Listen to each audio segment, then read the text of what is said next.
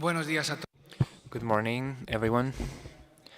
In this first part, we're going to speak in Spanish, and so we're going to check that the interpretation works for the people that don't speak Spanish. Testing the English channel for the interpretation. Can you hear me? Testing the English channel. Is it working? Testing the English channel. 1, 2, 3. 1, 2, 3. Testing the English channel. 1, 2, 3. Okay, perfect. So, welcome everyone to this symposium. Implications and raising awareness in the Jewish Christian. Where is it? Sobre la Community involvement and awareness in the Jewish, Christian, and Muslim traditions, civil society, academic, and management perspective. I'm Aitor de la Morena. I'm a member of the counseling group of the Protone group. And the path to reaching this symposium wasn't easy. It was a path with a lot of obstacles. It has been a path with human errors.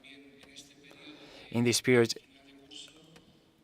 by the end of the course, with many calls for presentations, many tasks, and illnesses, COVID, here and there. So we want to thank God for being here, for being able to be here. Some are going to get here a little bit later, but thank you really to all of you. Thank you to the Spanish seminar, to everyone that has welcomed us here in this room. It's a bit empty, but the possibilities are amazing, and we want to thank the seminar. As I was saying, due to the circumstances characterizing this period, I should not be here in this place. Bishop should be in my place, but it wasn't possible. Yesterday evening, we had reception with the Cardinal Jose Cobo, the president of the Episcopal Conference, with people coming from other countries. And aside from welcoming them to Madrid, he said that this topic and this symposium is important because when we come from different religious traditions and start working hand in hand, that makes us growth in terms of fraternity, working towards a common goal, such as is this important one about protecting places of worship and building a better and more just world. So I also want to transmit his gratitude, his greetings, and a special thank you to everyone traveling from abroad, from other countries in Europe, looking for the sun of Spain. But these days, it's been a little bit hidden. I think it's going to be a very fruitful day, a very interesting one. And since I don't want to take much of the time, we are also going to start with a video coming from the Episcopal Conference, from the from the interconfessional subcommission. They should have been here, but it wasn't possible. But at least they sent us a video message, which is also very beautiful. So let's start with that. Good morning, everyone participating in this symposium promoted by Arco Forum and the Archbishop of Madrid within the Protone framework. We are very happy that this event is happening in Spain, in Madrid. We are sorry because due to the different obligations from other encounters that were programmed before, made us unable to be present. But we want to greet you from the Vice President of the Interconfessional and Interreligious Communication of the Spanish Episcopal community, and I want to greet you also personally because I would have truly liked to share these events with you.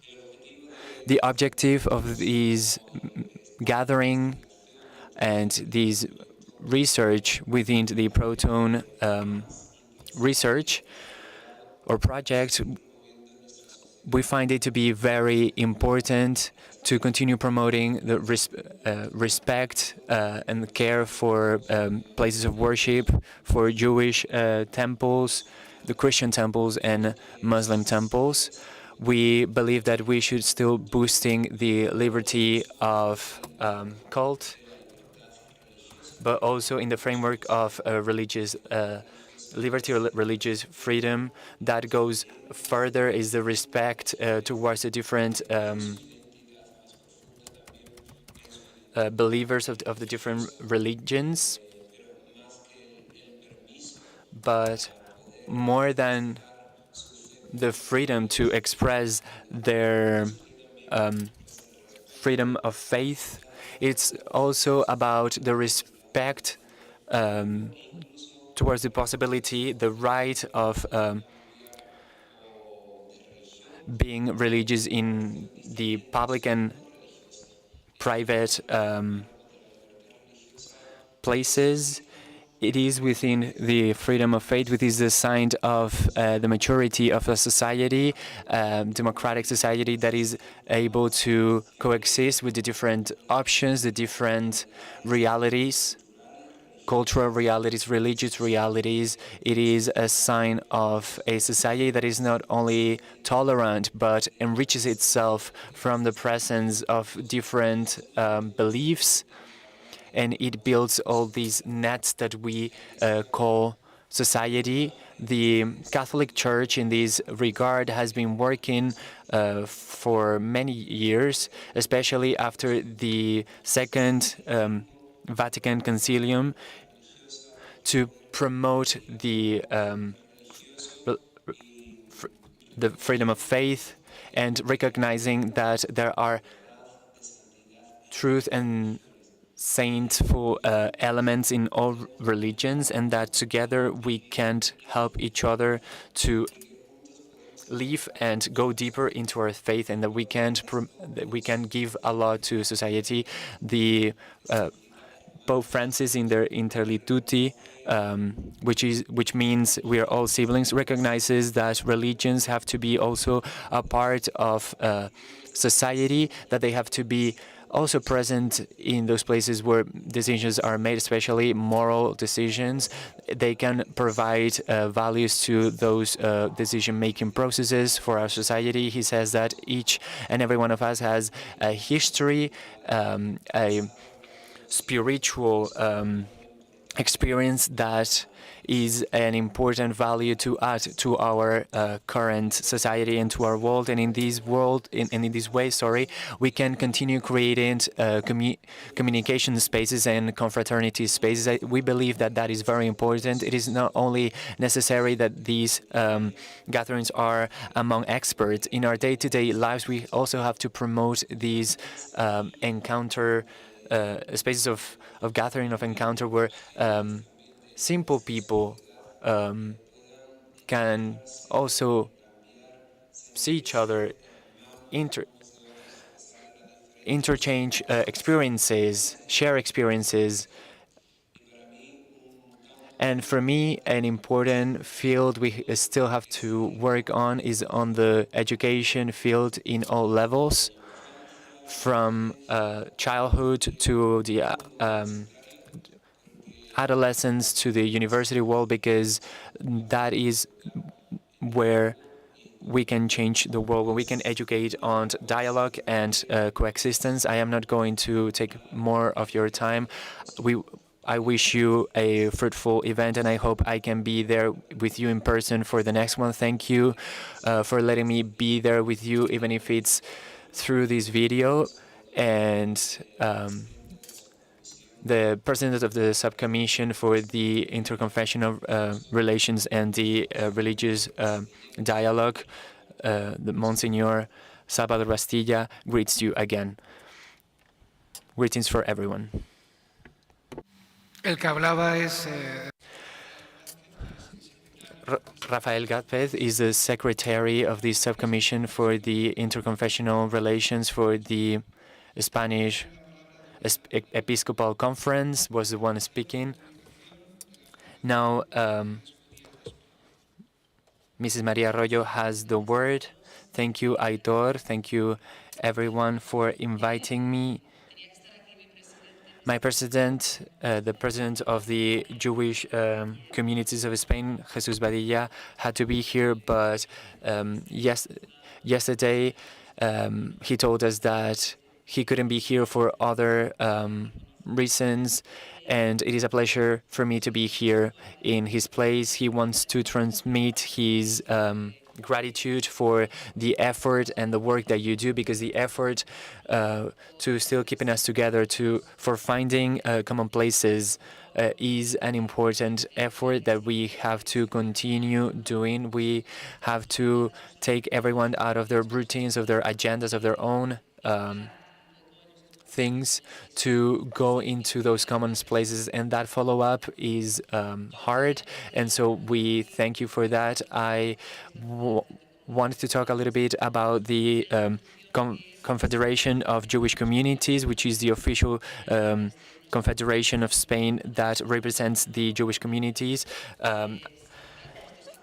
After an agreement signed with the state in the year 1992. It is a confession that is part of the legacy of the culture and the heritage of Spain. Jewish people, as you may know, have been present in Spain for a long time, until 1442, when they were expelled from Spain. They had two options after that. They had to leave the country if they wanted to keep their faith, or to convert into Christians if they wanted to stay.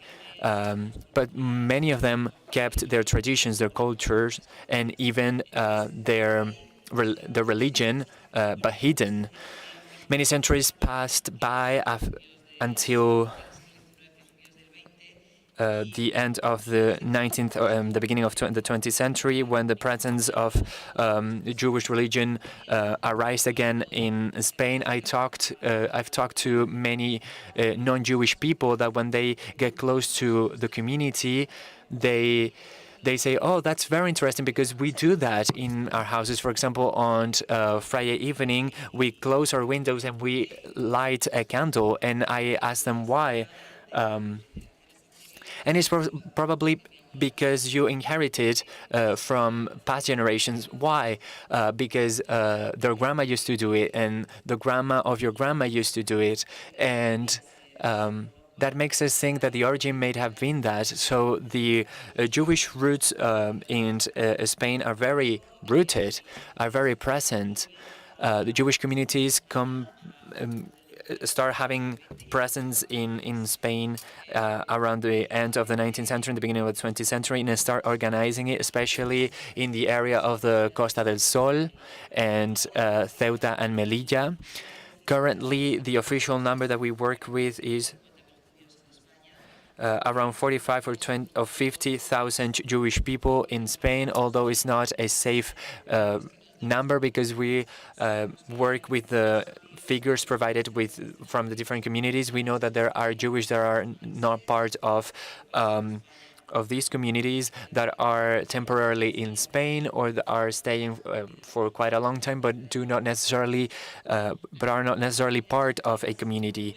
The biggest Jewish communities based on numbers are in Madrid, in Barcelona, in Costa del Sol, Málaga, Torremolinos, Marbella, Seville, in Valencia, in Alicante, in Benidorm, in, as I mentioned, Ceuta and Melilla, also in the north, Asturias. They are small, but they all have a very enthusiastic activity.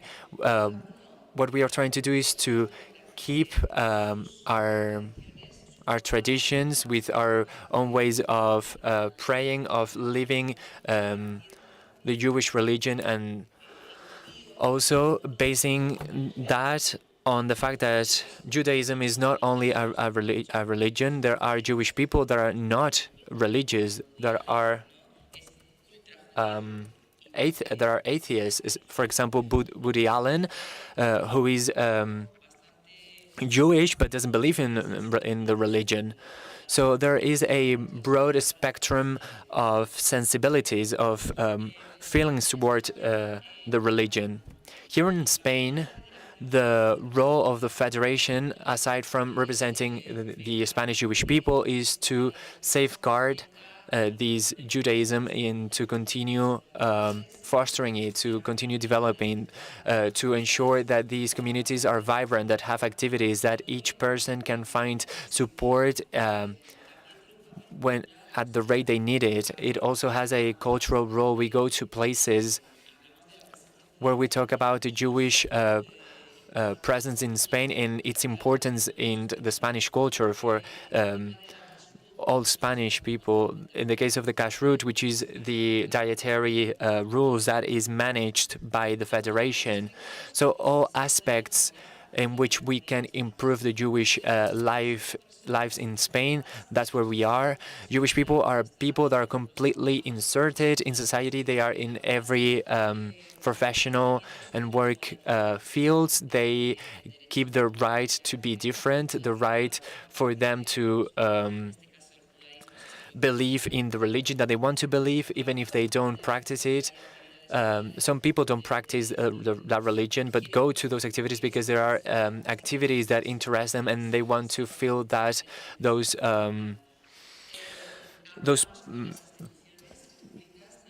those things that they lack and that they find in those activities. We also talk with public and private organizations to continue helping these communities in terms of development, and especially in what we are doing here, the interreligious communication. We have an excellent relation with the rest of religions. We our decision makers call them brothers and sisters, and I've seen hags that are excellent examples of the situation that we are living in Spain, with so much political polarization. If you identify with this or that, that seems to mean that you are against the other one, but that is not the case. I have seen a lot of fraternity for all these years. I have been working in the Federation, and I want for this to be spread, because this is an example, and we are giving example with this event here. We're able to be here to share our common points, to share a lot of things, and what our leaders say is that we should find strength with our common points, and we should respect the aspects that are not common to all of us. The Jewish life is active, is vibrant, is open, and it opens its doors to everyone else. So since I'm here, I want to share some information about Hanukkah in December. It's not a religious activity that is going to happen on the streets, where you are all welcome, because we're going to spread all this information. And the perfect thing that we can do is to be close to the people that are different to you, for those prejudices to dissolve, to understand that we are all human beings with the same worries, with the same needs, and with the same personal development. And so thank you again for being here. If you have a Q&A, if we have a Q&A section afterwards and you have questions, I will be here to respond to any that you may have. Thank you.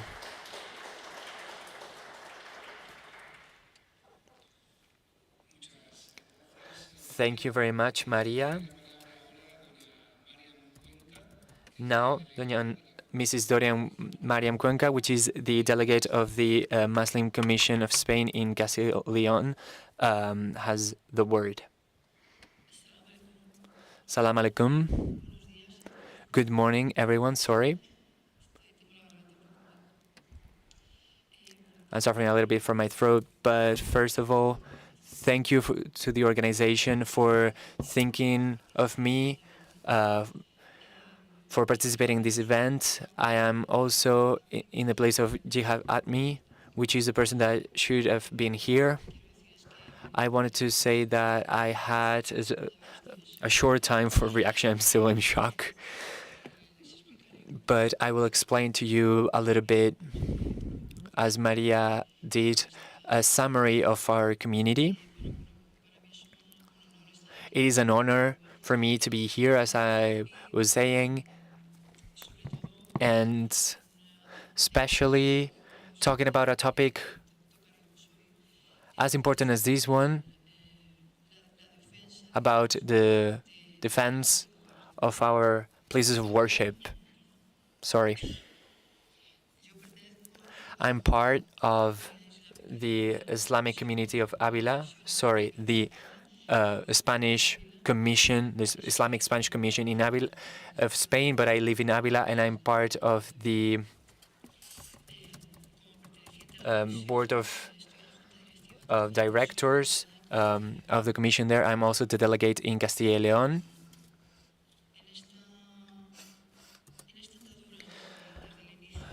Since the beginning of the Islamic communities in Spain, first of all, I would say that Muslim people, aside from the 8 centuries that they were here, that also coincided in a big part with the presence of the Jewish communities in Spain. Through all this time, there has been a stop after the expulsion, and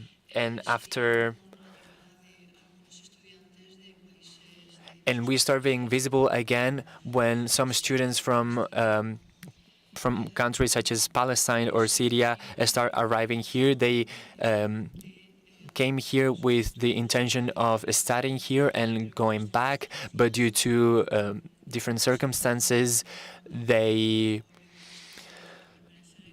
were in a way obliged to stay here. So they initiated a family life here as any other Spanish family. The Spanish Islamic Commission is the core of the Muslim community, although not all Muslims are part of this community. After the agreements of 1992, Maria has talked about them as well.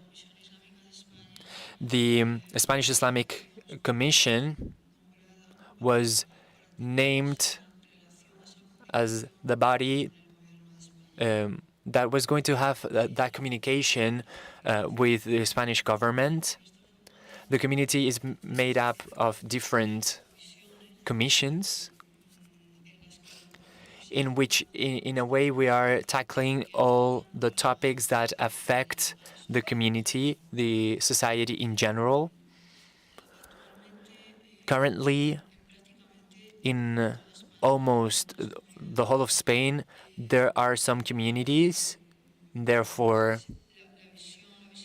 the vision, the visibility of Muslim people is increasing. It's true that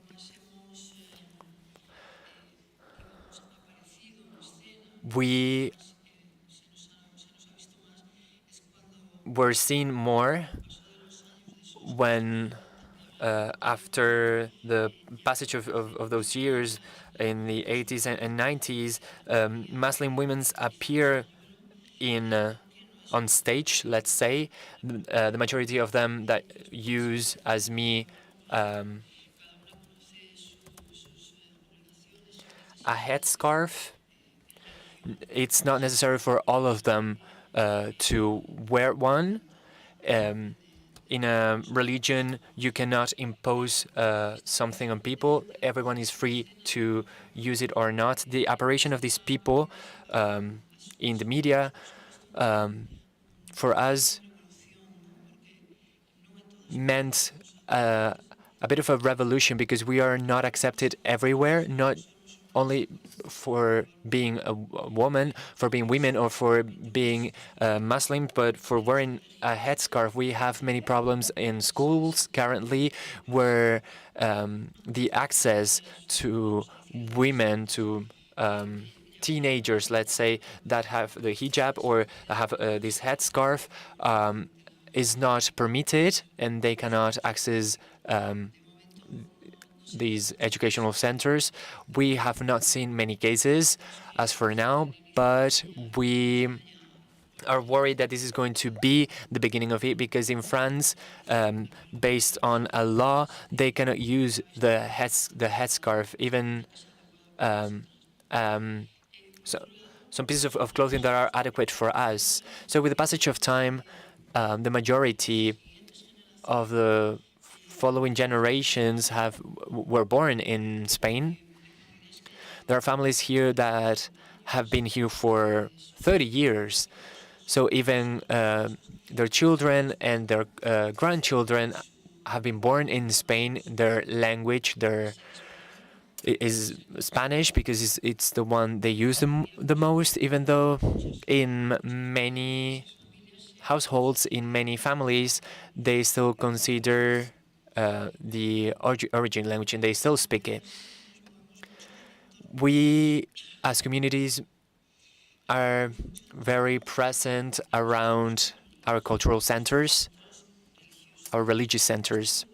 These places are places of worship and mostly educational places where children receive educations on values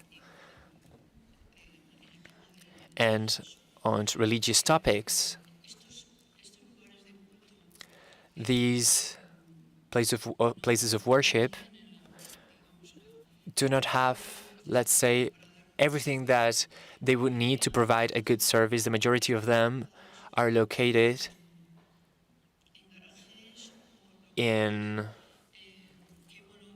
parking lots or in establishments that we adapt as best as possible to provide these services to our communities. But with the increase of Muslim people in Spain, they are starting to be too small for us, and in a way we need to continue moving forwards, take another step forward, but administration is not helping us much.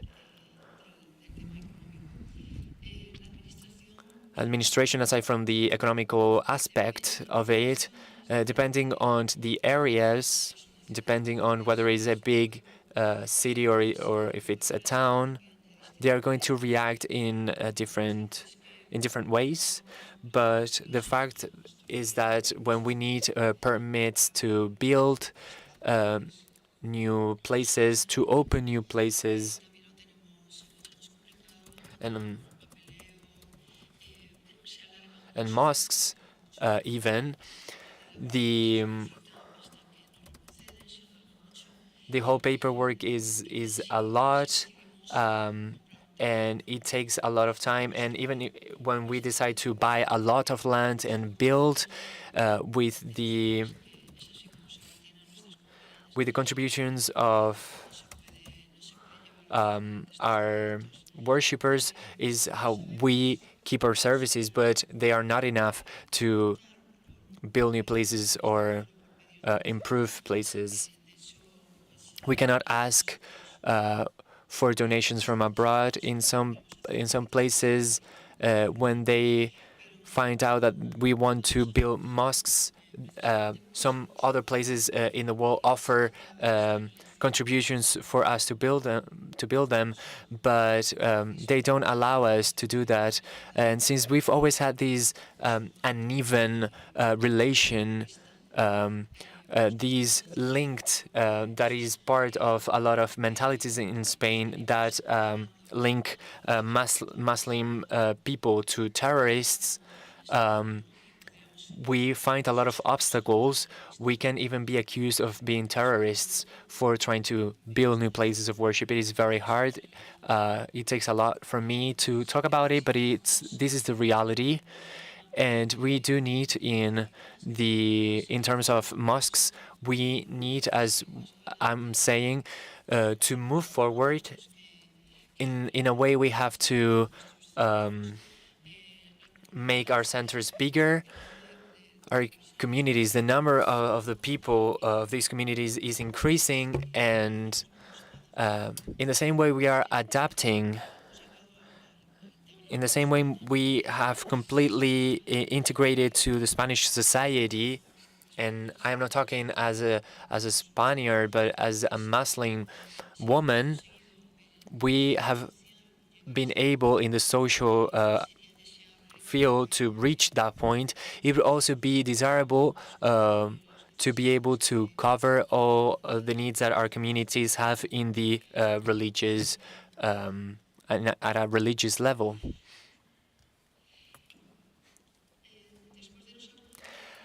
After the cooperation agreements of 1992, there were some topics that weren't tackled and that haven't been tackled until now. One of them being the educational topic.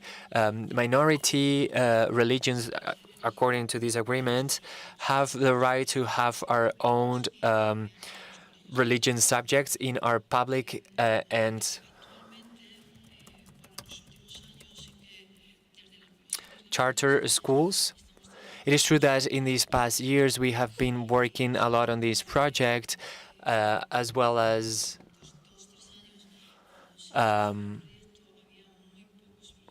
when we initiated the project 2 or 3 years ago, there were a few teachers giving these subjects in schools, but we are seeing that these rates are increasing, and we have almost 200 teachers all over Spain when we should have a lot more, because we only tackle a small percentage of students. Usually, well, we started these classes with primary schools, and little by little we have started broadening these, and these classes are also in kindergarten, and it can also be asked for the rest of the educational levels of the secondary school as well, but we have to follow the norms or the regulations from the cooperation agreement, where it's asked of us to have at least 20 students of the same level in each school. We are facing difficulties in delivering some tasks, such as this one, in relations to the educational commissions, mainly because information is not flowing. They lack knowledge in many educational commissions. They lack knowledge on the law, on the rights that we have, both Muslim people and Jewish people. These rights are the same one as Catholic people. We should be able to teach these religion classes and education classes and Islamic education classes in schools. It's a task in which we are working, and I hope that soon enough we will reach the level that the Catholic people have. It's going to be very tough. I think I'm running out of time, but again, I want to thank you for being here, for listening to me, and I am at your disposal for any questions that you may have. Thank you very much.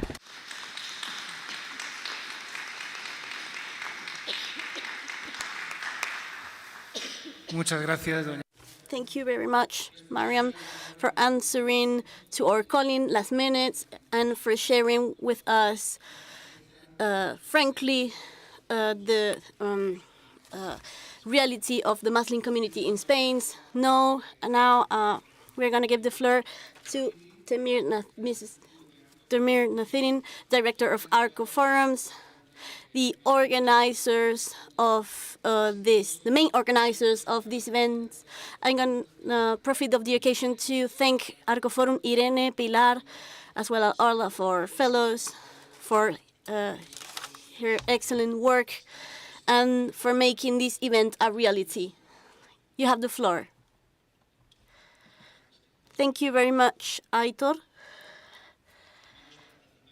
Dear participants, dear friends, it is for me an honor welcoming you here to this Symposium International about the protection of places of worship. I'm Temirkhon Naziri, the Executive Director of Arco Forum, one of the main organizers of this symposium. First of all, I want to thank to the Archbishop of Madrid, to our hosts, Aitor, our brother, to the Episcopal Delegates of Ecumenism. I want to thank the reception, the hospitality.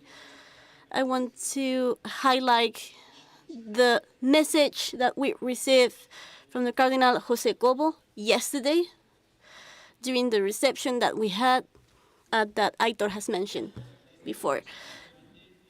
I thank the presence of all of you here. Thank you for coming here. This is inspiring, the fact of seeing such known faces. All of you engage towards the protection of places of worship. Thank you very much to those persons that follow us through stream in English and in Spanish. Thank you for participating online. Your participation is very valuable.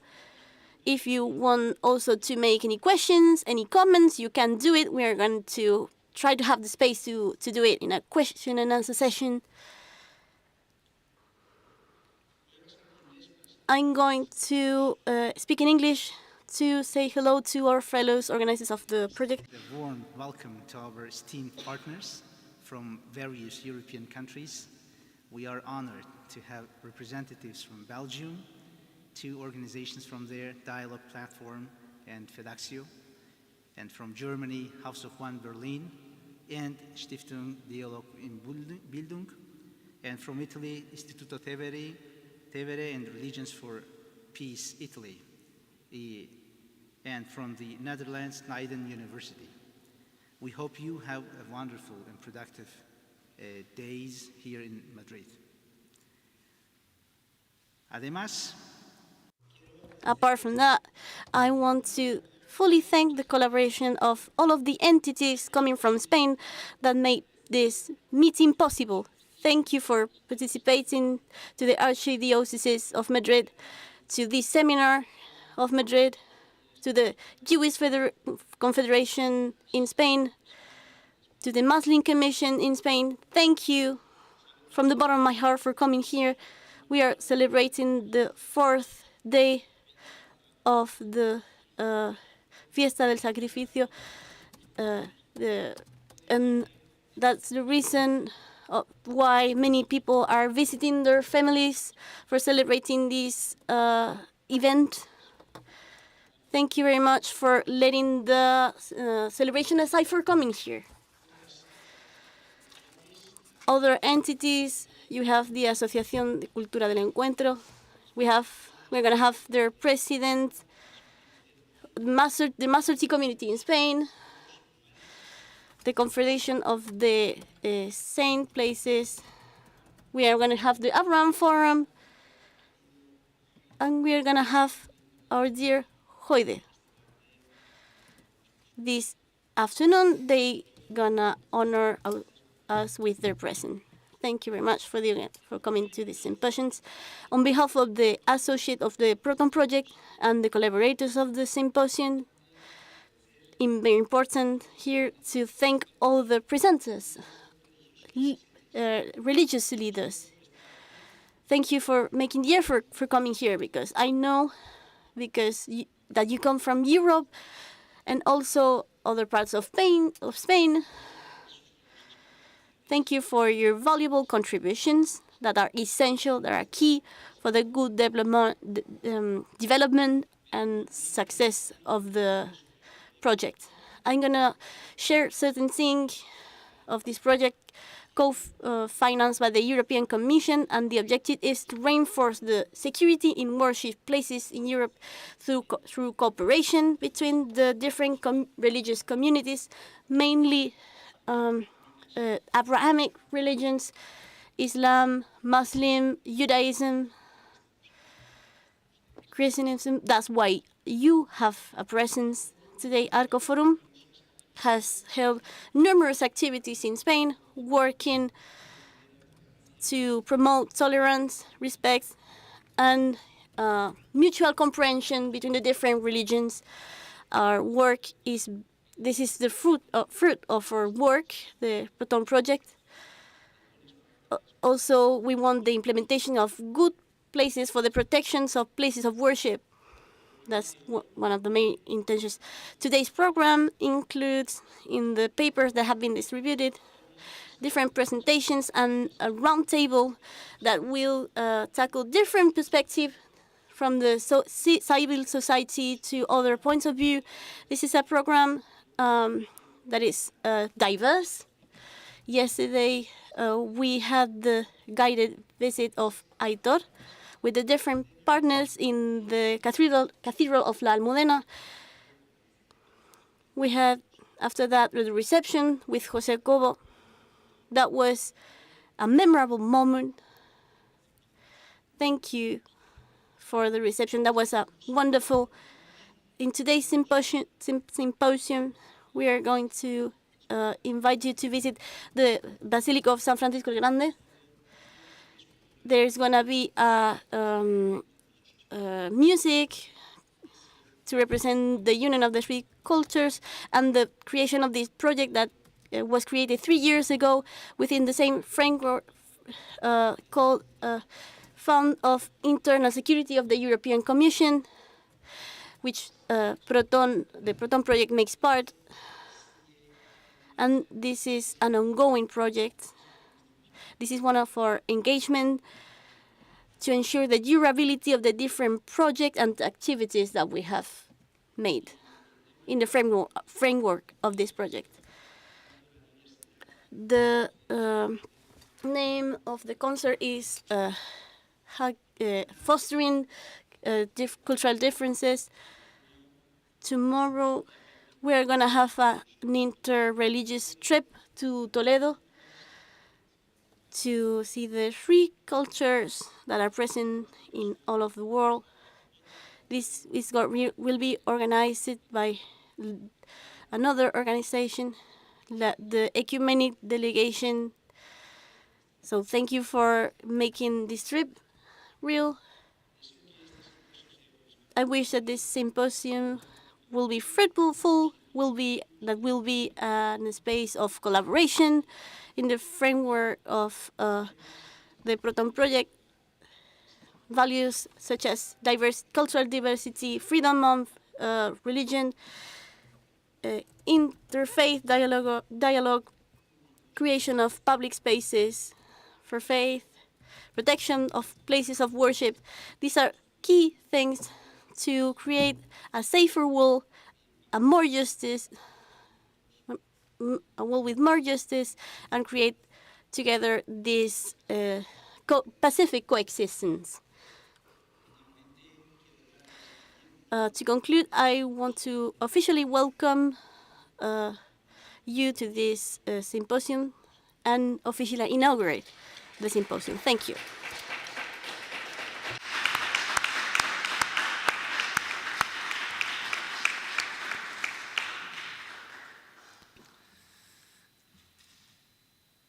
habría... There would be a wish to open this Q&A session, but we don't have the time because we have a little bit of delay. So we're going to conclude this initial roundtable. So if you have questions to Mariam, Maria, or for Temir, you can ask questions to them during the coffee break if you want to. You can also write an email to them if you want to. And with that, we are going to initiate the next roundtable. Thank you.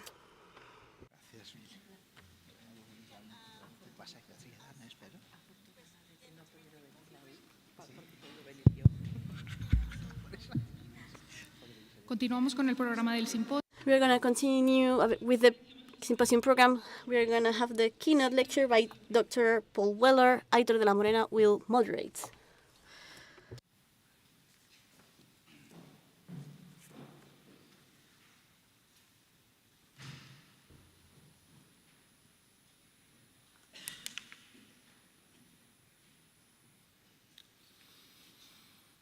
Es un honor para mí.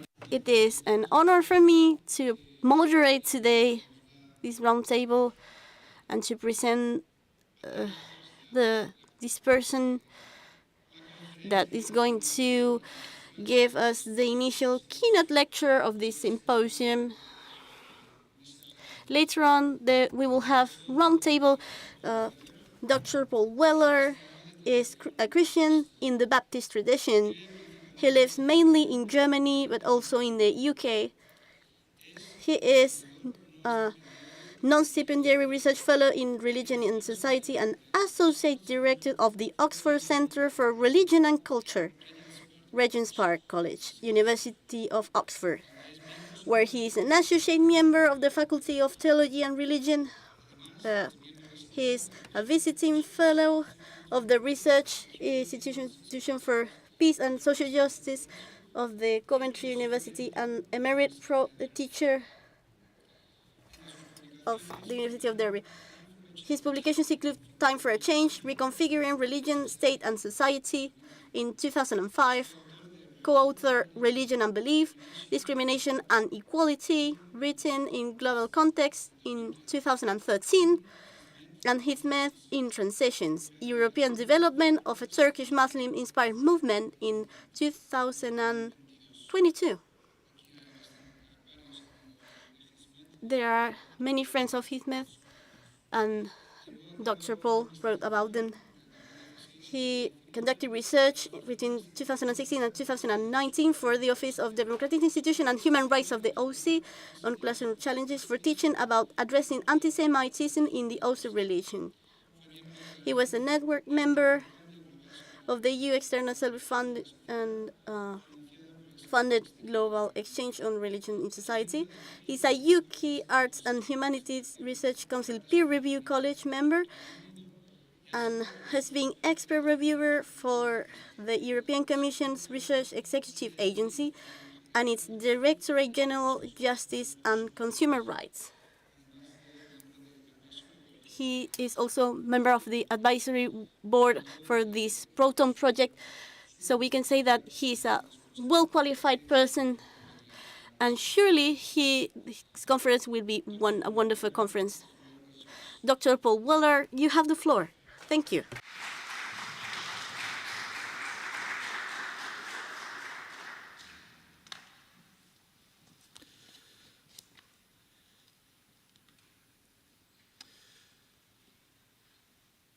Well, it was rather frightening listening to all of that. My name is Paul, and I'm very glad to be here with you. Thank you for the invitation, and I hope my contribution can help to inform the discussions in this conference. For me, it's good to be back in Madrid again. It's 15 years since I was last here. I was here previously with another European project called Believerama. I mention it because the resources that produced, it was led by a Jewish organization, SEJI, Jewish Voice for an Inclusive Europe, and it produced very important resources on religious diversity and anti-discrimination.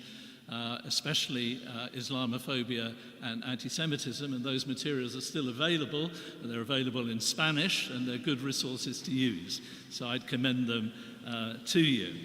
But we're here, of course, about the Protone project, which has already been introduced to you. There are already some resources from this project, which you can find on the internet, only at the moment in English, I think, but soon in other languages too. Resources from the bibliographical research of the project, so that wheels are not reinvented and things that we know are already placed out there so that Protone can locate its results in a wider field of knowledge, and also interim results of the fieldwork of the project. I believe that my slides will be circulated later to participants, so you'll be able to click off those to find these materials on the internet. But to our theme today, and to my keynote presentation in particular, the project, Protone, is particularly focused on places of worship and their security.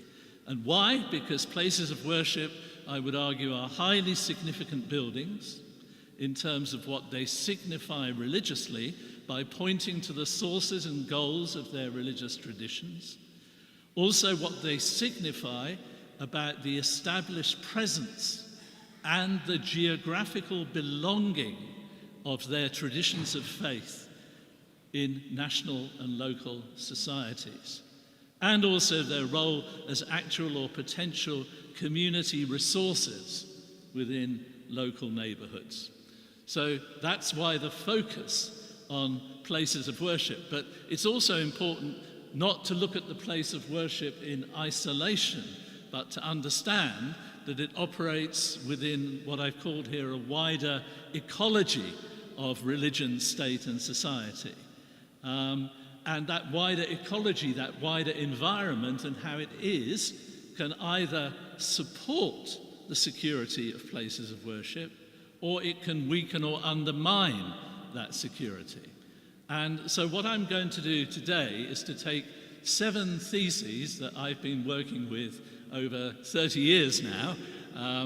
Colleagues have kindly translated them into Spanish in your packs there, so when I talk about them, you'll not only have the benefit of the translators, but if you wish, you can read them in front of you in the packs. 7 theses about the relationships between religion, state, and society. They broadly come out of my own Baptist Christian tradition, but they're an attempt to speak across religions and also to the state and society about the relations between them. And the point of doing this is then, in this seminar, and what I will try to do additionally to what you've got in your packs, is to say, what might the implications of each of these 7 theses be for the security of places of worship? So the 7 theses are not actually meant to be the last word on anything. They act rather like newspaper headlines. They're meant to provoke your thoughts. You may disagree with them, but they're meant to provoke reflection and discussion.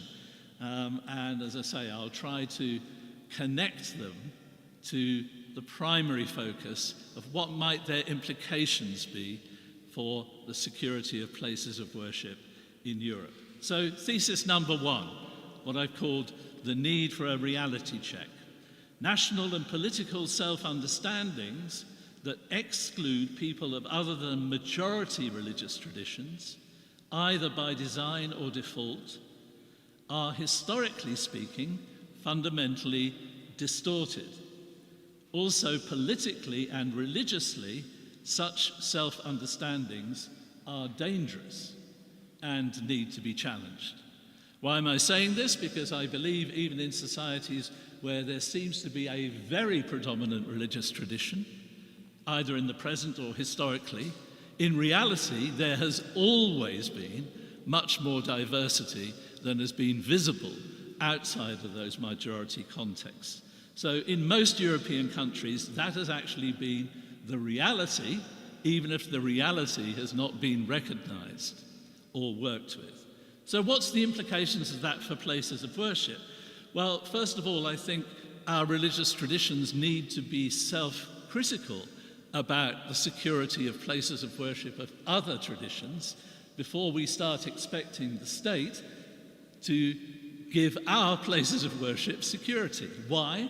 Because very often, whether only 100 years ago, or sometimes several hundred years ago, or sometimes thousands of years ago, places of worship were actually not infrequently constructed by one group to make a statement of ownership over and against another group.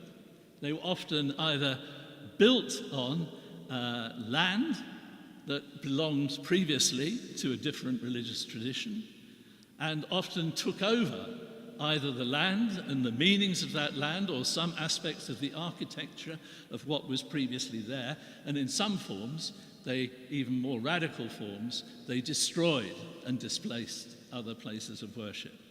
So there's a need to be self-critical, in the language of my adopted country, to do an Aufarbeitung on our own religious histories, about how often our traditions have not contributed to the safety and security of other places of worship, but have precisely taken part in things that have displaced and made invisible traditions that are of a minority kind. And so I would say that religious and political leaders today should be encouraged to welcome precisely a plurality of places of worship.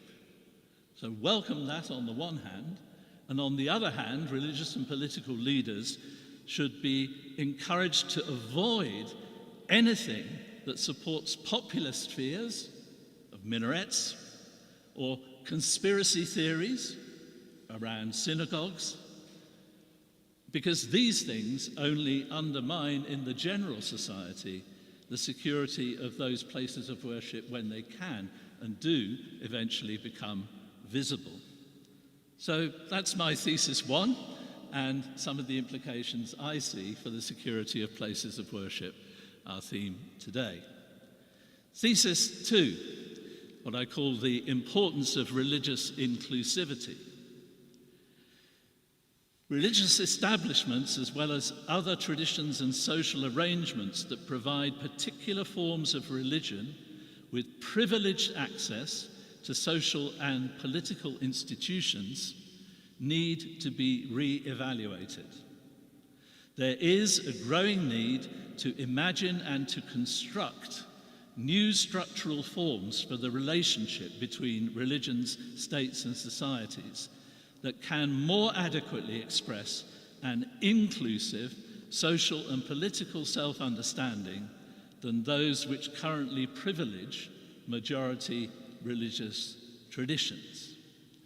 So I would want to argue that even in contexts where such religious privilege is used positively, that things could be developed in a much more inclusive way, where there is more equitable sharing across traditions, and where the state participates in that and facilitates that in a more equitable way than sometimes has been the case historically, or that our social, political, or religious traditions have sometimes allowed or encouraged.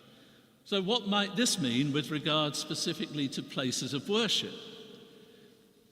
Well, where there are forms of what you might call special relationship between the state and a particular religious tradition, community, or group, that might seem to be a very abstract thing at the level of constitution or tradition alone. But I think it can actually have very practical implications. One or two were touched upon by our Muslim speaker at the beginning. For example, what is it about equitable access or otherwise to forms of public financial support? What is it about the impact on planning laws in terms of whether other places of worship can even be built at all? Or if they can be built, then in what style can they be built architecturally? Where?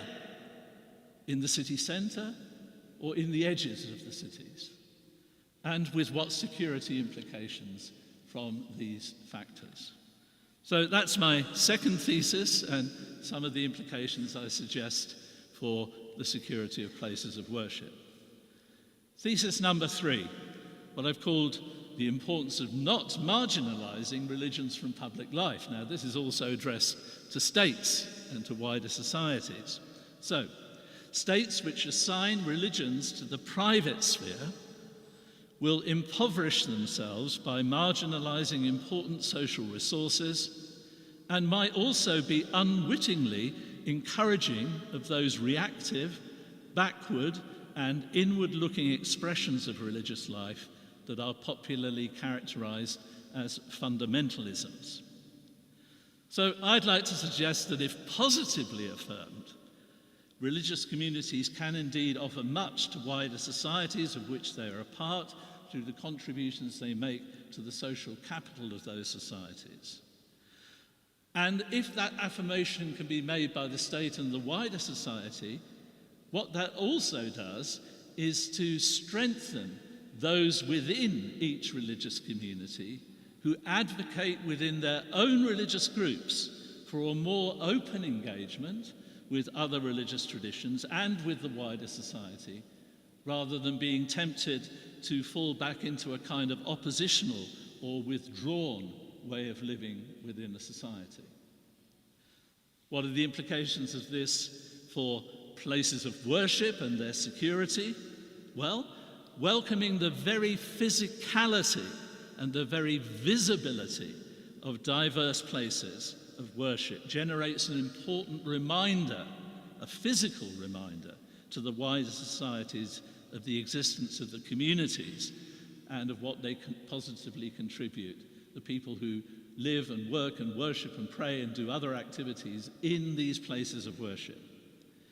And of course, many places of worship not only provide in themselves space for the conduct of a religious group's orientation to their belief in the divine through prayer and through scriptures, but they also often provide wider resources of space for a range of both internal and external community use. Thesis 4, the need to recognize the specificity of religions, also somewhat addressed to the state and the wider society, often thought of as secular, a contested term, but we won't get too far into that right now. But religious traditions and communities offer, I suggest, important alternative perspectives to the predominant values and power structures of states and societies. Religions are a reminder of the importance of things that cannot be seen, touched, smelled, tasted, and heard, for a more balanced perspective on those things that can be experienced in such ways. So, from their own perspective, religious traditions ultimately exist not for themselves, but to point to something else, to a vision that is bigger than themselves, that in their understanding and articulation is a vision of the divine and its implications for human society. But with regard to places of worship, indeed, by their very architecture and also their use for prayer and worship, places of worship embody this reminder to the wider society that there could be dimensions of life other than profit, consumption, and economic growth. And when working, though, with places of worship in relation to matters of security, once this aspect of places of worship is understood by the wider state and society and the powers that be, it's important for state authorities to understand and appreciate that for those who use places of worship, they're not only community centres. They have this significance that is different. And understanding that can have implications. For example, for what kind of physical or electronic, what kind of human or other measures can appropriately be put into place in places of worship, or what might be difficult for places of worship to accept because some of these measures can seem to cut across the tradition's own understanding of what the place of worship is there for. Thesis 6, the need to recognize the transnational dimensions of religions. So religious communities and traditions need to preempt the dangers involved in becoming proxy sites for imported conflicts involving their co-religionists in other parts of the world. But because they are themselves part of wider global communities of faith, religions do also have the potential for positively contributing to a better understanding of the role of states and societies in their own countries and within a globalizing world. There is, of course, a significant ambiguity in this transnational nature of all our religious communities, in which, sadly, sometimes we can contribute to social conflicts rather than actively be involved in healing them by reproducing conflicts in other parts of the world and importing them. But because we also have international networks of communication, that can sometimes offer much more in terms of global perspective and balanced understanding on our own society and on the world than can be available to those who live without that kind of transnational information communication network or reliant on predominant state or private media for their information about other parts of the world. What does this have in terms of implications for places of worship? Well, it is sadly too often the case, and the research of the Protone project partly shows this, that the security of places of worship in one part of the world or another part of the world are often threatened by reactions to issues of conflict elsewhere. It's not the only source of threat and insecurity to places of worship, but it's a significant one. But it is also the case, as I've tried to argue, not only for the religious traditions generally, but also because places of worship are part of a transnational network, that they too can make a positive contribution to wider understanding.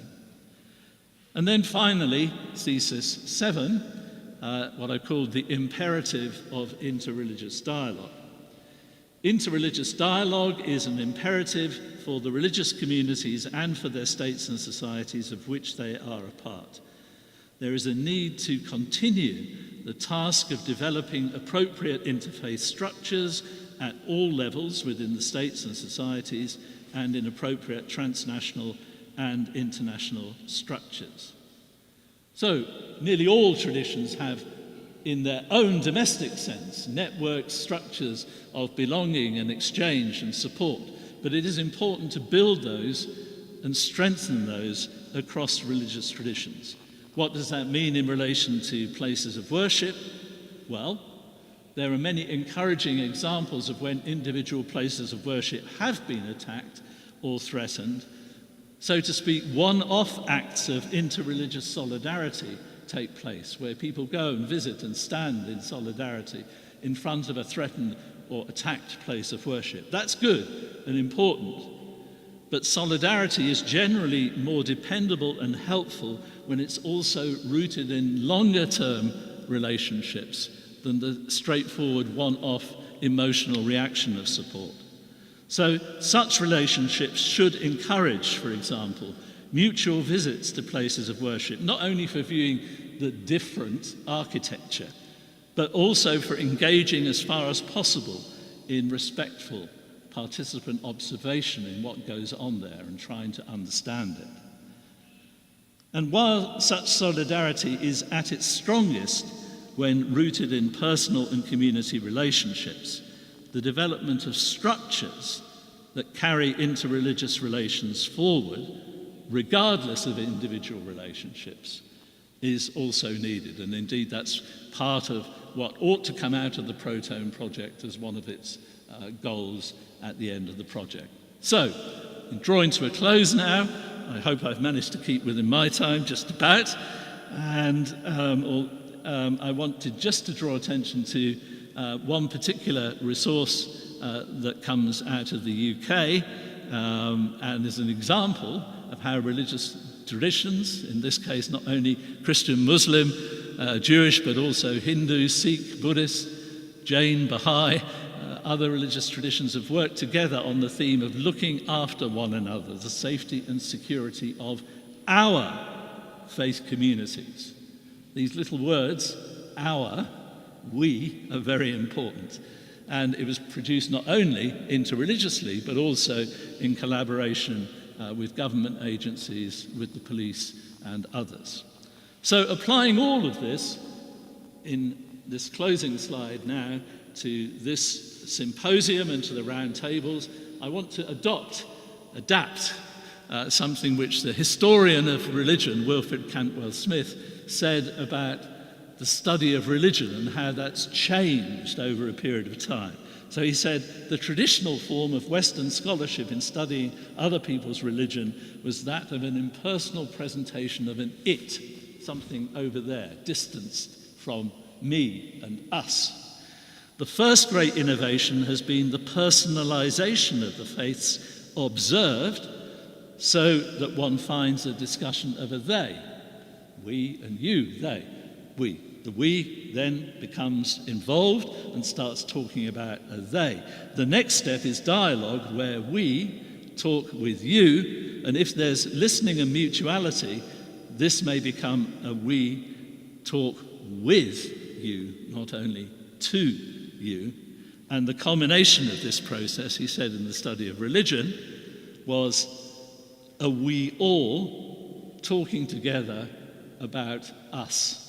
And that's what I'd like to suggest, I think, is how this symposium is constructed, and what I hope we'll be able to do in the roundtables that follow. A we all talking together about us in relation to the safety and security of our places of worship. Thank you.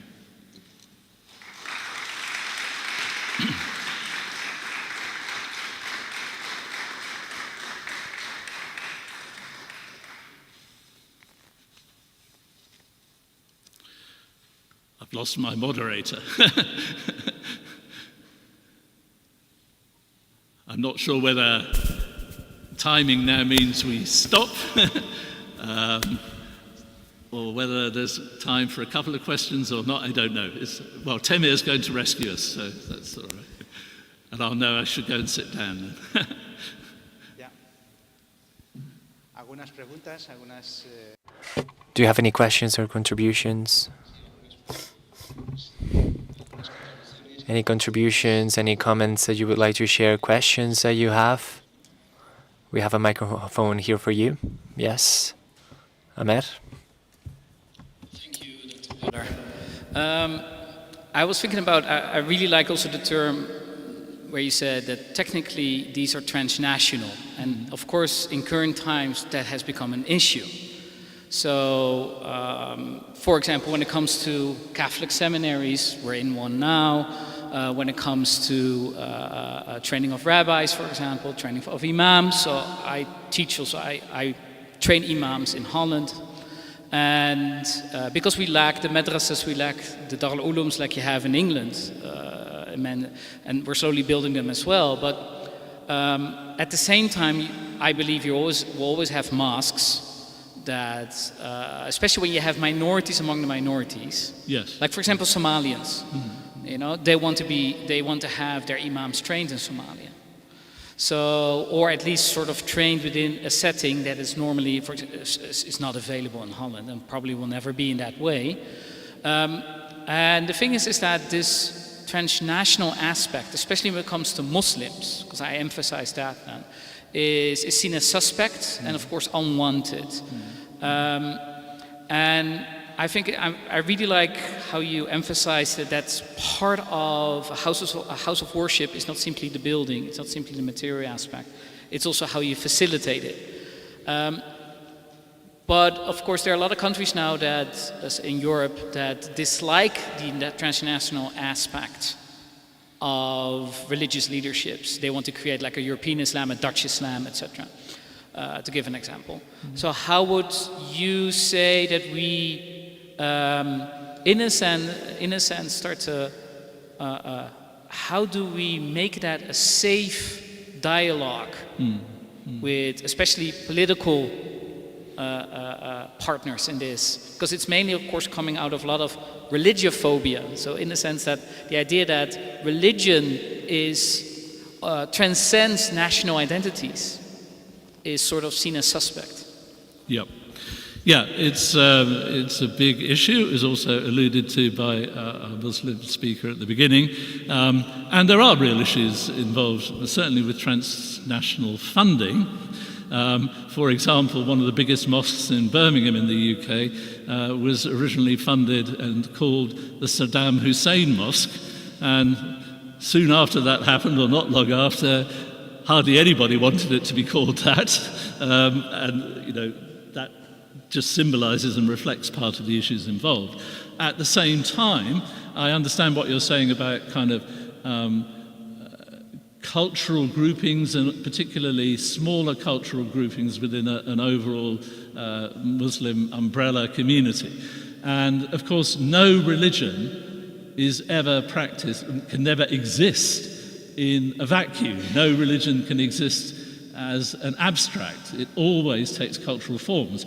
And, you know, I well remember when I first started, when I was first teaching the study of religions, and I had many young Muslim women, young Muslim girls came, and they were trying to disentangle their parental inheritance culturally and traditionally from what they understood to be a more authentic and appropriate understanding of Islam that wasn't only boundaried by their cultural traditions. But what started happening then sometimes was when you take an onion and you peel the skins of the onion and you keep peeling, then you realize in a sense it's not that there's nothing left, or the question is what is left, because religion always takes historical and cultural forms. So in order to be able to connect with diverse cultural groupings, there is a necessity at least of some forms that can help and encourage understanding, if only through, for example, exchange visits, which might be one way of doing it, rather than a complete training being in a completely different social and cultural environment. It is important, I think, to develop forms of training, for example, for imams in European settings, because in the end, that's the context in which people have to operate and live and understand and discover what it means to be a faithful Muslim. And that's not the same setting as trying to do it in Somalia. But at the same time, I think it behoves also European societies, and I say this partly with observation in relation to some things I see in Germany, that they mustn't predetermine or try to predetermine what is European in a predefining way that excludes some cultural and certainly religious traditions from that definition to begin with. So it's a multifaceted problem. It's a complex set of issues, and as I say, certainly my theses, as I presented them, was not intended to be the last word on anything, but to be a provocation to thinking about these questions. So thank you for your question. ¿Alguna pregunta más? Is there any other question? We're a bit short on time, so I don't want to encourage many questions from my part. Thank you, Dr. Wheeler. I'm Pastor Ramiro Arroyo from the Community Church of Madrid. I'm a Lutheran pastor. First of all, thank you for your exposition. I was wondering in the thesis number 2 that you're talking about the importance of religion inclusivity. I find very interesting what you was mentioning, but I would like to ask a question. In that inclusivity, that sometimes we think that it's just about the traditional minorities that the media and most of the customs of our own places are defining as an agenda of minorities.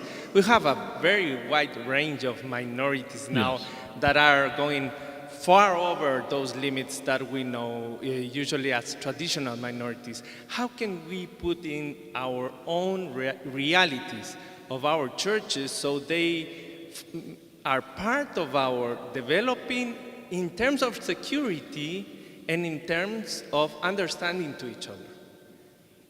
I don't know if it's clear. I understand what you're saying, but I'm not quite sure in terms of question how to respond to that. So, would you like to make that a bit more? Yeah, sometimes we just think that the minorities are defined for gender but it's far over more. I mean, there are minorities of cultural language. Yes. Okay. That's what I'm referring to. Yes, so in the academic jargon, that's intersectionality. Yes, and that is that people are not only composed of one aspect in terms of either their personal identity or their wider belonging.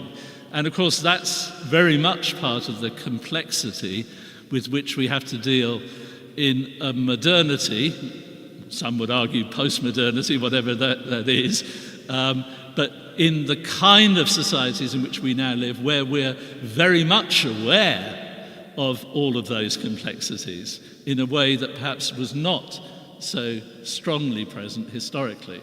And so, yes, one could have, for example, and sometimes have developed very good interreligious initiatives which are almost entirely composed of men. Where is the voice of the women? And who is it that often play a foundational role in terms of religious traditions? And where is their presence and where is their voice and their visibility? So yes, one can't take one aspect of, quotes, minorities and abstract it from another set of considerations. No, thank you. That's an important thing. Muchas gracias. Thank you so much. ¿Alguna pregunta? ¿Alguna aportación? Thank you so much. Any other comments or questions? Dr. Wheeler. I'm Roberto Barbeito, professor at Universidad Rey Juan Carlos.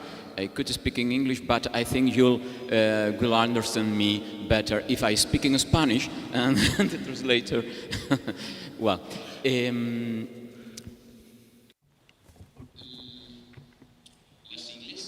so temples and churches, places of worship, are also symbols, and symbols build identities, and identities unite inwards, but also create separate differences outwardly. So my question is this one: what way would be more adequate to foster interreligiousness, create places of worships that are interreligious, where we can foster new identities that are respectful towards the differences in terms of religion and culture?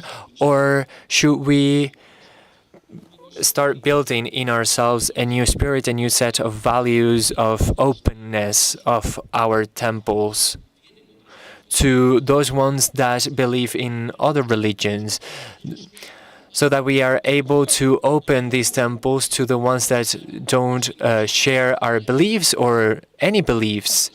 Temples are always open, but sometimes are very rigid in terms of internal customs, or that can be a bit uncomfortable for those that have other cultures or beliefs. What would be better? New places built on respect towards differences and thinking on common values that we have, or simply opening in a spirit of trust the spaces that we already have?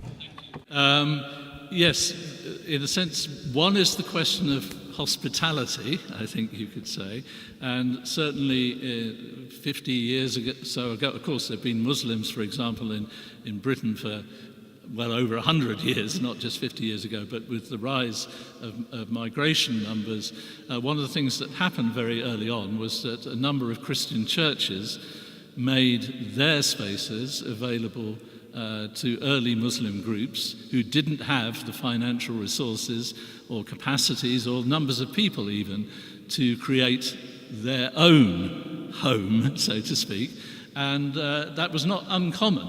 As, however, the communities became more established and people, in a sense, perhaps naturally wanted to have their own place, reflective of their own ways, that's receded into the background more. But there is a long history of that, and it's important to understand it, and I think where possible to practice it, particularly in areas where the presence of religious minorities is much smaller, numerically speaking.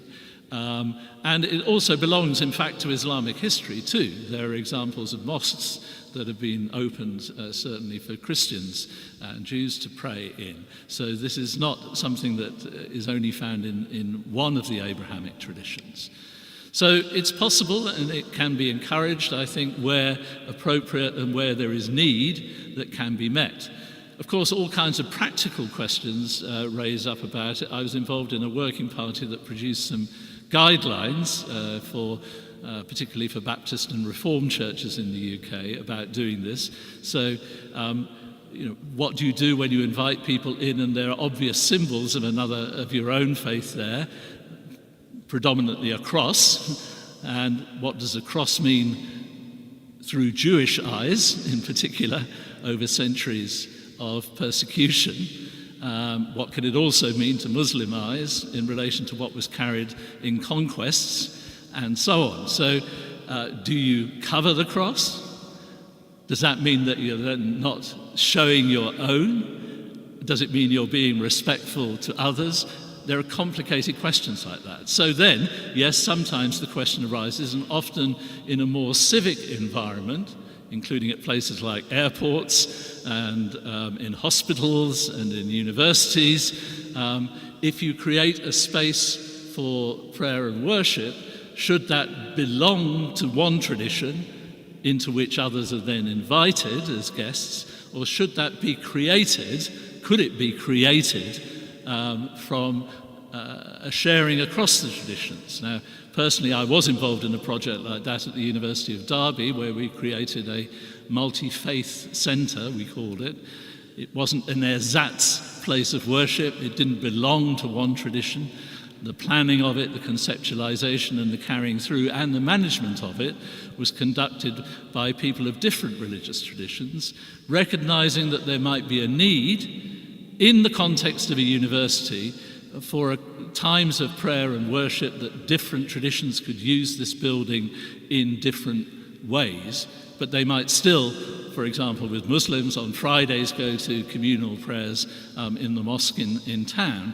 But it did say something about the importance of recognizing those traditions in a public sphere, in a public environment, in a public institution, but in a way that was also different. And in our Protone Symposium in Berlin earlier in this year, we heard about some of those so-called House of One project that's developed in Berlin, for example, and others.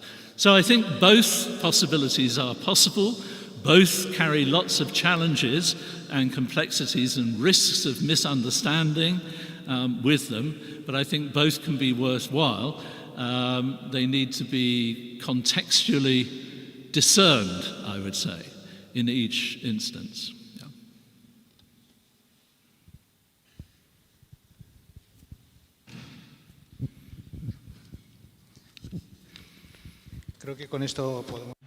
I think we could finish this part with this question. Maybe Pilar has some words.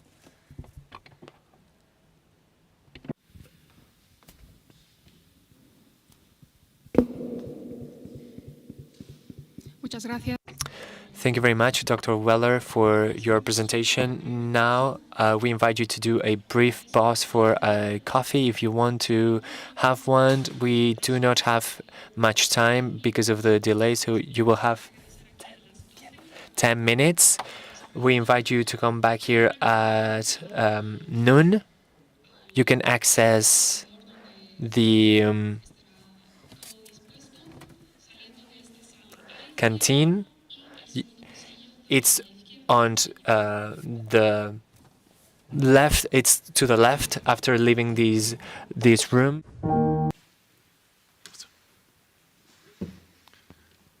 Ladies and gentlemen, good afternoon. I am the coordinator of the Protone project. I'm working in Belgium for Intercultural Dialogue Platform as a research and international policy analyst. I'm very happy today, I'm very glad to introduce you to the first panel of the day. This is a special panel, as also the ones which will follow will be, because of the different perspectives and points of view that the speakers will bring to the table. They have different backgrounds. They also represent different perspectives. So that's an important dimension. That's why the title of the panel is Integrated Security Management for Places of Worship, Strategies and Policies. So we want to emphasize the dimension of integrated. We need to indeed to integrate the different dimensions, different perspectives and knowledges in order to be effective in implementing policies targeting, aimed at strengthening the security posture of places of worship. Indeed, I personally believe that policies which are implemented in this field are partially effective if we don't take into account the proper stakeholders and we don't take into account the knowledges and the perspectives of the different actors which are crucial for implementing protective policies in places of worship. So I will present you the first speaker of today, Professor José Contreras Mazzario. Then we will also have Irene Trebeschi from University of Leiden and the Deputy Inspector Francisco Manuel Arriaga Rodriguez today. Let's start with Professor José Contreras Mazzario.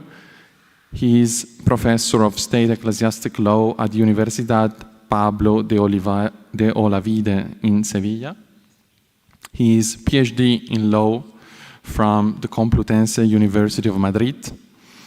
He has held different positions, including a position of Director General of Relations with the Confessions of the Ministry of Justice, Director of the Pluralism and Coexistence Public Foundation of the Ministry of Justice, and President of the Observatory of Religious Pluralism in Spain. This is also very interesting to us in as much it concerns the places of worship, and indeed his intervention will aim mostly to cast some light on the insights and conclusions from the report published for the Observatorio del Pluralismo Religioso in España, and he will suggest how this work plan could be adopted at the national level. So I will proceed by giving the floor to Professor José Contreras Mazzario. Thank you very much. Thank you very much. My first words, I want them to be of gratitude towards the organizers for letting me be part of this symposium. I am going to make reference to a report asked by the Pluralismo y Convivencia Foundation in 2013 that had as title Safeguarding Places of Worship. In this report, what we tried to do was to establish a work plan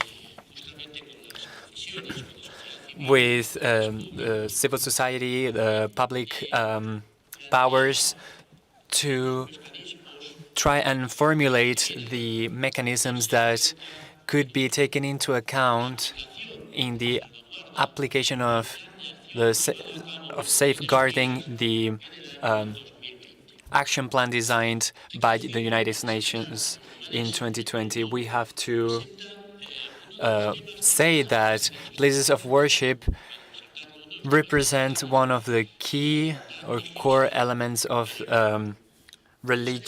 freedom of religion in the world. It can be analyzed and studied from different perspectives, and throughout history, places of worship have had a special meaning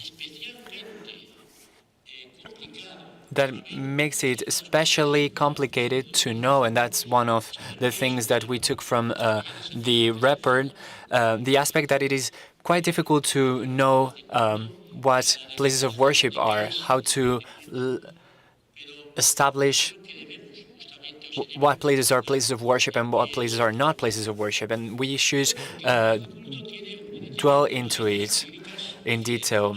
They can have juridical foundations that are different, economical aspects that are different, and also a social and cultural set of values that are different. But in any case, regardless of their architectural importance, social importance, political importance, places of worship represent the union or the connection of the worshippers with their God. But also, and I would like to highlight these now, it also means an identity element. It represents a group identity element. There is a sentence from the International Criminal Court for the Mali case, in which the people that destroyed some mausoleums and some Islamic mosques were condemned, and the element of the reinstitution was included as an essential element for upkeeping this community identity of societies.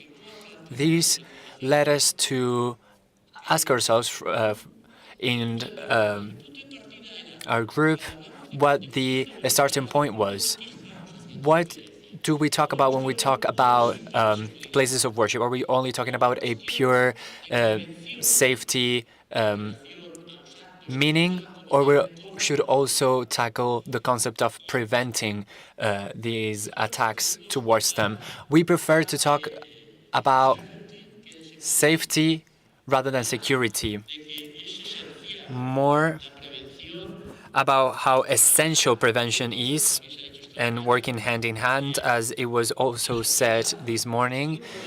Societies, religious groups, the public powers, and the religious leaders that have a special importance in these cases, we should do that more than just seeing places of worship as places that only need public order. In that way, we would get close more to that safety concept in which the law enforcement bodies have to guarantee the fundamental rights of every citizen. That concept that we sometimes forget, and that it is part of our Constitution in Article 104.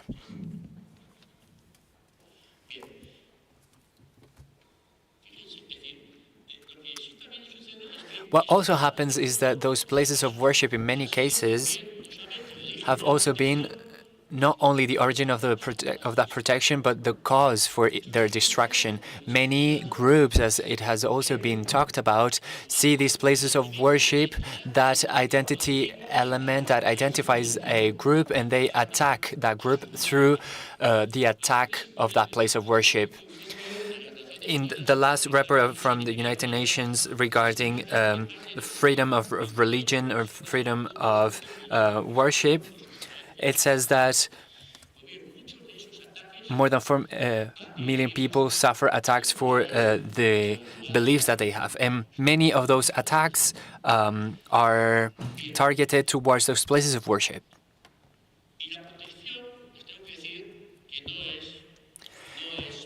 And protecting them is not an easy task. In 2019, the United Nations approved the action plan for safeguarding places of worship to promote a Pacific worshipping.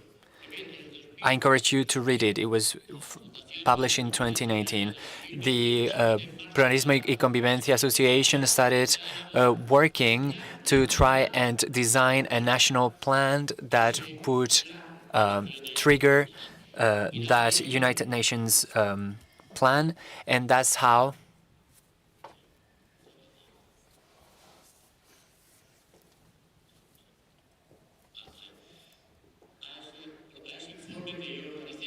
that report that I carried out was born. In it, we asked why, for what, who do we have to protect, who has to protect, whom do we have to protect, and how do we have to protect. I'm only going to talk about the mechanisms, the management mechanisms, because this panel talks about this. An essential topic for us was understanding reality. If we do not understand and know the reality we live in, we will hardly work towards achieving that protection. And we have to know what the social reality is of these different religious groups in Spain, something that is not known in many times. I remember that in 2006, 2005, a series of reports were carried out by the Pluralismo y Convivencia, were fostered to understand what was the religious diversity in each region of Spain. And we saw that the public powers did not know about the diversity that the different regions had. So that is an essential element, understanding and knowing them. We also have to know what the realities of these places of worship are. What are we talking about when we talk about places of worship? The number of them. How many places of worship there are in Spain? Catholic places of worship, we have 23,000, and we have 7,000 places of worship for the other religious minorities. That makes up more than 30,000 places of worship, and that makes it impossible for us to protect all of them. It would also be impossible to protect them with our military force. We have 77,000 military members. So we should tackle this topic from a different perspective, which is a collaborative and respectful one. We have to talk about the concept of the places of worship. We need to know what these places of worship are, to understand what they are when we're talking about them. And if our concepts of what a place of worship is differs, then we won't reach a common goal. If we go to those agreements mentioned this morning between the different religions and the Spanish government, each agreement has a concept defining places of worship that are different. The four main religions do not agree on what a place of worship is in their relation to the state, and therefore our state doesn't know what a place of worship is. Instead of the state defining what they are, and some people say that that's impossible because the secularism of this country makes it impossible for the state to define it. I do not agree with that, but this is the reality. We do not have an agreement. We do not have a juridical status that is the same for all of them. The Catholic Judaic religions have that have a definition for places of worship, defining them as an inviolable condition. But we do not really know what that is. If I'm a Buddhist, that means that my place of worship can be attacked.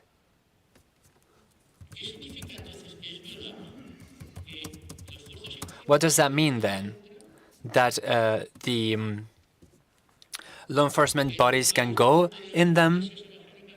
And why do the other ones are not? They are inviolable. And why are there Jewish or Muslim or Protestant communities that are not part of their federation, that are not part of the FIA, the FDL? So the places of worship or those communities are attackable, are violable, as we say in Spanish. What about the rest of them? We have to establish a common framework. We have to establish a common concept and a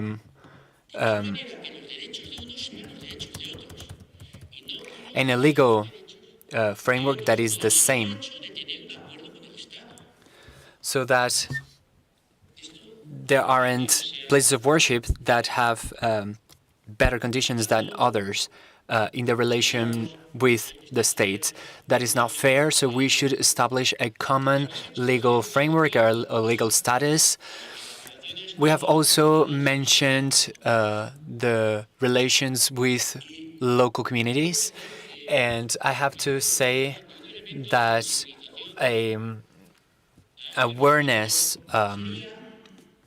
element regarding this would be the creation of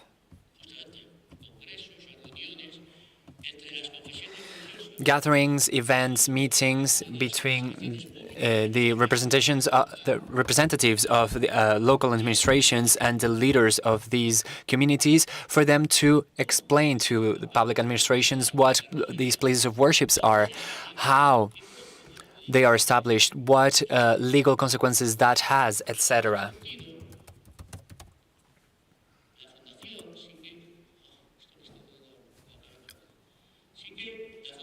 In this regard, the Foundation has designed a manual on urbanism and urbanistic rules to establish or regarding the establishment of places of worship in local areas. Aside from that, we also need to raise awareness.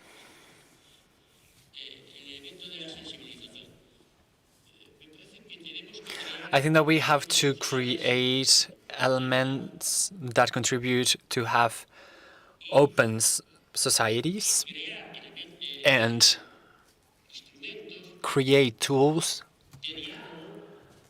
to foster dialogue not only between different religions,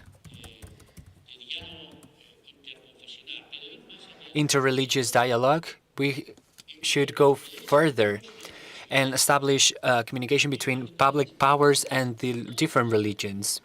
All public powers, not only between the national administration of the states and the different religious communities.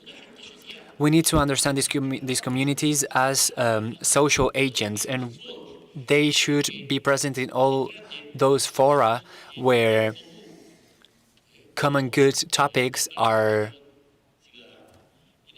tackled, or topics of citizen participation.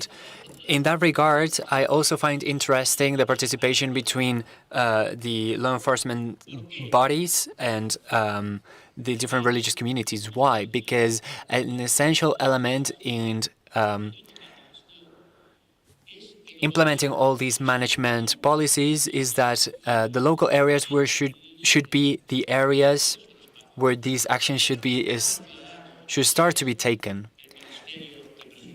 The body that's closest to the different citizens are not the justice ministry. That body is not the closest to the citizens. It's something that's very far from citizens. The closest body to them is the town hall, is the local government. And it is very interesting to see that in Spain, there is almost no counselor for diversity. I think only in the municipality of Barcelona exists an office or a bureau for religious diversity. If we do not make this something that's close to the citizens, the distance between them and this is very long. And the problems that the citizens have, they have them with the municipal government. If they ask to go ask for a permit to open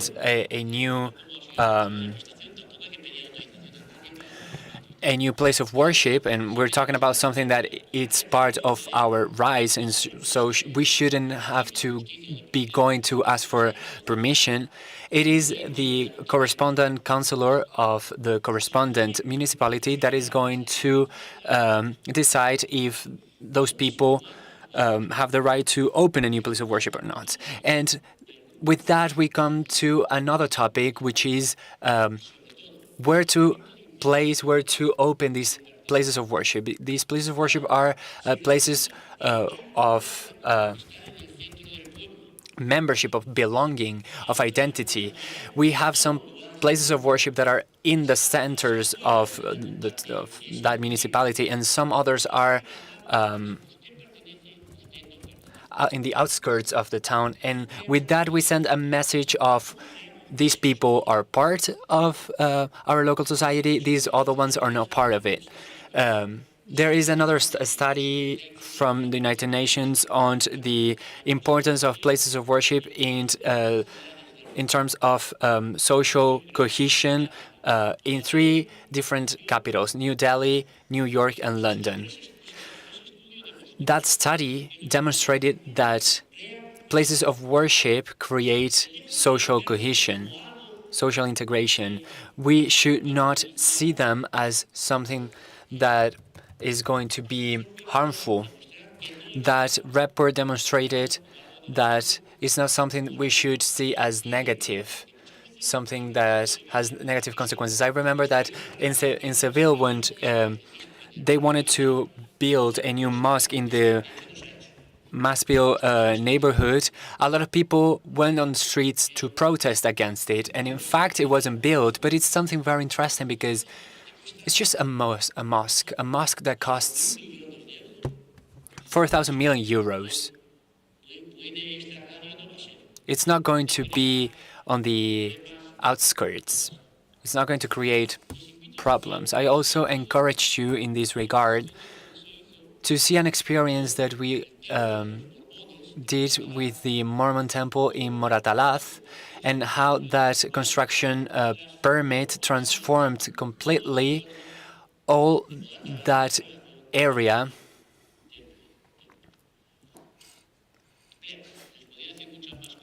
I could continue talking more and more about that. I don't know if I'm over my time. Am I respecting the time that I have? Thank you very much. 1 minute? 1 minute? Yes. Yes, please. Thank you. But Okay, so I just simply want to finish by saying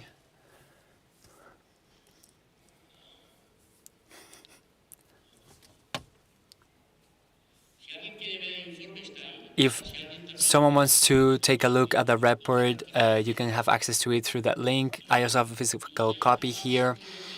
I would like to finish by saying that I'm pretty sure that we won't be able to avoid that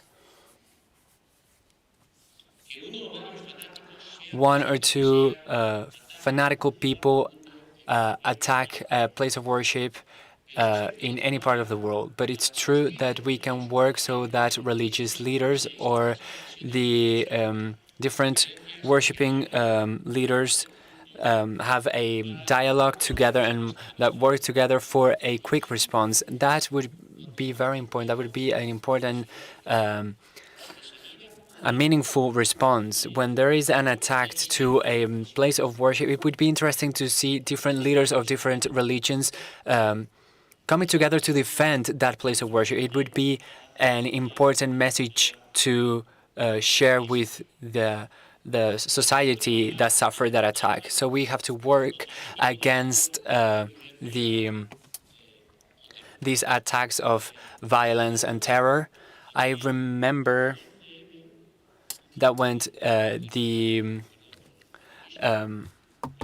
attack of 11th of March happened, the cardinal gathered with other religious leaders to write a document to condemn this attack. I don't know if these things should be turned into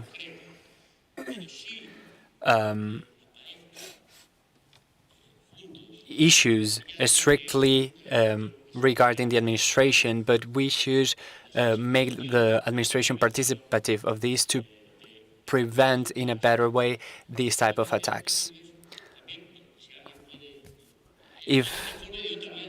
I also want to add that this report was the origin of a book. It went further than just a report. So a place of worship can be protected by societies, but it is also protected by the international social rights. It is protected by the United Nations.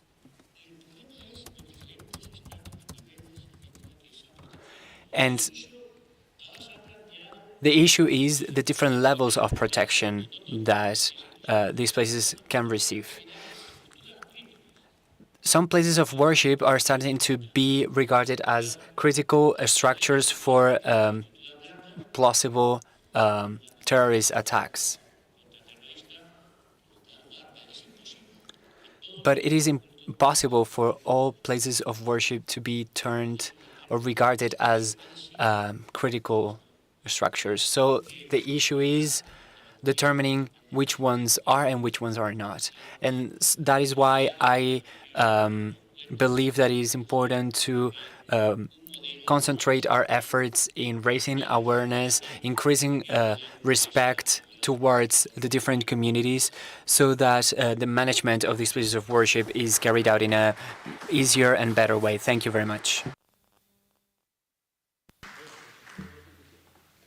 Thank you very much, Professor Mazzario. It was an impressive presentation. You covered a lot of issues connected to the protection of places of worship. We discussed about the political and administrative situation in Spain connected to the protection of places of worship, urbanistic policies, the dialogue not only between faith communities, but also dialogue between public authorities and religions. That is also essential, and I think there is still some path to do to increase trust between faith communities and public authorities. So you covered also the topic of legal framework, which is, I think, of paramount importance, and it's not given the space that it would deserve, in my opinion. So for all these reasons, thank you very much. I have here your report under my eyes, at least the summary in English. So it would be very interesting to discuss it. Maybe we will have time during the Q&A session, let's see. But now, since we are running out a little bit of time, I would pass to the second speaker, Irene Trebeschi. Irene Trebeschi is from Italy. She holds a bachelor's degree in international studies from the University of Trento, Italy. Currently, she is pursuing a master's degree in international relations and diplomacy at the University of Leiden. In addition, she is interning as a research assistant at the Institute of Security and Global Affairs at Leiden University, contributing to the Protone project. Today she will provide us with an overview of the fieldwork conducted by University of Leiden, illustrating methodology, objectives, and also some tentative findings from this research fieldwork. So I also wanted, before giving the floor to you, Irene, I would just like to remind the speakers they have 12 minutes. They have 12 minutes because in this way we can have at least 10 minutes for the questions. So maybe we can stick to 12 minutes now, and just because the agenda changed a little bit during time on the course. So the floor is yours, Irene. Hello, everyone. Thanks for having me. I'm sure most of you are used to see Dr. May Tamimova here. Unfortunately, she couldn't make it today, so you're stuck with me. But I'll try to do my best to present the research findings of Leiden University and see some preliminary findings that we've seen throughout the research. So Leiden University conducted fieldwork from the 5th of October 2023 until the 15th of April 2024. And we covered 4 locations, 4 countries: Belgium, Germany, Italy, and Spain. And we see that there are some representatives of the partners here. To analyze these countries, we use various methodologies. We had interviews with faith leaders and experts of various fields. We had some focus groups, discussions with individuals. We also had a survey in place and case studies analysis of violent attacks on places of worship and some field observation. These are the targets that we met, especially May did all the work, basically. We had a total of 43 interviews with faith leaders and representatives of the 3 religions. We decided to interview these faith leaders to understand the roles that they play in their communities and also to see what is the role of places of worship for religious activities. And it was also important to see the history of attacks of places of worship and understand the security of cultures. We also had 12 interviews with experts of security, religions, and terrorism. This was to understand the European Union priorities in terms of security, but also to understand how these protective security measures are being introduced in the European Union. Then we have 5 focus groups. They were both online and in person. And with this, we tried to understand the attitudes and the beliefs of members of the religions. So there were various type of questions. We wanted to see the identity and the ability for these people to express and practice their religions freely in their country. Also to see the impact of Islamophobia, anti-Semitism, and anti-Christian sentiment in their countries, and to understand what are the requirements for congregants to feel safe to express their religions, but also to see what are their relationship with local authorities. Also, Leiden University has put in place a survey with the help of an external organization that is has this as their field of expertise. We have a target sample size of 600 people, 400 for each country, and with a various type of questions that go from demographic information such as age, gender, or place of birth, but also more specific to the research, which are perception of safety and security. Of course, these are the targets that we achieved, but also these came with some challenges. The first is the most obvious one is the political climate that has been having here in Europe due to the 7 October attacks in the Middle East. And also that had a huge impact for our research because we had a lower availability and willingness of some faith leaders to respond to our questions. Also, there was an emphasis on anonymity, and for example, most people wanted to be taking notes instead of being recorded, and they wanted to avoid certain questions that were asked. To mitigate this problem, we decided to expand the definition of faith leader, and we included some representative in high position for each religion. I think it was also mentioned before, there was also another problem related to gender.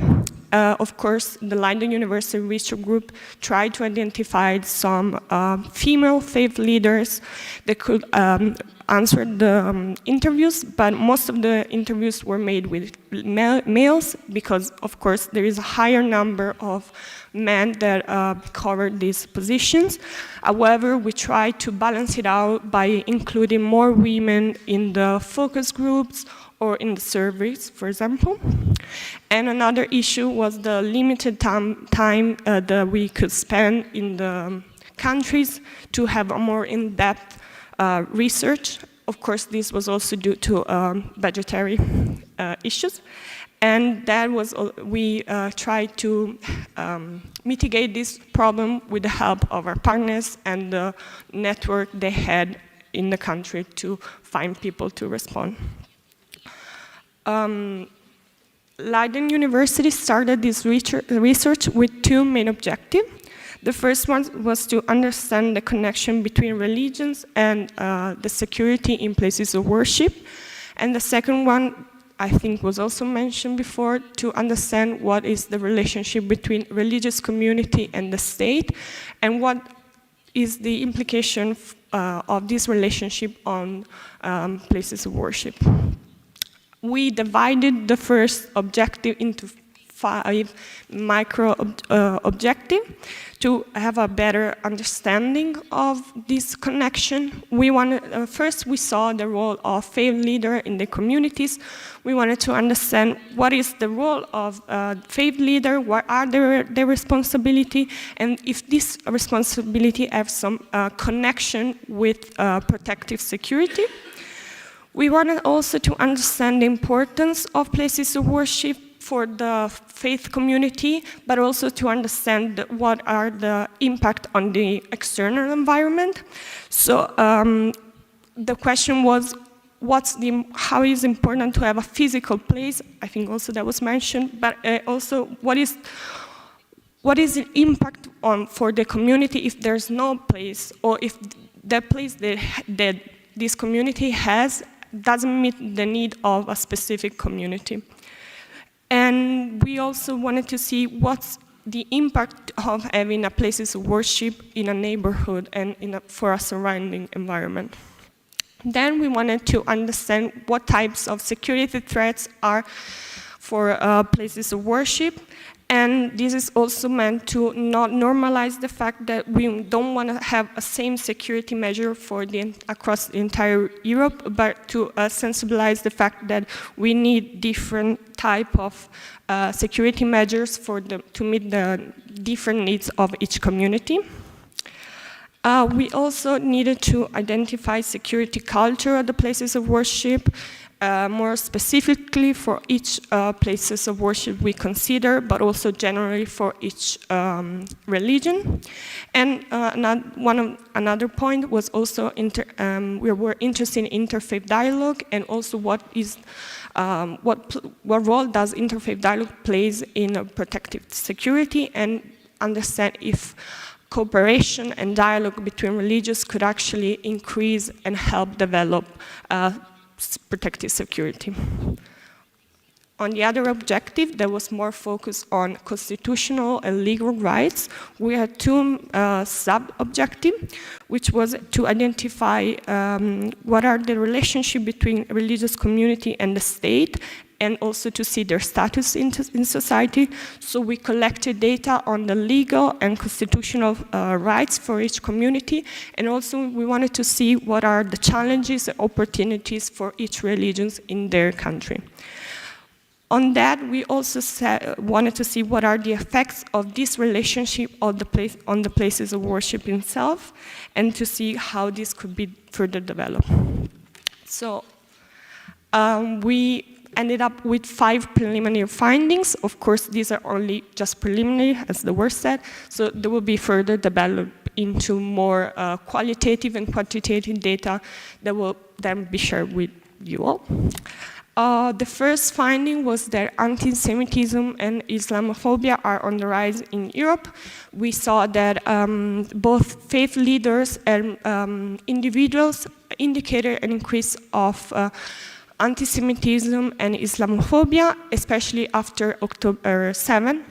And generally, except for Catholics in Italy, there is religious identities are challenged, especially for the secularization of the state and their values. Then we saw that individuals do feel free to practice their religions. However, due to the difference in the legal status of these religions, they have different approaches. The most significant example that we saw is that Islam is now recognized as a religious in Italy, so that's also give a lot of difficulties for Italian Muslim to find a place of worship or even get access to funding. And we also saw a difference between Jewish and Christian and Muslim. Jews and Christian have hierarchical organization that represents them with the state, whereas Muslims have a more network organization that have an interaction with the state, but that sometimes also have lacks in communication or even miscommunication. We saw that synagogues have a high level of protective security in place, whereas mosques and churches have less, and mosque fear security technology could increase the securitization of Muslims.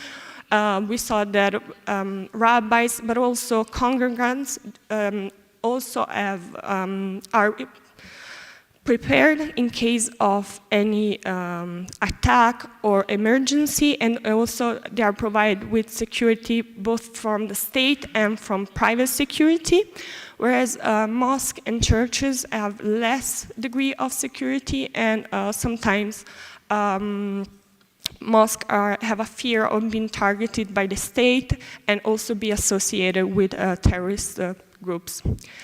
Then we saw that churches have an open door policy that many realize is a privilege, especially related to newcomers, whereas synagogues and mosques have a more careful approach.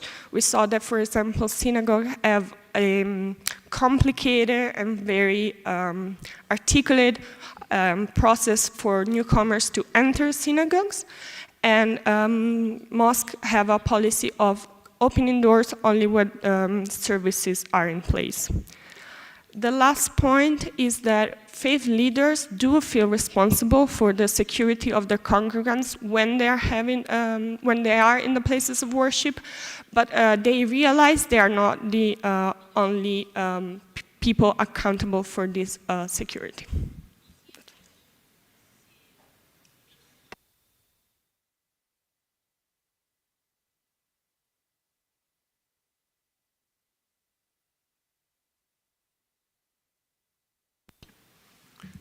Thank you very much, Irene, for your presentation.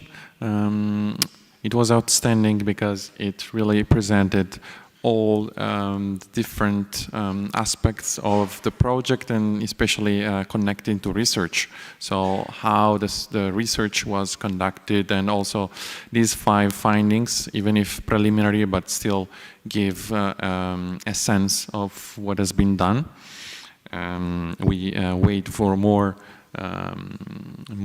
findings and results, of course, in the next month. So I think, just because of time, I would move to the third speaker, Deputy Inspector Francisco Manuel Arriaga Rodriguez.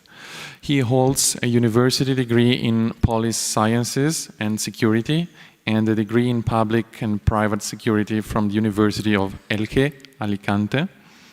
He joined the Murcia local police force in 2006. After spending his first 2 years as an officer on the night shift, he has been a member of the special group of public safety, which he considers his second family since 2009. He currently holds the rank of Deputy Inspector, having been promoted in 2020. He's here today to talk about 2 dimensions of the protection of places of worship. One is the preventive dimension, and the second one is the reactive dimension, which has to do when the terrorist act or the attack has actually begun. So, Inspector Arriaga Rodriguez, I'll give you the floor. Thank you. Thank you very much. Good morning, everyone. I'm going to start by introducing myself. As it has been stated previously, I'm a Deputy Inspector, Francisco Manuel Arriaga Rodriguez, from Murcia.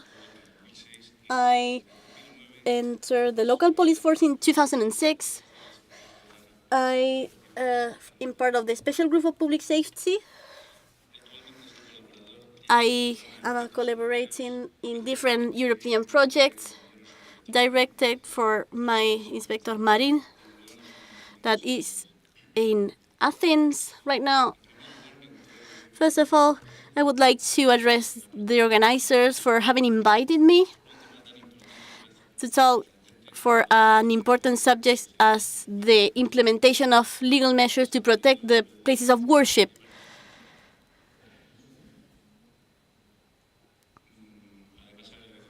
I thank the work of the interpreters that will facilitate communication. As a local police interested by security, I will talk from a technical perspective, my day-to-day reality in the field. I could be more time in the office, but I like more the field study. For example, I know my neighbors, and I don't know anyone that has this knowledge as me. Local polices are the more integrated in the local tissues, local structures, and these are the ones that know the best the preoccupations of the neighbors. I defend the idea that my collective has a key role as social agent in implementation and optimization of measures for protecting places of worship, because we are near the citizens, we have knowledge about them, and they perceive us as close to them. I think that local police has a privileged position to get close to religious leaders and worshippers. We can contribute to create a mutual relation of collaboration and mutual understanding. We need to facilitate the flow, the dialogue between all the actors for mutual benefits. For the police, when we are going to exercise our functions, and for the different religious communities. I know about the creation of different police bodies, and they have different religions. They live in Spain, and maybe if we can think that this is invisible, it exists. They have training in awareness to give assistance to different communities. So the role of the local police has to be proactive, non-reactive, towards the protections of the places of worship, and has to fight against extremisms. So, be it national or local police, we have to be prepared to answer if there is an incident, to have to know the narrative, all that has happened. We have to have a mutual knowledge, mutual understanding, and create communication channels, because now we don't have effective communication channels between the police and different communities.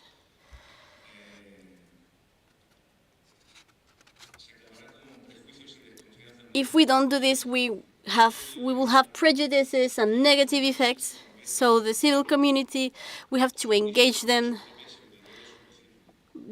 So they must ensure the security of the neighbors, and they should help us to make our daily job. We have to have the pertinent measures to avoid violence in sacred temples. In Spain, we have the chance to have one of the best police bodies when doing field work, intelligence work, to avoid terrorist attacks. We have the National Center of Intelligence, specialized units, and they identify rapidly the potential attackers even before the attack is actually committed. We have also the chance to have the availability of doing field work, even if it's limited. The different bodies make an excellent job in this sense to avoid terrorist attacks in Spain.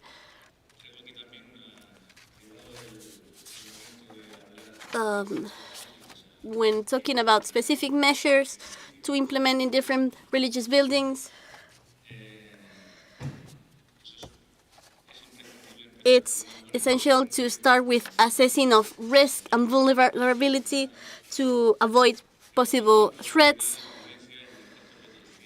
observing the occurrence of attacks in a specific place of worship. We have to be present, and we have to collaborate with the different religious leaders to tackle these issues, and so that the police can do it properly its job. We go to the places of worship, and often we are seen as a hostile agent. And religious leaders of the different religions should not seen us as the enemy. They are not to blame, but we have worked to earn the trust as well, because we don't have their trust already. So the police have to do the task of talking to the different religious leaders, forgetting about the uniform, letting the uniform aside. That's why the inspection should be on site in the different places to identify vulnerabilities, different emergency exits, establishing collaboration between the police, the different actors, the worshippers, religious leaders. That everything is key, because that facilitates a better understanding. We also have the possibility of creating an awareness program I represent this kind of initiatives, giving instructions for identify suspicious actions. An important question is that not all places of worship are critical infrastructures. We have to have specific measures and access control, as we have in Murcia. Someone has to be a security guard, even if this person does not have 100% have the skills to prevent an attack. But given the moment where one person is committed to perpetrate an attack, the fact of having someone at the entrance, maybe that can make a change. Here, I think different physical barriers can be implemented to avoid terrorist attacks. Here, for example, we have had many attacks dealing with cars.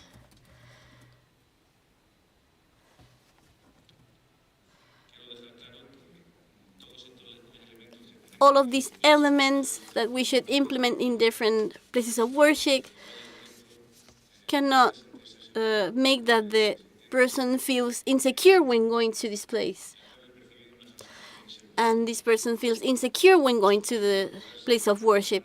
That's why we have to introduce these elements so they don't frighten the worshippers. That's important to have CCTV cameras, for example.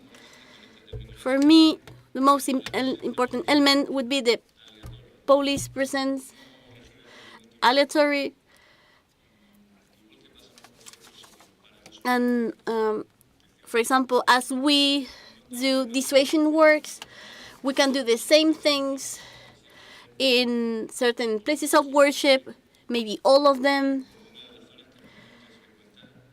We can include these places of worship in our list of places to visit to make dissuasion works. We should we should give security to the worshippers. That's what we're talking about. Given the moment of the perpetration of the terrorist attack, the creation of specialized teams of response to this crisis, they should have proper training and they should be equipped properly as well. The different members of the team that I make part respond to the protocol AMOC to give an answer to a terrorist attack, even with persons that are going to perpetrate an attack. We have to neutralize this person as soon as possible. That's the aim of the protocol. We have AMOC that comes from AMOC, attack with rage. There have been calls to 092 of people telling where they were, the different attackers, and with this protocol we ensure a quick response on site, having a series of coordinated movements between all the different actors to protect each other and neutralize as soon as possible the attacker. To conclude, I would also commend the usage of intelligence technology for detecting fires, or even using drones. When there is a huge meeting, when there is a lot of people, just for the monitoring of different events, if that's the case. As a conclusion, I will repeat what I just said. The protection of places of worship needs an approach multi-phase, and we should lead the implementation of pertinent security measures that facilitate the identification of risk and preparation of a response, among others. Being reunited here, the most important, I think, is to reiterate that through roundtable between police, religious staff, and security authorities, we are going to create like this an engagement, a durable engagement to be secure and protected. That's what I had to say. Thank you.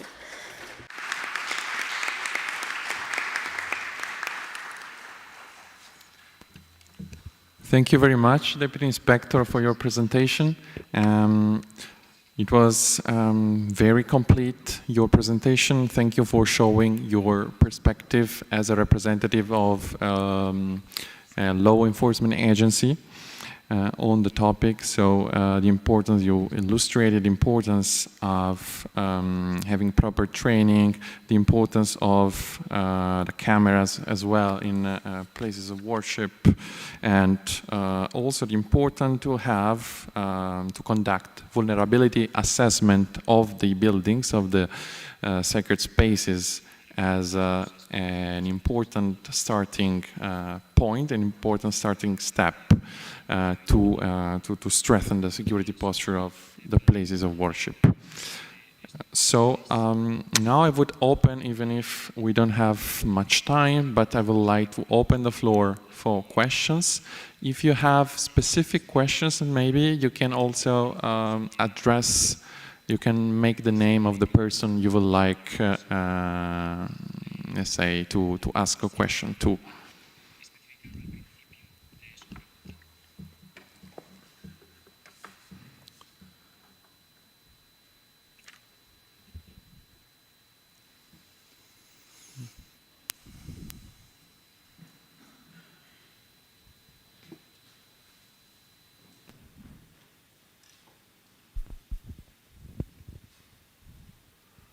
Gracias. Thank you. Thank you for this roundtable. My name is Jonathan Cutler. I work for House on One in Belgium. And I have a question for the Sabins, for the deputy inspector. Thank you. Why does the police to religious communities seem like a threat to them? The police is a safety factor. Is it also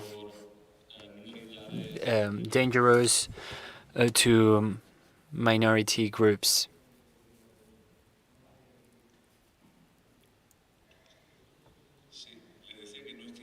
Yes, I was saying that I just partially understood the question. I could maybe repeat it in English. To ask, why is the police being perceived as a hostile actor by the religious communities?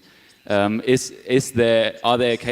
the past or in the present been cases of religious violence against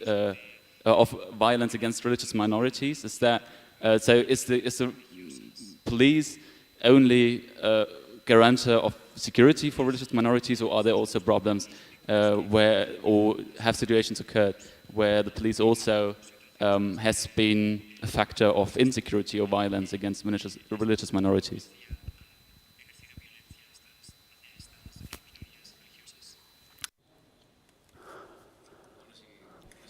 Now I understood.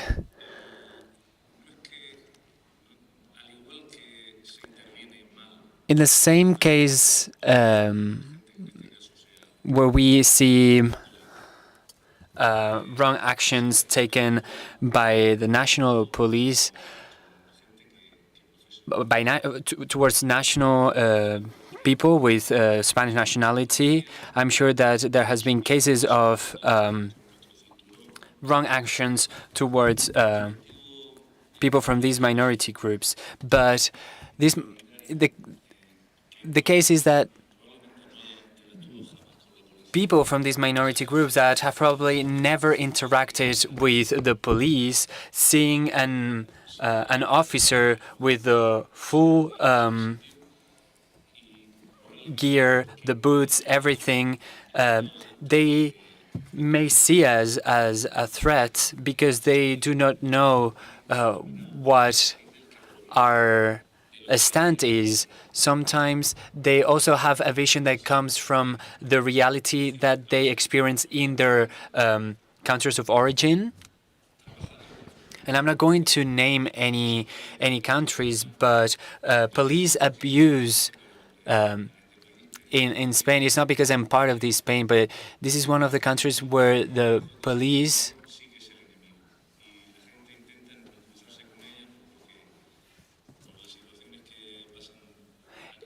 is regarded as an enemy by these people because of the experience that they have lived in other countries.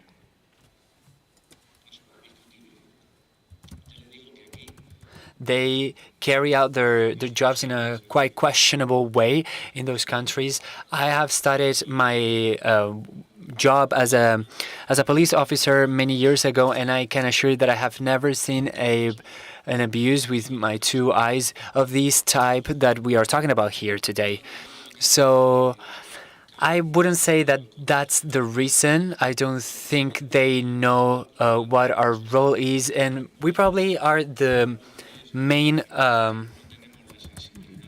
the ones to blame, because we do not have the capacity to go there and tell them we are your police officers, even if you've been here for a short time and maybe you haven't interacted with us yet, but we are here to serve you and to help you.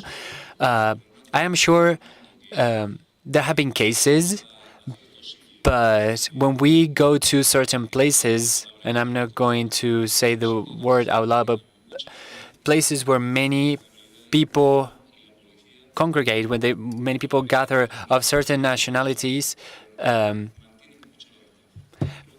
these people, it's not that they outwardly hate us, but they always keep their distance, and it may be because of what I've just said. I don't know if with that I've responded to your question or not. So we have another question here, on the corner.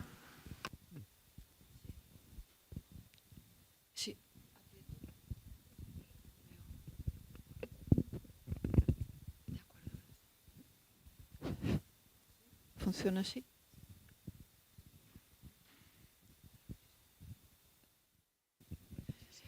No sé si está funcionando. I don't know if it's working or not. Yes? Okay. So I wanted to say that I completely agree with the fact that the police officers are just doing their job, being present in places of worship to ensure that there aren't any conflicts. I come from that basis of agreeing with the fact that there has to be this communication that is not always there, but I'm from Avila, and I can say that the way the police officers treat the Islamic community is impeccable. I always feel we always have the security that comes with knowing that the police is always there for us, and when there's any conflict, we reach a quick solution through your aid. But it's true that I think that the communication between these two parts has to be worked on a lot. Avila is a small city, and that makes it easier for that communication to exist, but we have to work a lot on that aspect. But I don't think that at any point we need to, for example, set CCTV cameras in places of worship. We're talking about places of worship of minorities, and I'm asking in this case because I do not know. Is it because on Catholic cultural centers they have CCTV cameras? That was my question. Just that.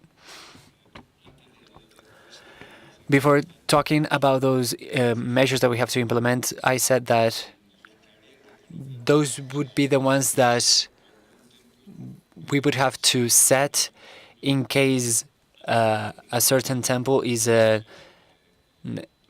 critical structure. In the Blue Mosque, probably they do have those measures that I have talked about. I'm not saying that in every temple, in every mosque, in every church that we have in our neighborhoods, those CCTV, for example, are needed, but we should implement them. No one likes even talking about them, but when we reach a point where, due to the friction that it creates in that area, or due to the critical how critical it is as a structure, we should establish them, because whether we like it or not, the reality is that there's always going to be extremists, and the objective is for them not to reach these spaces, or for them to be really difficult to reach their goal.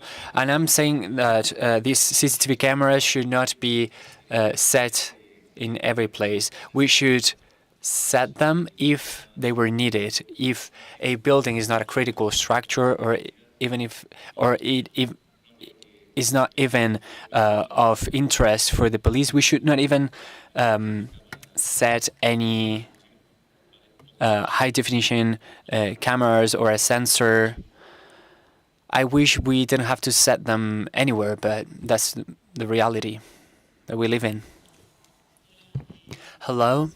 My name is Inés Bazarraza. I'm the director of the Pluralismo y Convivencia Foundation. First of all, I wanted to congratulate the organizers and highlight the importance of these roundtable, of the 3 interventions, because I think that what we get from this intervention is the difference, or the importance of defining a little bit what we are talking about when we talk about protecting places of worship. And I think many speakers have talked about protecting an essential right, which is the right of religious freedom. And I would like to reivindicate from my place,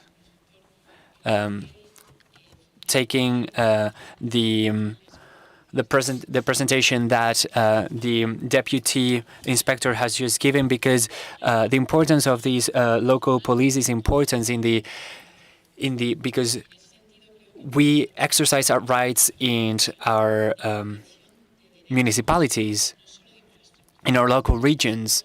So providing interventions and a structure, but also prevention, protecting the right of worshippers to be able to profess their faith without intervention. I think in order to achieve that, it is very important to have the role of the police, that common understanding that sometimes is lacking in the different police bodies. And due to that, many police interventions are regarded as aggressive actions rather than helping actions. We are working a lot with especially the local police, from the Safety Commission, with the work that we do with the foundation to raise awareness and train these local police officers so that their interventions and their actions are carried out in a better way, in a way that is better understood by the citizens. And I also wanted to highlight that, and also the work that you do that takes more than just that. I just wanted to reflect on that comment. I wanted to say that I wish your police could talk. We are social agents, and I have talked about that many times. That role, it would be ideal for us to only have that role on the streets, but sadly, and that is why I have talked about these measures that may sound a bit gritty for many people, because we're talking about strong actions taken in a structure that, even if we do not like them, we may even not like talking about them, but that structure could suffer an attack. But our main role is a preventive one as social agents, to sit down with people, talk to them. And that's why I finished by concluding that we should have continuous roundtables over time with religious leaders and the local police, because we are the police officers that are on our neighborhoods. We are the police officers that protect that mosque, that church. So I just wanted to clarify that I've talked about measures that we should implement on places of worship in case they are needed. But it is very important to have a continuous communication between local police, the social leaders, and the community. So, a big thanks to the speakers who stayed with us, and also to the public which followed us. Now we are waiting for some directions from Pilar about the time. It would have been nice, of course, to have some other questions, but yes, we don't have time. And I saw Deputy Inspector was monopolized, so I saw all questions were directed to him. Yes, so Pilar. Quiero hacer un apunte en cuanto a...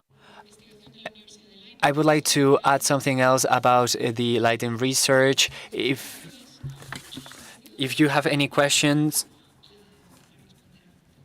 about said research, you can send an email to info@arcoforum.com so that they can answer any doubt that you may have. Now we're going to have the lunch break that is going to take place in the same space where we had the coffee break, the same canteen. It's at the end of the corridor to our left. When you leave this room, you have 1 hour. The canteen is also to the left after walking along the corridor. So at Todos están invitados a la comida, por 2:30, we're coming back here.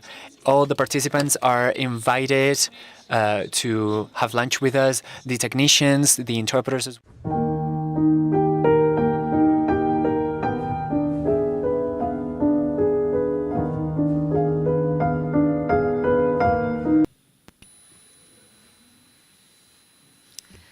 Buenas tardes. Good afternoon, everyone. I have the pleasure to moderate this roundtable, whose title is Academic Perspectives and Academic and Community Perspectives on the Protection of Places Worship. This is a passionate subject that has different interesting perspectives to get into detail about the deeper investigation, deeper research about how to face the protection of places of worship. This is an approach of dialogue with the other perspective, and that will help us to frame the main question of this symposium. First of all, I want to thank the Protone project and Temir for having invited me. This has been, for me, a joy to participate here, because in a certain sense, that makes me to be more engaged in the objective of this project. And that makes me feel more engaged. For not delayed, for avoid more further delay, I'm going to give the floor to the first panelist, Alfredo Oga,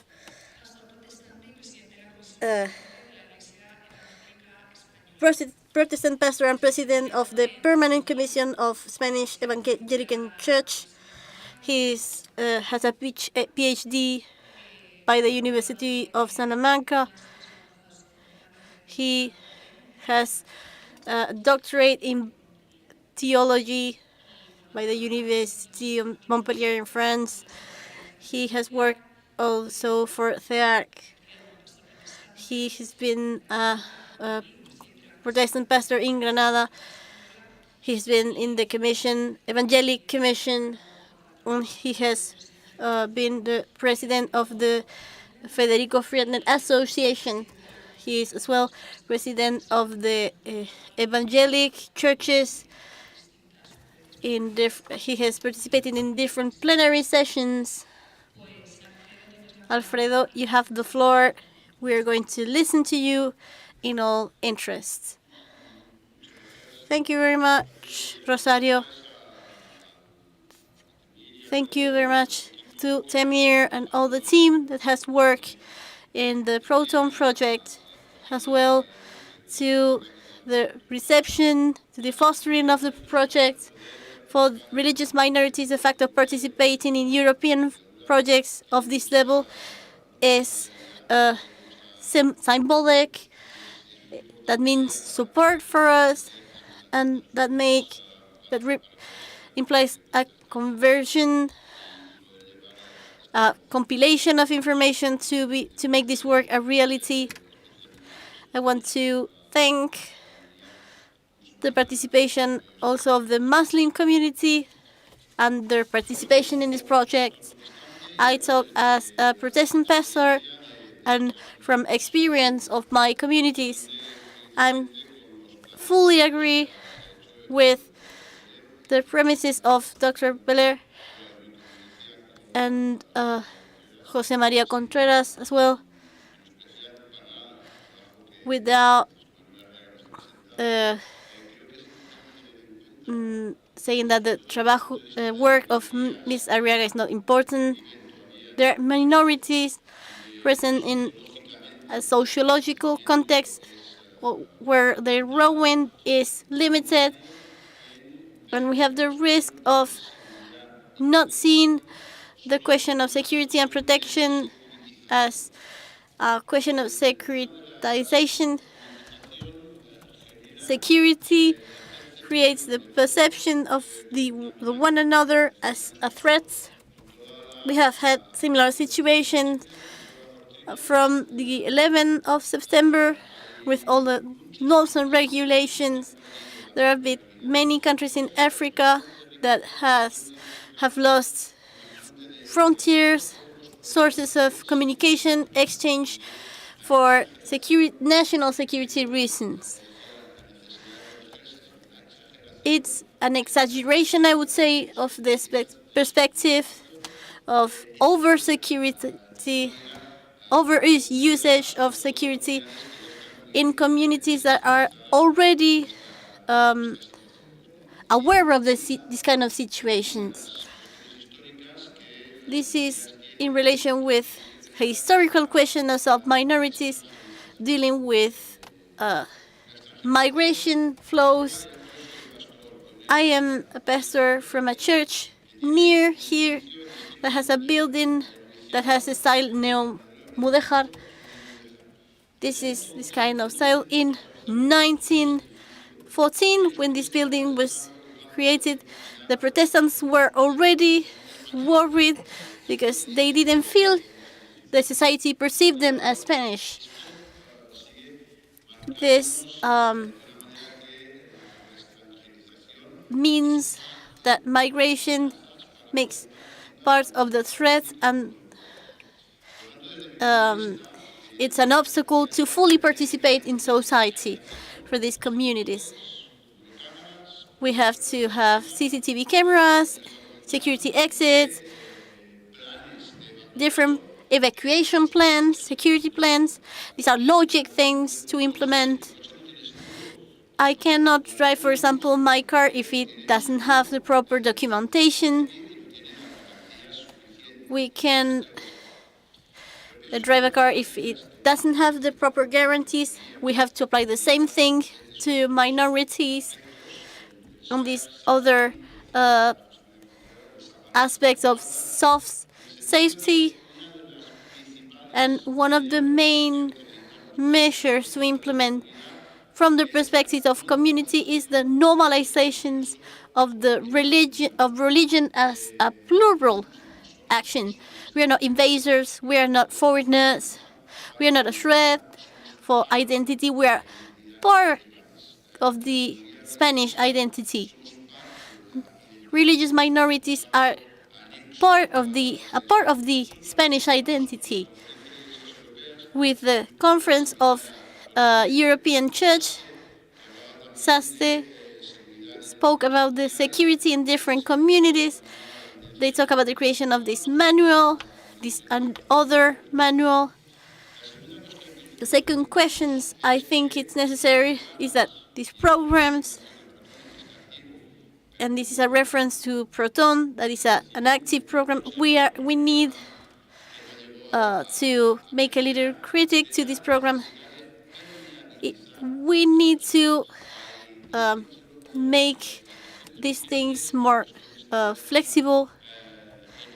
There are certain legislations that we can use as resources, the finance, and apart from the normalizations of religion as a diverse factor, we also must have a better connections, dialogue platforms, cooperation within the different religions, even collaboration within the different religions, different communities in the same religion. Maybe there are different representation within the same religion, different points of view that don't help. So exchange of information as a tool is very important for the protection and security of places of worship. We have to be autocritical, because I think from the minorities, we are not in all cases aware enough about the situations, our reality. Aitor de la Morena has said this. I can talk from experience. So that the fact that we have hate crimes, it's so normalized that we even accept his existence. We have worked with the Town Hall of Madrid in these questions, and we have seen that this is something that we must maybe tolerate, accept, and the communities must also work on zero tolerance towards hate crimes. We have to use the language of spiral violence that tackles women, and this is a really important thing. Also within the different religions, we have to work on zero tolerance policy towards hate speech, because we have to build together. I remember when I worked with refugees, there were several questions. They said that in first time we said we used advocate for them, establish a set of norms and regulations for protection of individuals. This is more of a long-term measure, and sometimes we lose perspective of working with zero tolerance towards hate crimes. This cannot be seen as something we have to cope with. So we have instead have certain practices that highlight when there is a lack of dialogue. We have to identify positive signs. There are entities that work in favor. We have the Observatory for the Pluralism of Religions, different work with town halls. There are a lot of people working in favor of our cause, and the obstacle is more on lack of dialogue.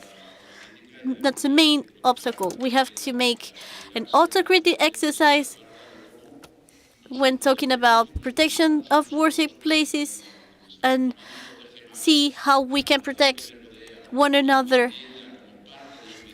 If policies are perceived as part of a neighborhood, if I receive a call that someone will come help me, that is really appreciated by the neighbors, by the community, and this will have a positive impact in different communities. Even if we have different religious symbols, we have to protect not the fact of profess a religion, but the fact that we have to exist in diversity. That's all I had to say. Thank you. Muchas gracias, Alfredo. Yo creo que, bueno. Thank you very much, Alfredo. That has been very interesting. You have talked about the dialogue, about the zero tolerance policy. We have now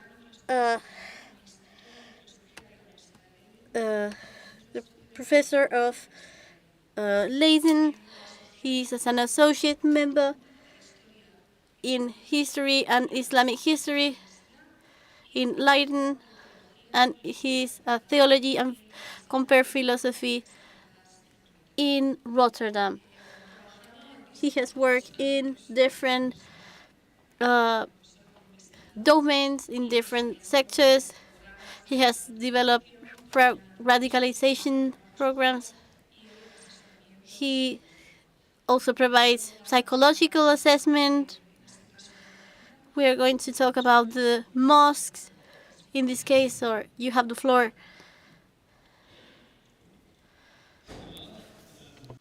Hi, everybody. Thank you for the Protone project for hosting us, and today as it was funny to hear my English text being retranslated from Spanish back into English. It's like, oh, I got more to do now because it was a bit different. So I teach at Leiden University Islam and Comparative Philosophy, but I also teach at the Islamic University of Rotterdam. And with Leiden University, apart from the Institute for Philosophy, I also teach with the School of Governance, and where I focus on the impact of extremism on religious thought, but also the idea of tolerance within a society and or intolerance in a society towards communities which are deemed as a threat, so as a source of extremism. And of course, with Muslim society, Muslim minorities and I'm going to focus on specifically on the Netherlands, but this will resonate with people coming also from Germany, the UK, and also maybe here in Spain as well, is that of course that Muslim minorities are thereby seen as a source that, as a community that generates extremists. So you get this top-down and bottom-up type of responses towards one another. And so when we talk about the protection of houses of worship, and when we talk about the protection of mosques, what I'm going to focus on now is less directly on what my colleague Irene had presented on very practical, very functionalistic approaches towards these issues. I'm going to focus more about how it represents a type of cultural trends and how mosques themselves are trying to respond to it. And this I do more from the Islamic University position than from the Leiden University position. So the reason also that I switched sides a bit, so although I'm here representing Leiden University, I dragged my other institution in as well, because I'm now going to talk more from an insider perspective, from within the religious community. I'm not only a researcher, I'm also a Muslim theologian. I train imams in the Netherlands, so I'm part of the academic training of imams. And I also do a lot of talks within mosques themselves, but I also engage with mosque organizations, I advise them, and I counsel and guide a lot of imams. So even when it comes to, for example, their khutbahs, so their Friday prayers, when they do their Friday speech, a lot of them send them to me to check on them. Can I say this? Am I allowed to say this or that? So a lot of them are even scared to say something that will flag them, that will make their mask stick out. And that says a lot, because, for example, you're a pastor, you don't need anybody to check your speeches in the church, right? No. Exactly. So that already shows there's something else going on. So you get what we call these self-securitization, that mosques themselves are securitizing themselves against criticism, and they are sometimes even over-responding to making sure they're not seen as a threat or as a source of extremism. And that also damages the resilience of the Muslim communities themselves. So, yeah, perfect. So first of all, this is an image from one of the latest researches that came out. So like every couple of years, there's a large survey in Holland, in the Netherlands, about religious affiliation. And what we saw about 10 years ago is that the non-religious, in the light blue on the left, has caught up on the Christians. So normally, the Roman Catholics, which are the RK over here, still the largest ones, and which is also interesting because almost about 80 to 90% of all Roman Catholics in Holland are non-practicing. They're lapsed Catholics, but they still identify as Catholics. But when you talk about Protestants, when Protestants become lapsed, they will identify mainly as non-religious. And so, again, also, the Catholic number doesn't talk about practicing Catholics, but about those people that identify themselves with a sort of cultural Catholicism. So even the number of, let's say, non-practicing or, let's say, non-committed in Dutch society is even larger than the 54% you see here. You see Islam there, 5%. Before I made this PowerPoint, they just came out with a new survey. It's now 6%. So we got one up. But even then, it's still a very small community. But of course, Holland is about 16 million people, and about 1 million of them identify as Muslim. And again, also, about 1/3 of those are frequent visitors of the mosque.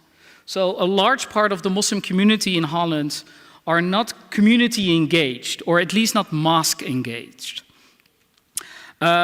So again, when we talk about the mosque in Holland, you only talk about 1/3 of the Muslim community in Holland.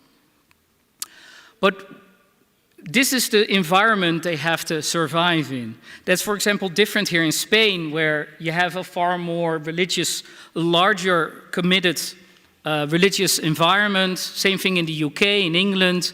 So although secularism or non-committed beliefs is also on the rise, of course, very much on a high level in Scandinavia and in the UK itself, but because of you still have a state church in the UK, in England, there's still sort of this facilitated form of religion in public space. In Holland, you don't have that. In Holland, it views itself, it looks more to France as sort of this very high level, clear separation of church and state, and whereby a large level of the people themselves view themselves as non-religious. Not specifically atheists, so of about the 54% of the people that define themselves as non-religious, about 20% of those 54% identify themselves as atheists. The majority of these are what we would call, in Dutch we call them the somethingness. If you ask them, what do you believe? They believe, I believe in something. So we have sort of the atheists saying, I believe in nothing, and you have the ones that are sort of spiritual humanists that have an undefined form of religion, and very much, of course, a synthesized form. So most of them will have a statue of Buddha at home and things like that without being committed Buddhists themselves. But they are, and this is important, or what really defines the non-religious is they are very suspicious of traditional forms of religion. And Islam, therefore, and Islamophobia is therefore very much mixed not only with xenophobia, but also with religiophobia, this fear of religion, whereby Islam is seen as a hyper-religion, as a very exaggerated form of religion.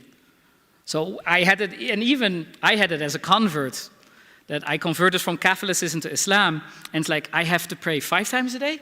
So even for a religious Christian, Islam feels like it's a very dominant religion. When it comes to daily life, it's very much present. Islam is not a religion you can keep private. It's not a private religion. So that is also something that, especially in Dutch culture, which is very secular, therefore, Islam is constantly seen as the religion that does not allow itself to be tamed by secularism. It doesn't allow itself to be reduced to private religion because of that. So one of the things when I teach comparative religion, both at Leiden University as a secular institution, and by the way, other universities as well in the Netherlands, but also when I teach in different seminaries. Like I said, in the Islamic seminary, I do imam training. I also go to Catholic seminaries even and teach there. And one of the things I always do is sort of use comparative worldviews and sort of the different structures. So this is, and I'm looking at the professor. These are the 7 dimensions of Ninian Smart, and there are different ways how to do sort of comparative theology, comparative religion. If you look at the way Islam, at least traditional Islam, takes up space in these dimensions, you can see that it is very much filled in. It takes up a lot of space. But when it comes to material humanism, atheism, or spiritual humanism, let's say New Age and modern spirituality, of course, there are no traditions or authorities involved, and it's very subjective. So Islam is seen as the oddball, as the weird religion within this. I also use this same thing, for example, when I do this with Catholicism and Protestantism. Protestantism is a bit more closer to humanism when it comes to these dimensions. But also Catholicism is like Islam, is very much has these dimensions filled out. It's again also Catholicism itself, although it is as doesn't work. Yeah. So although there's a large group of Catholics in the Netherlands, in Holland, also Catholicism is still seen as sort of as a weird form of Christianity in Holland. So one of the ways I try to explain this to within my classes, and you could use different paradigms, and I'm using the one here by Huston Smith, which is very simplified, but it works. So one of the things I like about it, that it works. So it's because of course when we talk about modernity, post-modernity, you could have like 5 different descriptions. But to use it in a way, to use it now as an example, this one works. So if you look at traditional religions, of course they're mainly on the left here. They are, God-centric. They emphasize religion first in that way. The idea of natural order, that things have a nature to it. There's an objective reality outside of the psychology of the human mind. And therefore mankind is subject, being a human, is being subject to divine and natural order in that way. That's very much the traditional paradigm. Now, when it comes to most traditional religions, that is very much the dominant perspective. In Catholicism, Islam, even, for example, Buddhism in Thailand, for example. Not the Buddhism here in the West, which is far more postmodern in that sense. And then, of course, you have the modern perspective, which sort of made nature or natural order as their most dominant perspective. So it's more nature-centric, it's technological. Of course, it's more focused on the idea of objective truth that doesn't need to be revealed as in Revelation, in the modern perspective or the Enlightenment perspective, truth has to be discovered through methodologies. So technically it doesn't need revelation. And you see also this switch, of course, where mankind suddenly is ordered in a very dominant way in cultures and races. In the postmodern paradigm, which came about, of course, especially after World War II, you get, of course, that the subjective human experience is made dominant. And so when we look at, in Holland at least, I'm now going to talk, you can see how in different European cultures these different paradigms are dominant in different ways. But especially in Holland, when it comes to politics and when it comes to, for example, the technological industry, you can still see that the modern paradigm is an economy. The modern Enlightenment paradigm is very much still dominant. It's very order-based, system-based.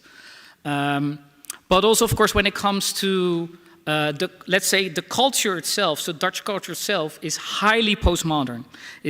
And a lot of times when we talk about it's one of the most secular countries in the world, from my perspective, it is, in a sense, what we're saying is it's one of the most postmodern countries in the world, most postmodern cultures in the world.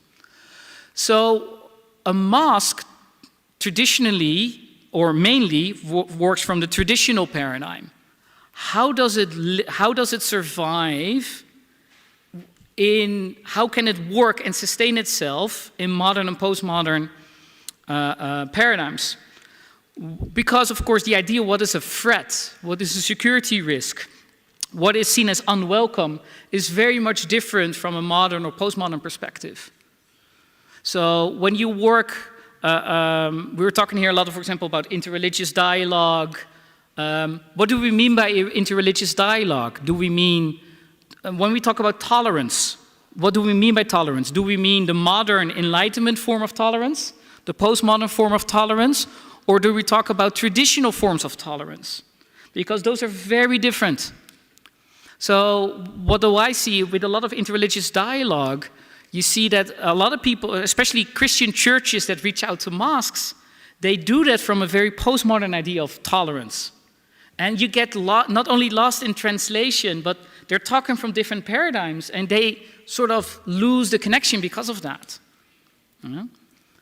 So, again, to focus on Holland, the Netherlands, as an environment the mosques exist in, first of all, of course, you have a lot of far-right political parties that are now dominant in the Netherlands and Holland, that are normalizing Islamophobia in public discourse and also in legal policies.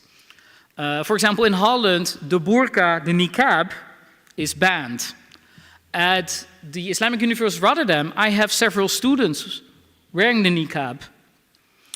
They're very much outgoing women. One of them drives a motorbike, and she comes on a motorbike with her niqab. Yeah?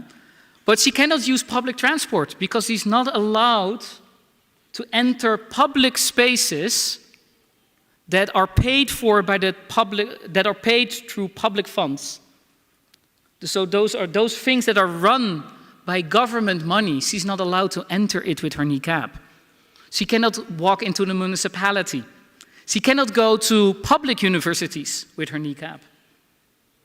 So technically she's not allowed on buses or trains.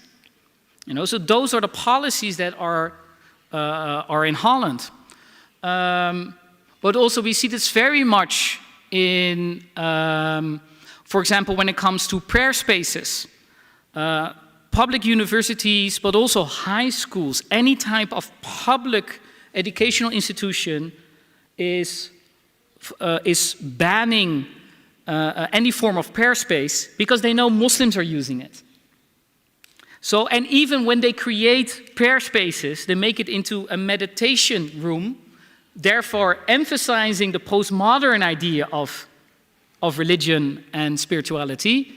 And sort of, I had it as well, at my own institution, at Leiden University, we have a meditation room.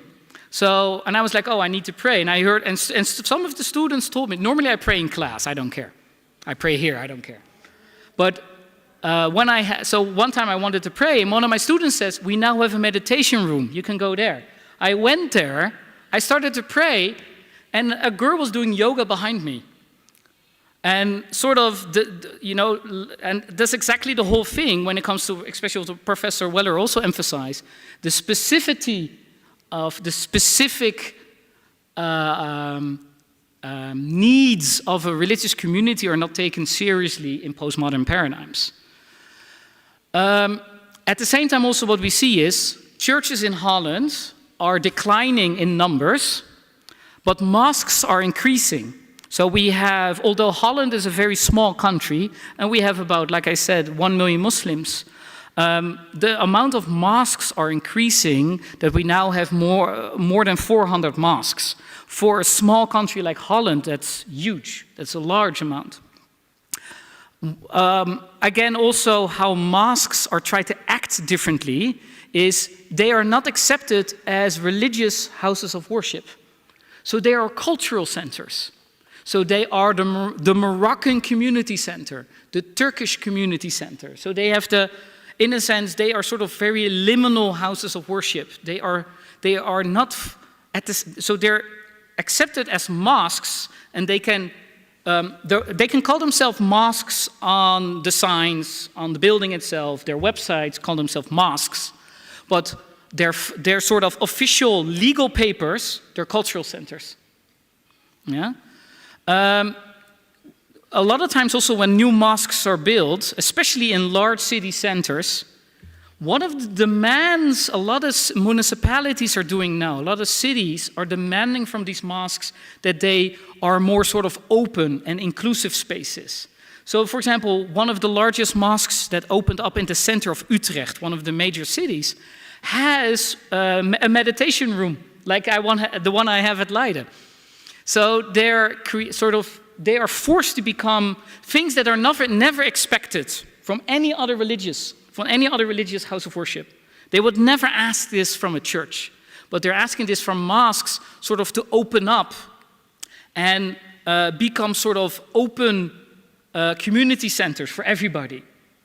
And some mosques are trying to facilitate this, but they partially do this because otherwise they will not get any agreement in building a new mosque. They have to do it. Otherwise, the municipality board will not okay it. Normally churches in Holland, for example, have special fire insurances, and they have all these type of different insurances to secure the building. Mosques, because they're cultural centers, are not allowed to have these special legal options. So although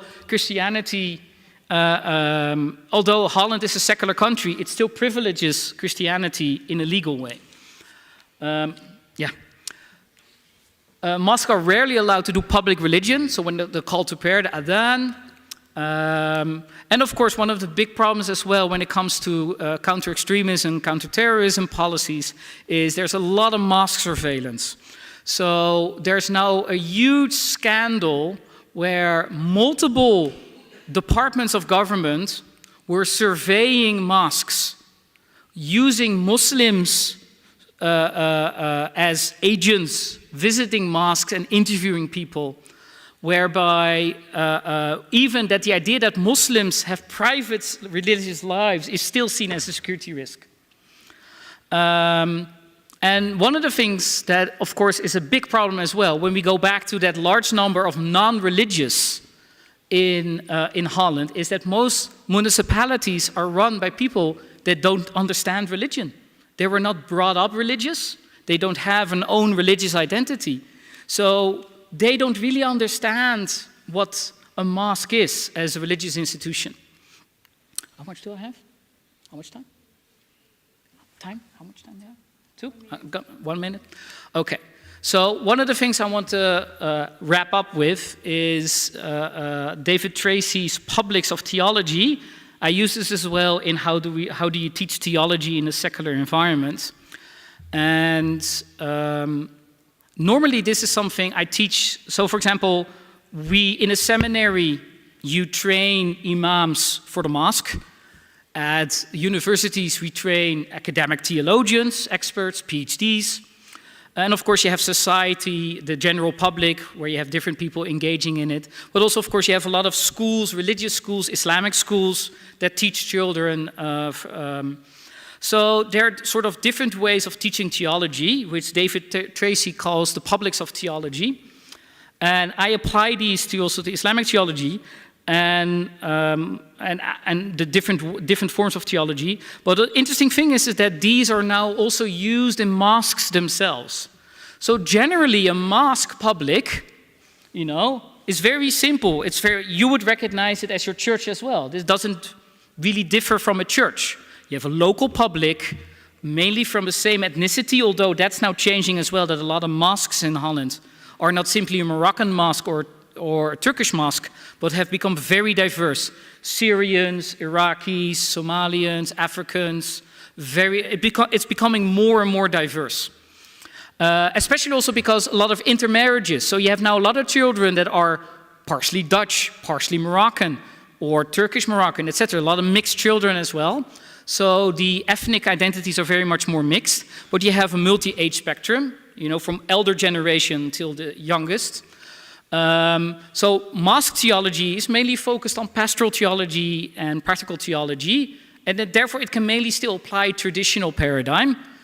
But in Islamic schools, and also teaching Islam in the university, and also doing public theology, so also when I go a lot, I talk a lot with journalists, newspapers, Dutch TV, radio. That's a form of public theology that's not the same as when you talk in a mosque, of course. You see the same thing now going on in mosques. So, of course, the main focus is providing practical pastoral theology for their Muslim congregants, for the Muslim community itself. But, for example, they also, of course, provide informal schooling. So they teach Quran during the weekends, they teach Arabic, they teach Islam. But now the Dutch department, the government department of education, is forcing informal schools, informal teaching in mosques to also provide citizenship teachings. Because again, the idea is if you allow Muslims to teach their own religion, they will teach a traditional religion that is not conform to the Dutch civil religion, which in a sense is sort of a type of humanism, a type of postmodern identity. One of the things we see as well, and I'll wrap this up with these last sentences. For example, when I converted more than 20 years ago, you never saw academic speakers in mosques. You never, for example, imams were never PhDs, not like, for example, you as a pastor. You never had that. Imams were simple, low-trained faith leaders. But now, a lot more mosques have imams that have a master's degree or PhD. Many of them are my students. But also, I'm a frequent speaker at mosques now, and a lot of my colleagues as well. So it becomes more normal for academics to be speakers in mosques. That has parts to do with that the young generation of Muslims themselves are highly educated, and they don't allow sort of the simple type of approach to Islam anymore, but also they look at Muslim academics, but also non-Muslim academics. So there are a lot of anthropologists, non-Muslim anthropologists and legal scholars that speak in mosques about Islamophobia, resilience, how to protect yourself. And of course, something I don't think you need in your church, these subjects. The idea that you need academics to help you protect your community against sort of the societal Islamophobia. And of course that mosques are very much conscious now that they represent Islam in Holland. So they do more public theology and they try to present Islam as this safe, reasonable and beneficial worldview within Dutch society. So yeah, that's it. Thank you.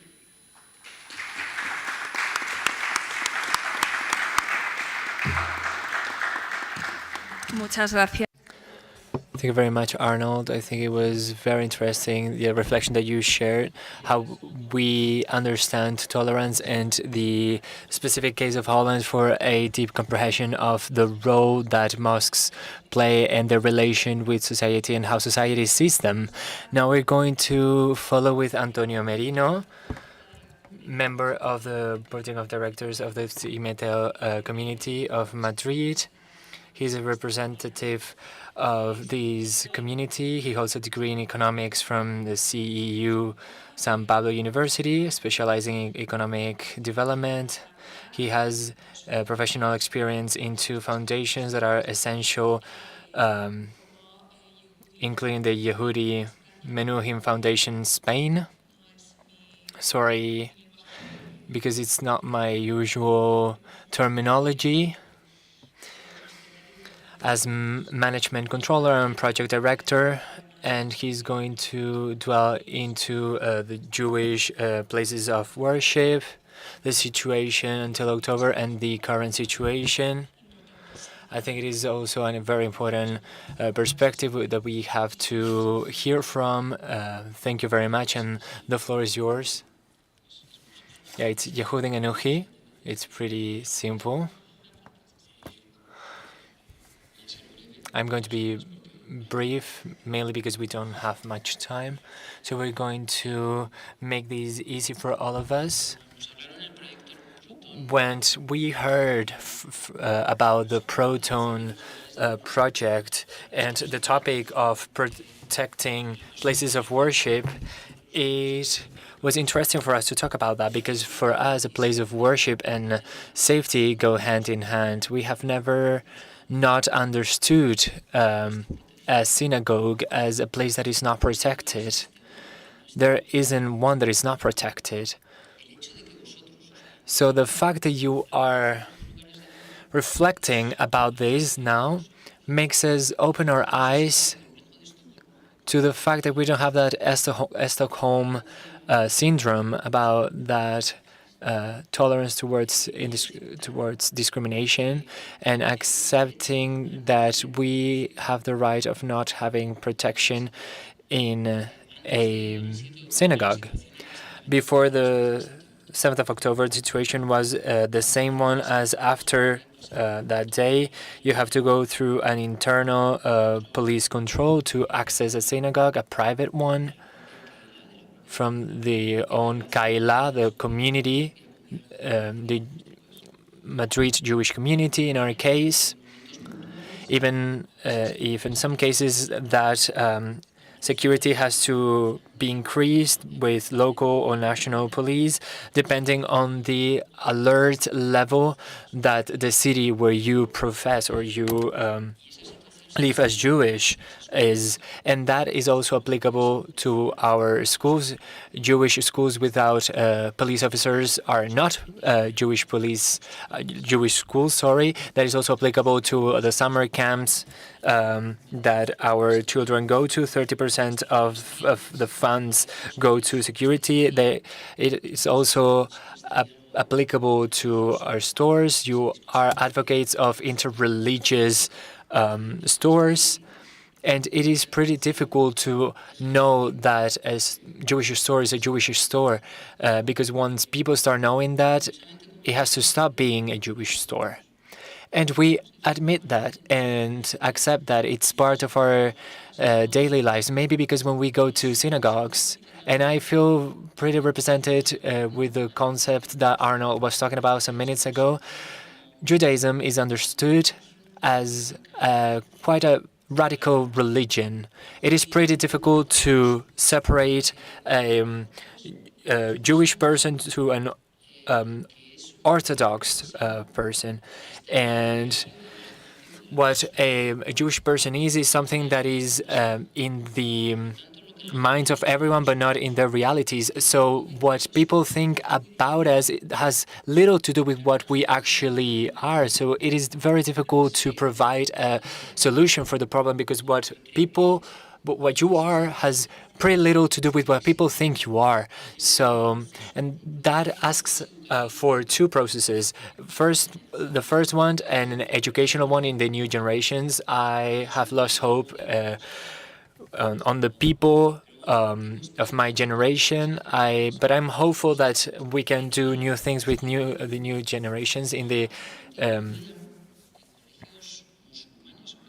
Yehudi Menuhin Foundation. We work with communities in, for example, Ceuta and Melilla, to spread awareness on what a Jewish person is, to spread the word about what that religious reality is about. It may be complex and foreign for you, but once you translate a Jewish person into a real person that you know, that has more other characteristics than just being Jewish, it can become a friend, and that is not a person that you're going to hate. It's just a person that has that religion. Simple as that. For us, it's very important to do this educational process within our communities as well. It is very important when facing any hate situation, because when you have police at the front door of your synagogue, a person with a poster is not going to come to ask for dialogue. The situation is more of a conflictuous one. You are putting at risk the safety of the worshippers. We have many things in common here because we are worshippers of a religion, but our first characteristic is that we are parishioners, that we are worshippers. So looking to our sides makes sense as long as we are coherent to the vertical relation that we keep in our lives. It's pretty easy to love the person that loves you. All of our religions asked us to love the others, to love yourself. And it is pretty easy to do that when you have your family members alongside you. You have to have next to you, alongside you, the people that don't love you. And that's the tough thing. And that's what we have to ask from our parishioners. In our communities where people with hate exist, we are creating hate responses. And the image that we provide to the outside as Jewish communities, these communities have to be communities that don't ever respond with hate, with anti-Semitism, towards anti-Semitism. We have to respond in a constructive way. And if the response doesn't make sense because we go into a conflictive situation, then we avoid that, because the most important thing is to live in peace. Aside from that inwards education towards the community, for us it is also important to spread the word about us outside of our communities. I'm going to give you a simple example. We are in a place, and I think you know this place, some of you, because you're friends of this community. You are very loved by our community, like Maite, Amit. You go often to our place where we have our synagogue, and every time a police is in the front, you always hear a neighbor saying, "Oof, we're gonna have some problems now because of these people." And so how do we change this perspective? It's not us that generate the problem, it's the attacker, the person that generates a problem for us, but also for the people that coexist with us. But the answer doesn't have to do with blaming the reason of the problem. The person towards the hatred goes. But for all of us, it is necessary to tell that the empathy that we feel toward everyone here is the same one that you probably feel when an attack in a church or in a mosque happens. We feel the same thing. It's a place of worship, and we think that that's very sad that that happens. But it is true to transmit those and talk about those situations in which other minorities live to our communities. We have to be able within our communities to not respond to violent cases with silence, but with an active attitude, knowing that nothing happens for recognizing that something barbaric has happened in a church or in a mosque. What's the matter about having other elements of political nature or any other type of nature? We have to defend these places because these are places of worship and they are very important. I think I want to stop by sharing this idea that we have to collaborate, that we have to create supporting networks in which if once we see that an imam or bishop is able to share a tefillah afternoon in a mosque, or even if when among us we're able to share our differences and the common points that we have, then in that case we will be able to avoid that the topic of the symposium we are in to be a topic of interest. Thank you very much.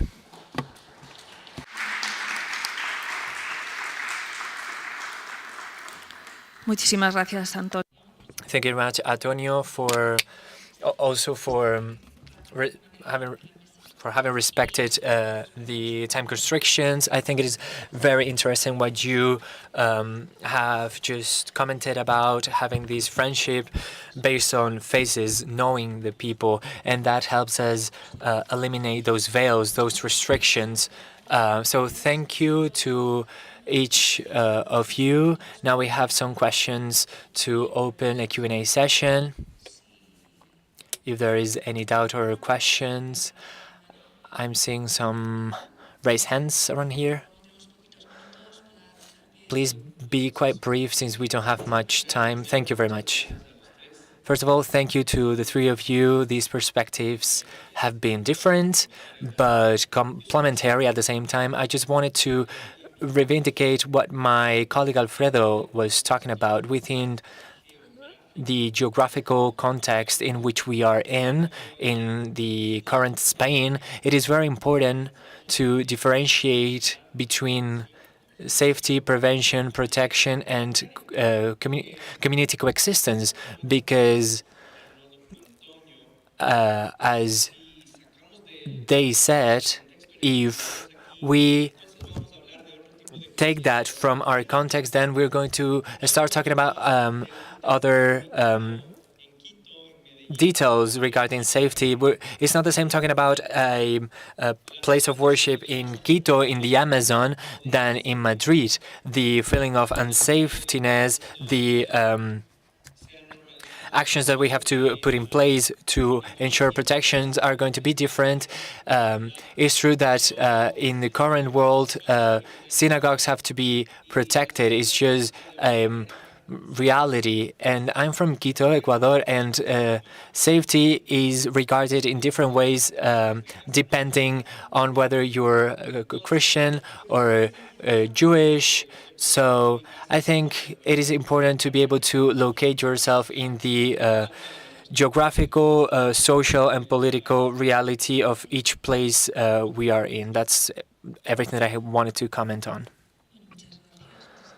Thank you very much. I don't know if you would like to comment on that or not. I think it is an interesting comment. This also applies what I said about tolerance, for example. So same thing with safety. I can imagine that from a Jew's perspective, safety is, am I safe? You know, but from a Muslim perspective is, am I perceived as a safe person? So again, somebody, am I the safe person? Not as in, am I safe, but do you see me as safe?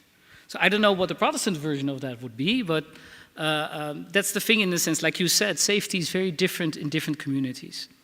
Yeah. Muchas gracias, Arnold. Thank you very much, Arnold. Any other question, comments?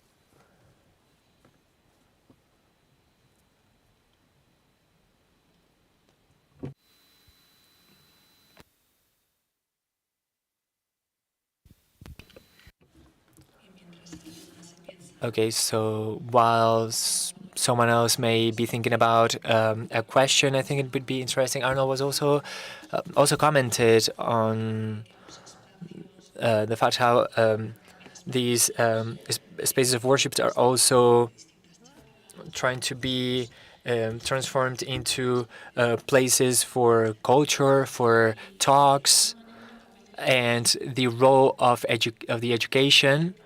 Maybe we could say that we have those two spaces, the place of worship and the schools.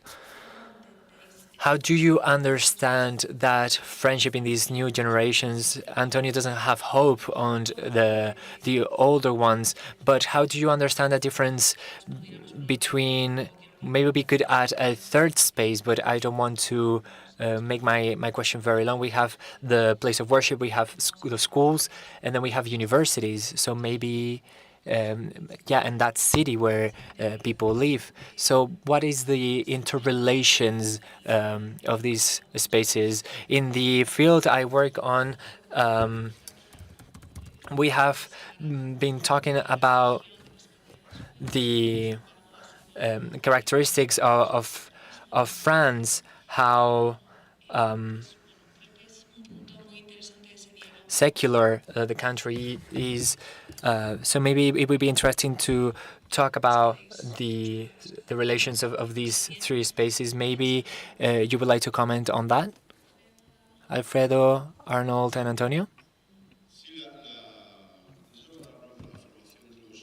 Yes, Arnold talked about the imams training. We have seen that dialogue training is something that the pastor training has as priority, but this is not moving forward. We're seeing a setback, a declining of these. It is important to train all of our rabbis, and they have to have access to that training during their leadership training. And I think that is the basis of the transmission of the idea of not seeing the other as a threat. I think the academia has had a very important role. We have talked about the relations between police with religions and the religion with other aspects of life, but the relation between the religions and academia are also very important, and they are not only part of the secular world. There is a series of mixing moments, and we are living a moment where the university is moving farther from religion, and that creates distortion elements and elements that represent a threat. So how many political parties have a fora where they discuss with the different religious communities? There are some cases, but we should move forward in these terms. So do you have any other comments? Yeah, so, and I can imagine, because, for example, to train in rabbis, of course, you have different places in the world where you can train rabbis, from Israel to New York, for example, and probably there are a lot more. And same thing for imams. We have, of course, many Muslim majority countries where they can go to. For example, of course, Turkish imams are trained in Turkey, Moroccan imams are trained in Morocco, and a lot of the other imams coming from different backgrounds, Indonesian or whatever, they're either trained in Egypt or in Saudi Arabia, or in Indonesia, but mostly they go to Egypt. So there are places in the world where you can train imams where they're not dependent on European countries. But of course, European countries, like I said also with the question with Dr. Weller, is also, of course, European countries want to create sort of ownership because they see sort of these are foreign versions of Islam, and they want to create a native type of Islam, and especially Holland having mainly a Protestant mindset. So when they start to think from a religious perspective, they mainly think from a Protestant perspective. So they want to train imams like pastors are trained. And so they had several imam training programs at Leiden University as well. I did that program. It wasn't an imam training. It was an academic theology degree, which is not, I wasn't trained to work in a mosque. I had to go to the madrasa, so a traditional seminary, to be trained as an imam. And now there are more seminaries, madrasas arising that are not simply teach you the Quran, but sort of really provide the full seminary training. There are now 2 of them in Holland, 3, but they're not recognized. And they're seen again as a threat because what goes behind those walls? What are they taught? So the interesting thing is that Muslim communities are expected to emancipate, to self-organize, but when they do it, they're like, yeah, but do it on our terms, not on your terms. So that is sort of the friction that's constantly going on, is that Muslims are in a very quick pace, in very large speed, they are emancipating, they are self-organizing their religious authorities, and at the same time, that is seen as a threat itself again. Muchísimas gracias, Arnold. Thank you very much, Arnold. Jose Antonio, do you have any comments? Yeah, I think that this topic is such a complex one. In the case of Judaism, it is clear that religious spaces can be turned into cultural spaces. And in fact, there are many synagogues that work as cultural spaces where the religion is practiced as a part of that space, but they are defined as cultural spaces as well. So given the fact that they're defined like that, it's easier to manage them and to use them. The main problem that the Jewish community of Madrid has is that we are not known. We have accepted that we should not be visible as a survival method, and so it is difficult to suddenly be the people that we want to be when no one knows about us. We are in a previous phase, let's say, and it's a pity for me to see that in order to profess your religion, you have to denaturalize your space.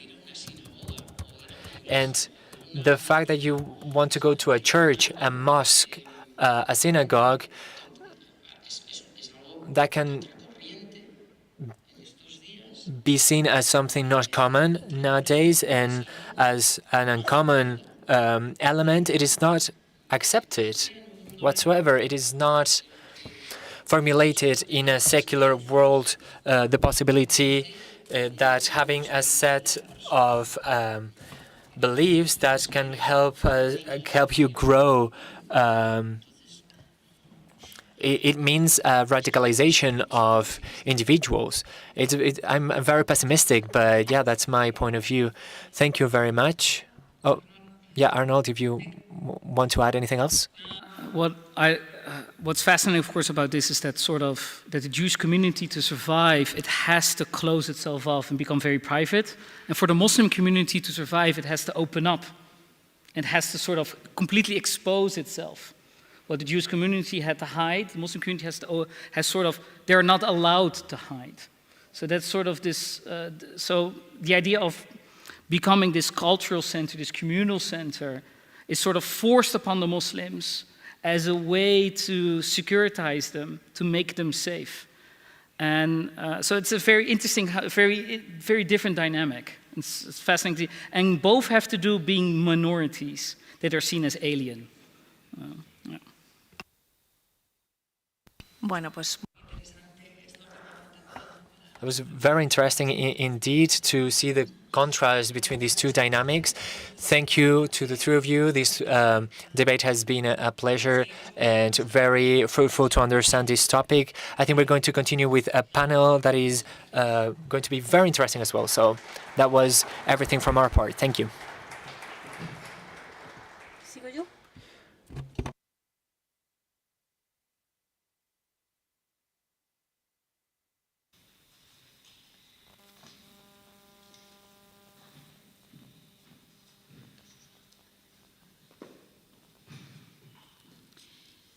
Continuamos con la última mesa redonda del simposio. Se titula Papel. We have the last round table of the symposium. We're going to invite Miguel García Baro, Saif el-Islam Bet-Nabenur, and Uriel Perugia. We have Dr. Cenap Aydin that will moderate.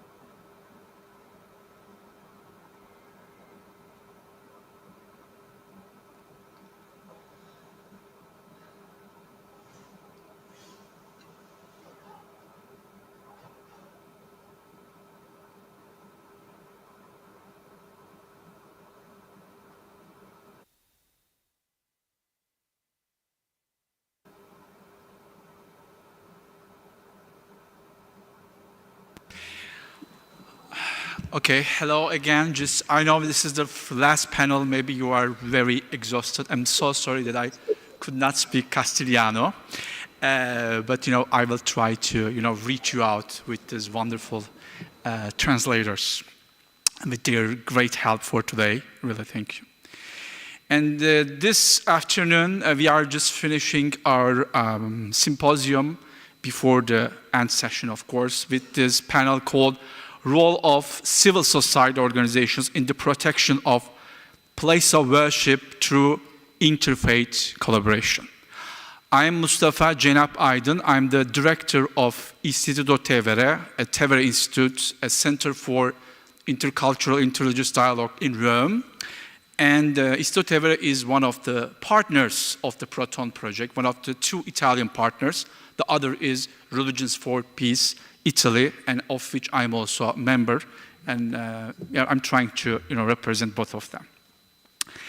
And our first speaker, the first panelist, is connected from Rome, actually. I'm greeting Mr. Uriel Perugia, who is the Secretary General and the Director of the Union of the Italian Jewish Communities. Mr. Perugia, born in Rome, it's a very important city for our project because hosts the oldest Jewish community in Europe for the last 2,200 years. And as you know, we will do our last symposium in Rome, in the Eternal City, as we call it. And he was very active in Jewish youth organizations, joined the Italian Jewish Communities Union in 2019, after a decade spent as a professional in the aerospace industry. As Secretary General, Mr. Perugia coordinates a union of Italian Jewish communities, activities and staff, as well as institutional relations, national and international level, and security. Since 2021, he is the Italian delegate to the European Union Working Group on combating anti-Semitism and fostering a Jewish life. The floor is yours, Mr. Perugia, and we are very glad to host you in this panel. Thank you. Thank you, first of all. Thank you. And do you hear me? Yes, we can hear you. Okay, good, good. So I go straight to the point, and thank you again. Dear all and esteemed Madam and Sirs, thank you for this moment of sharing ideas among us. Religions in countries that are not theocracies may be considered indeed the biggest and oldest civil society bodies.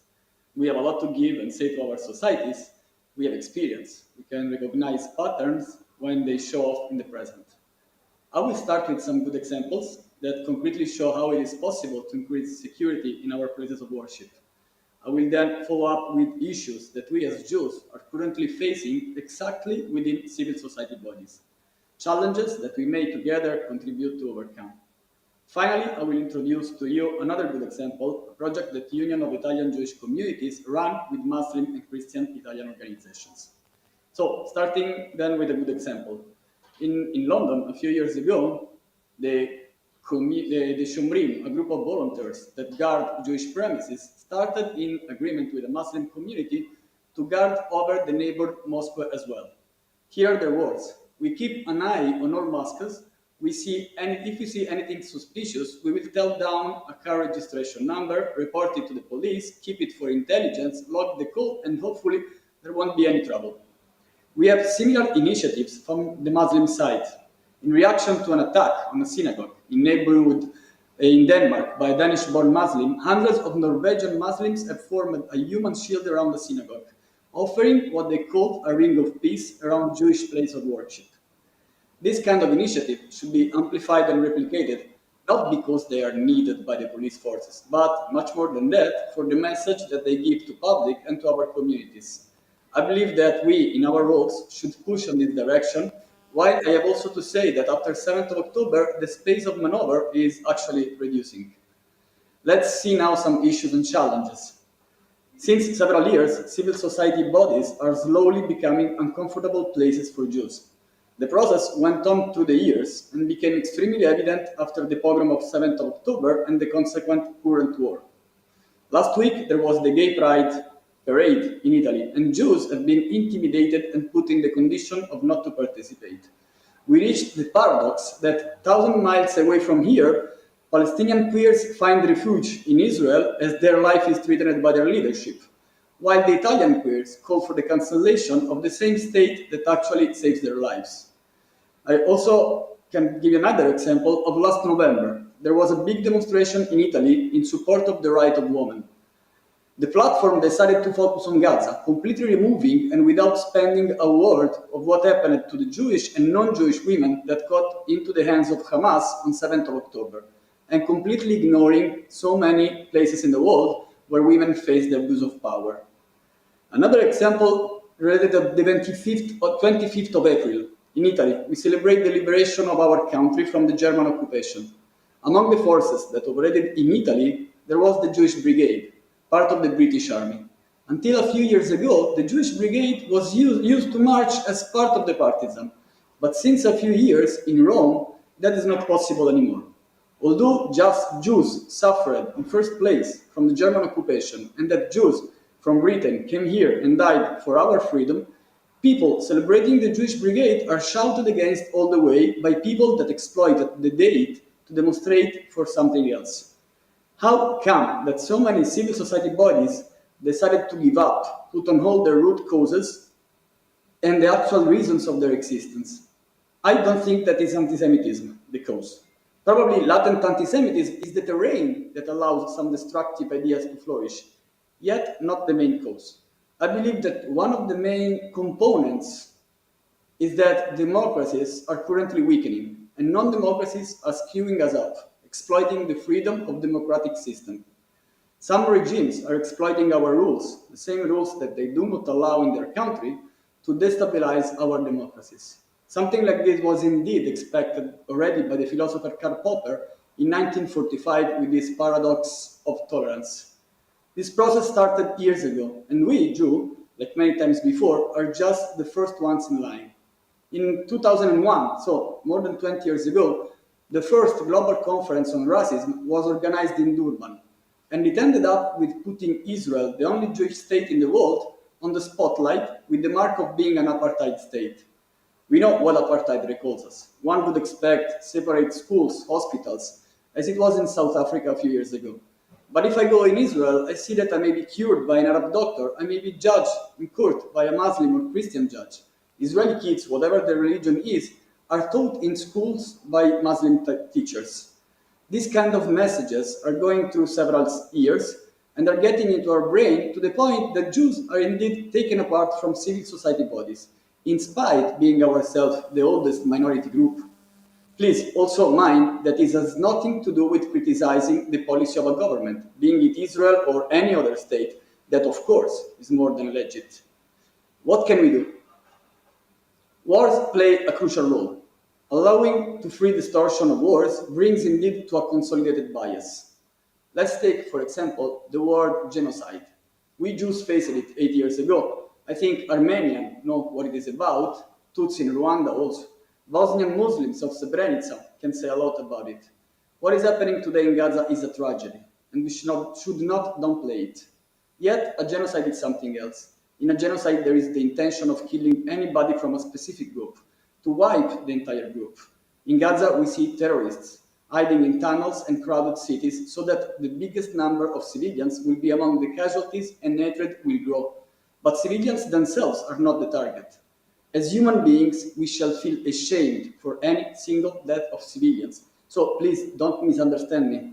The point is that putting in our brain the concept of Jews committing genocide creates a dangerous short circuit. The Jews are the neo-Nazis. They can be therefore killed and raped, as it happened on the 7th of October.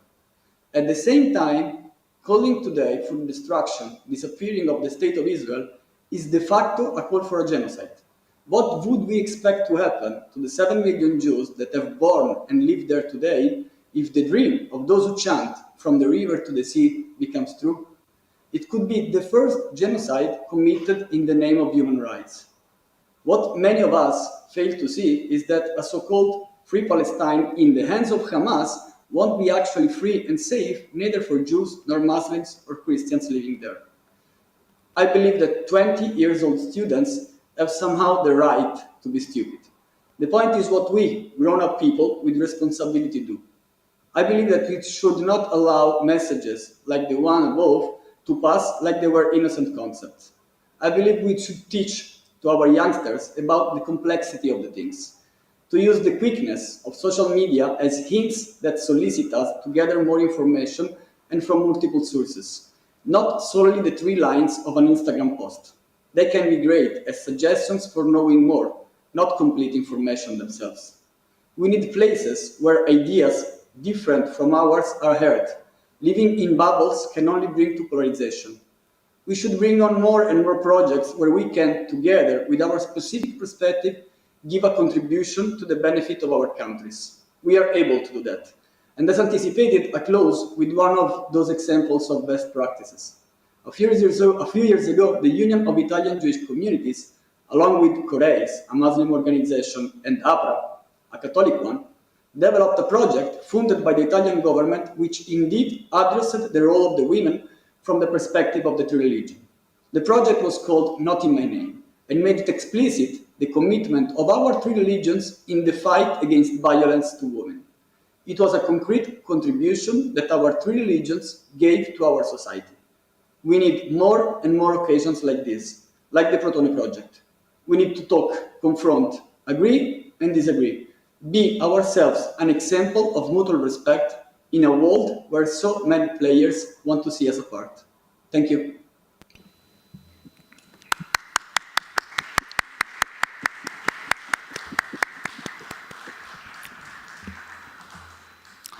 Mr. Perugia, thank you very much for this presentation. We, in just very few time, in a few minutes, you just introduced us very important topics which are very relevant, and in this period, especially after 7th of October for the Jewish community, especially, and in the context of Italy, the examples that you have given us very relevant, because as you know, at the beginning, I would like to make reflection with you about that, but I didn't just get into that.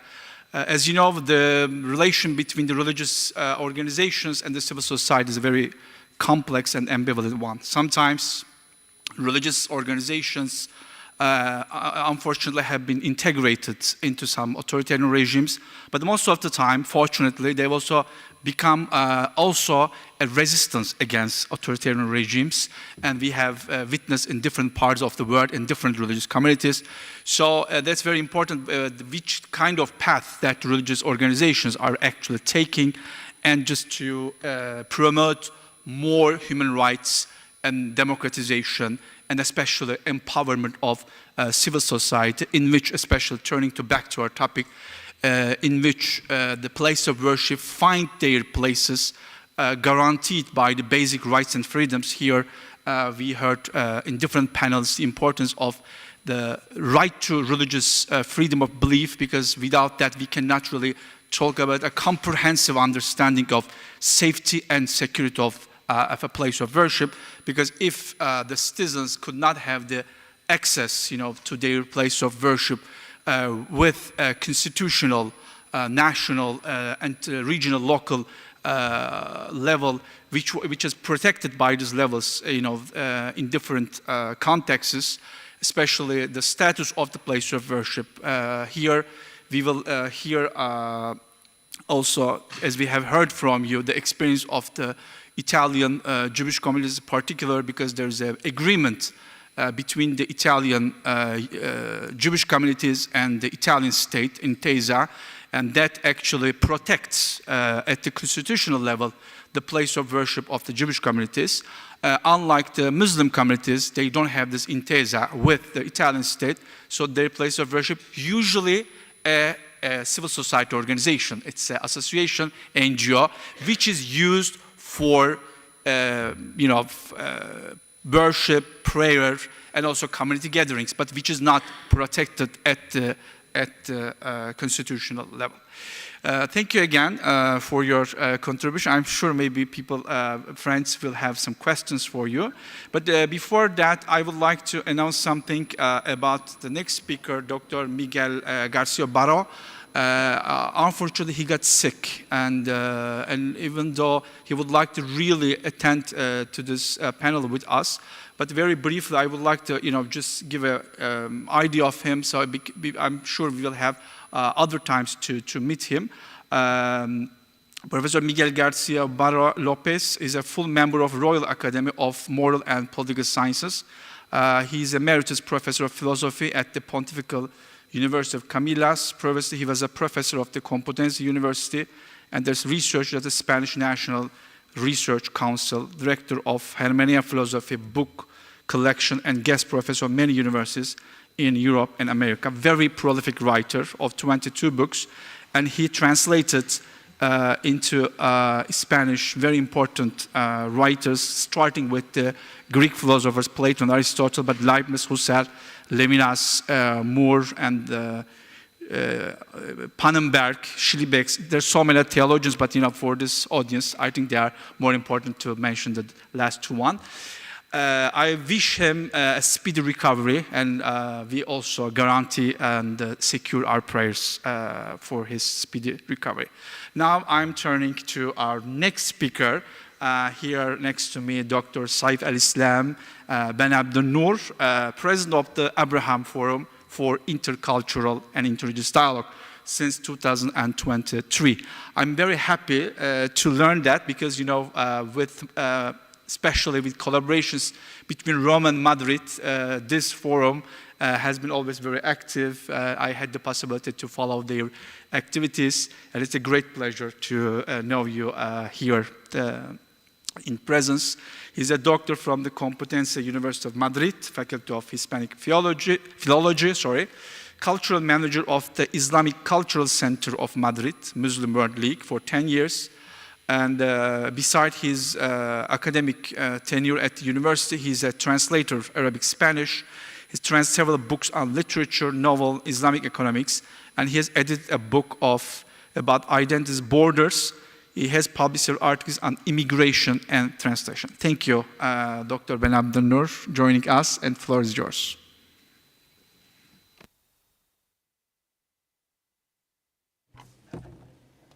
Gracias.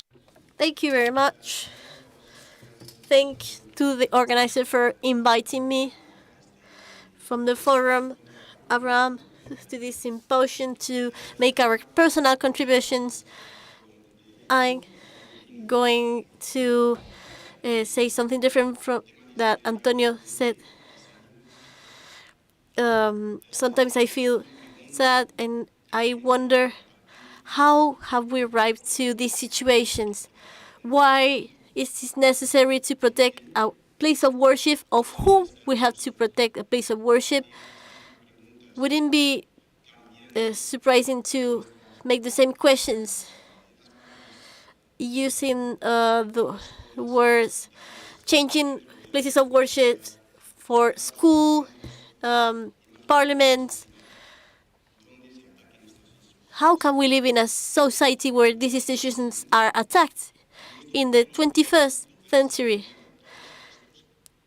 The places of worship have had all of these roles in the past, and places of worship means recognize our failure as religious person, as school and society. Talking about the failure of these institutions. Personally, I feel sad hearing again and again the protection of places of worship in different symposium terms as religion in peace, religion in work, religion and stability. Few times I hear religion and prosperity, religion and social well-being, religion and values. Religion is only interesting in, is it only interesting in these terms? I think there are some interested in this approach. For them, everything is valid and the objective justifies the measures. It's easier to talk about Islam from religion because there are many sectors that benefit from these situations, journalists, lobby groups. Some, without this pretext, some of them will go to prison, and I have the sensation that we are losing time, maybe. After this melancholic introduction, reality calls to action. Yes, there are attacks to places of worship in Spain and surrounding countries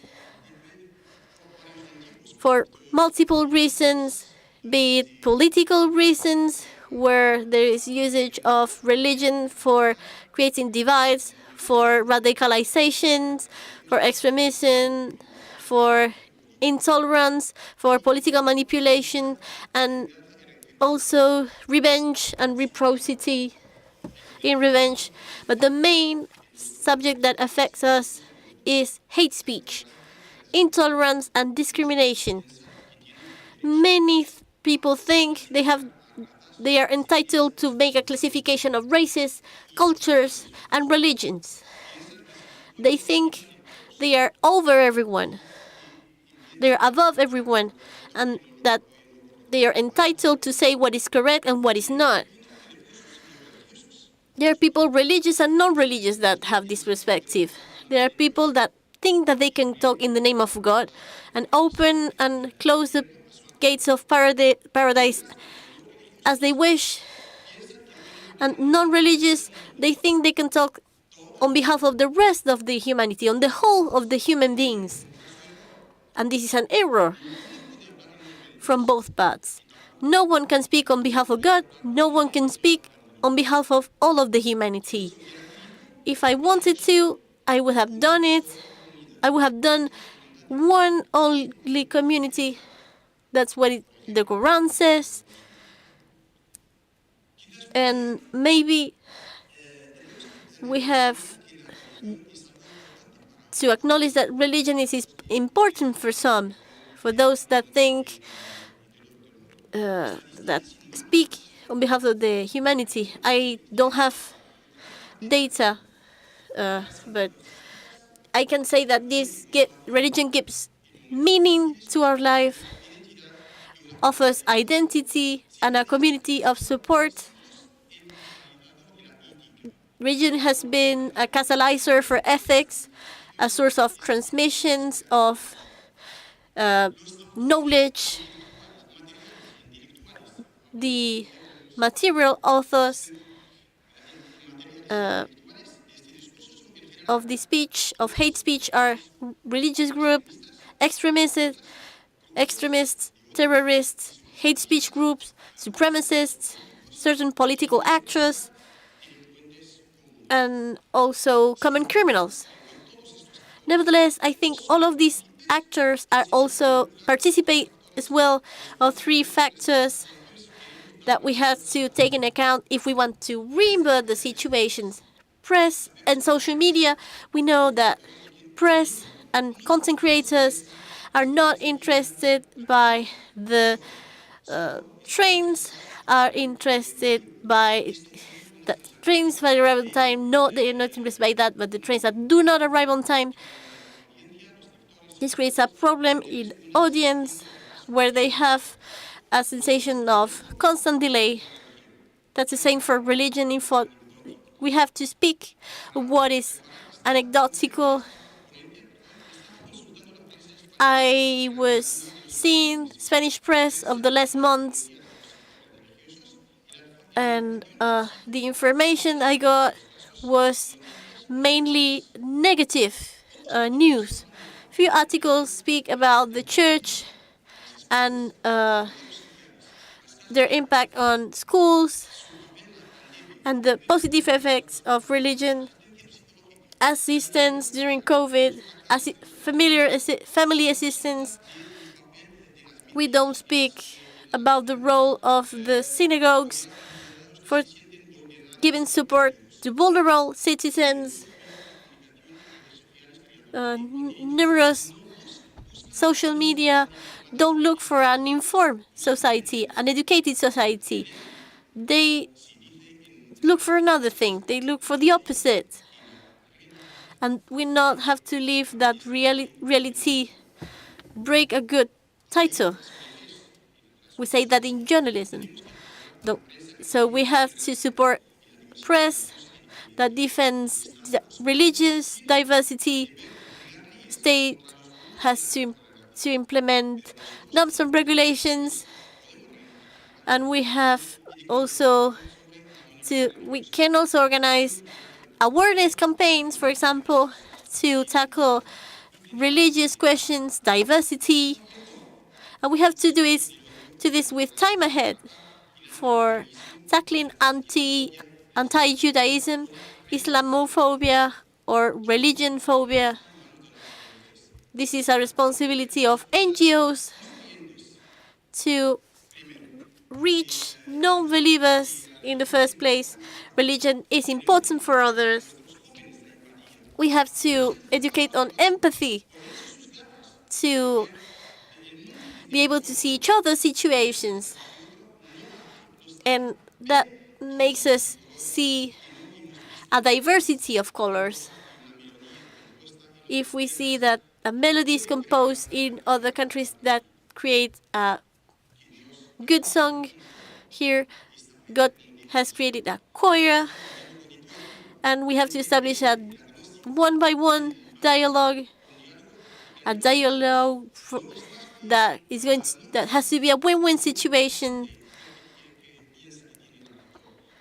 And we all have a part of truth, and absolute truth, it's unreachable. We have to be aware of that. If we are not aware of that, we are going to be victims of our own solitude. We have to fight against this person that wants to install fear for neutralizing reason. And NGOs are more powerful than institutions because we don't have political interests, we don't have finance, we have no agenda. So for reinversing the situations, I think religious leaders have to take their part of responsibility with their actions. Actions are better than words. This happens in Judaism, Christianism, in every religion. Maybe we are not the best advocates for certain causes, and opportunists look at actions of minorities to use them in their favor.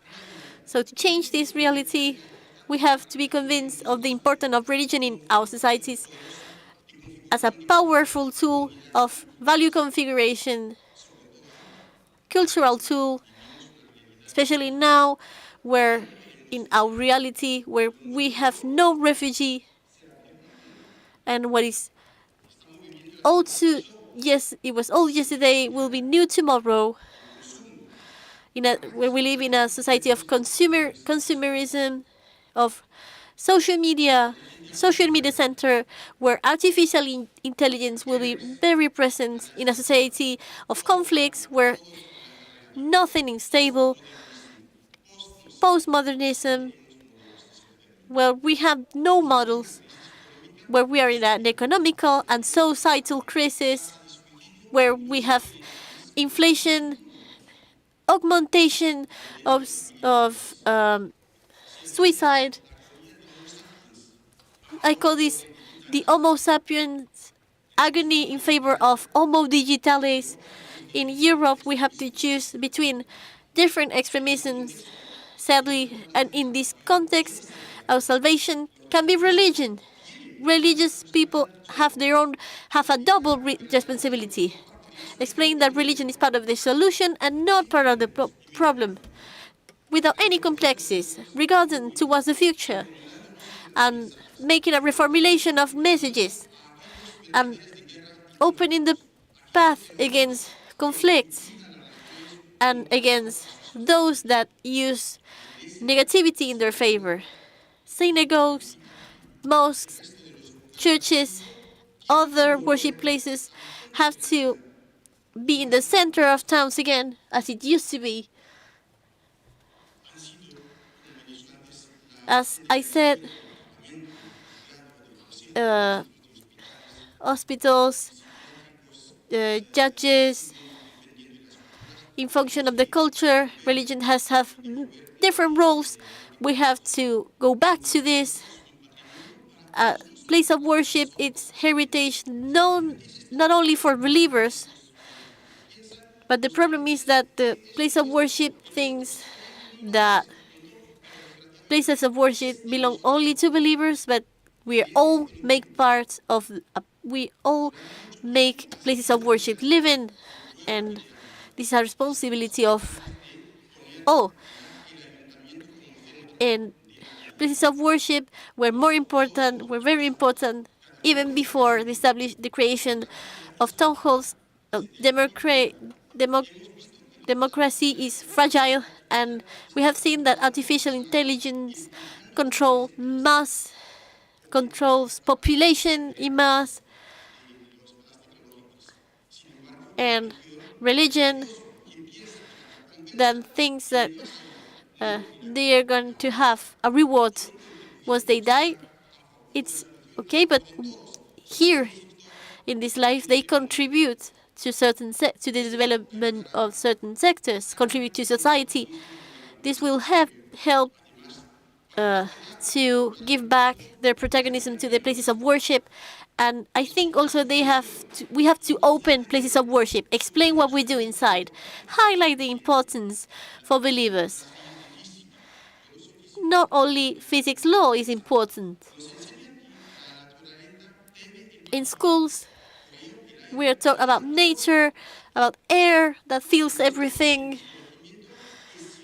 And non-education is synonym of oblivion, so we have to reinforce knowledge acquirement. We have to think of open mosques, open synagogues. That's what we're trying to do in the Arco Forum. Generally in Ramadan, we organize the opening of mosques, and neighbors have the right to know what happens inside the mosques, the right to talk to worshippers. All the experiences held in this sense have been a success. And thanks to these meetings, long, durable friendships have been created. And worshippers are the guardians of the places of worship. This makes a society that is more rich. History has taught us that the respect of places of worship talks about the development of a society. And non-respect of places of worship indicates a society decline. So I am afraid that our society needs an update. Places of worship are not just stones. This is a building with their own personality. This has a symbolic value. If you open to this place will open to you. I'm not making simple sentences. I share my experience. 25 years ago, I had the transformative and good experience of participating in a Christian building. I'm a Muslim. In Logroño, the tower of the church has been filling with excrement of the different animals that live there. So they needed help.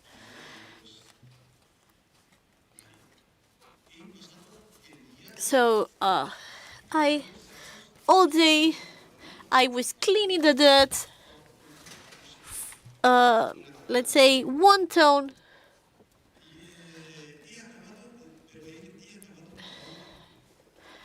But I ended up the experience being different, with a different perspective. I felt cleaner inside, more rich, more Muslim, because this is the sense, the core of Muslim. This implies the fact of submit to the to God, and I was respecting the will of God. This way, this is one of the best rewards of respect places of worship of one another.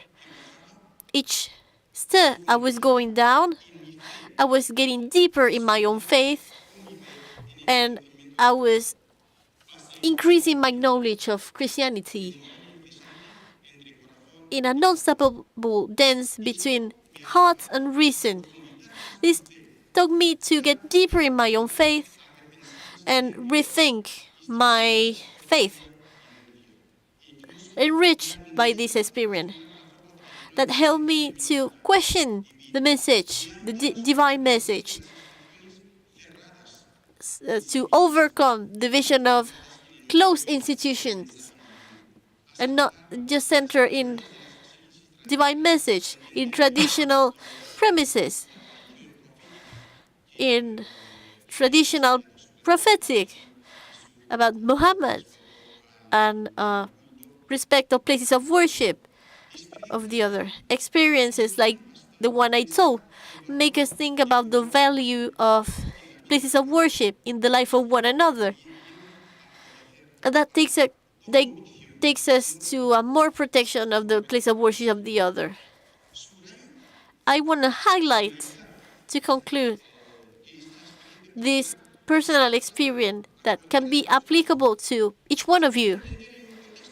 This has to be understood in a larger context.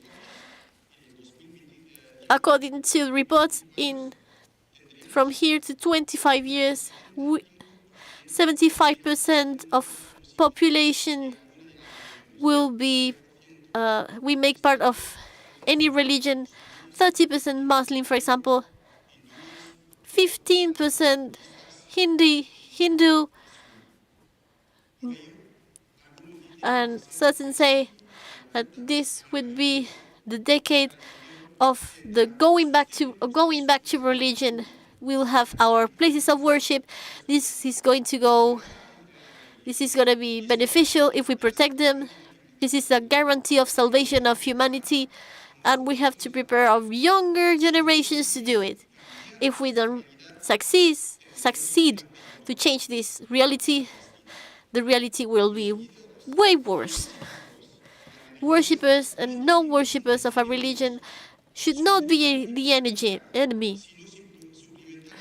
These are common fights to improve our world. We must act, and each one acts with their own tools. But we all want to change this society. We fight for the same things. We must then work together against injustice, against intolerance, against uneducation, and against egoism. I want to highlight what he said in Quran. If God didn't allow the just to get over the injustice, that would be worse. Many churches, monasteries, synagogues, mosques, where we celebrate the name of God, then should stop existing. To conclude, two things. We can't exist without a mutual coexistence. Identities have never been closed concepts. Those that think that about minority, this is not correct, because identities are not closed concepts. 30, 40 years ago, there are things that Halloween that didn't make part of Spanish identity, and now we celebrate Halloween every year. It's part of our identity now. So, are people that celebrate Halloween more Spanish than others? Thank you.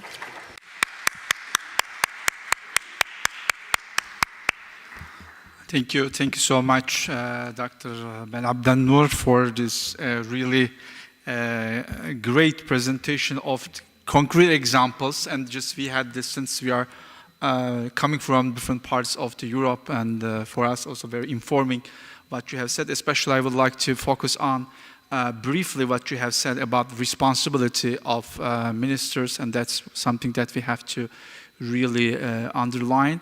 Of course, many other topics that you have reminded us.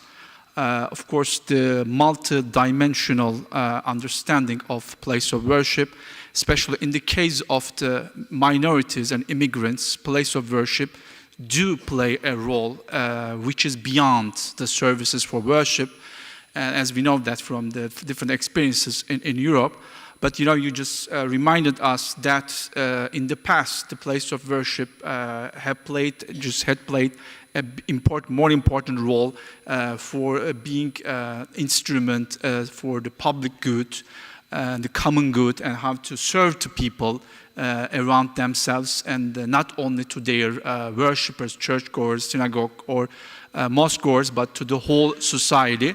So just, that's another, I think, challenging topic, how to maybe transform the place of worship into active, I will say, participants of civil society so that they can just build more bridges between different parts of society to reduce the conflicts, to reduce the challenges to the social cohesion.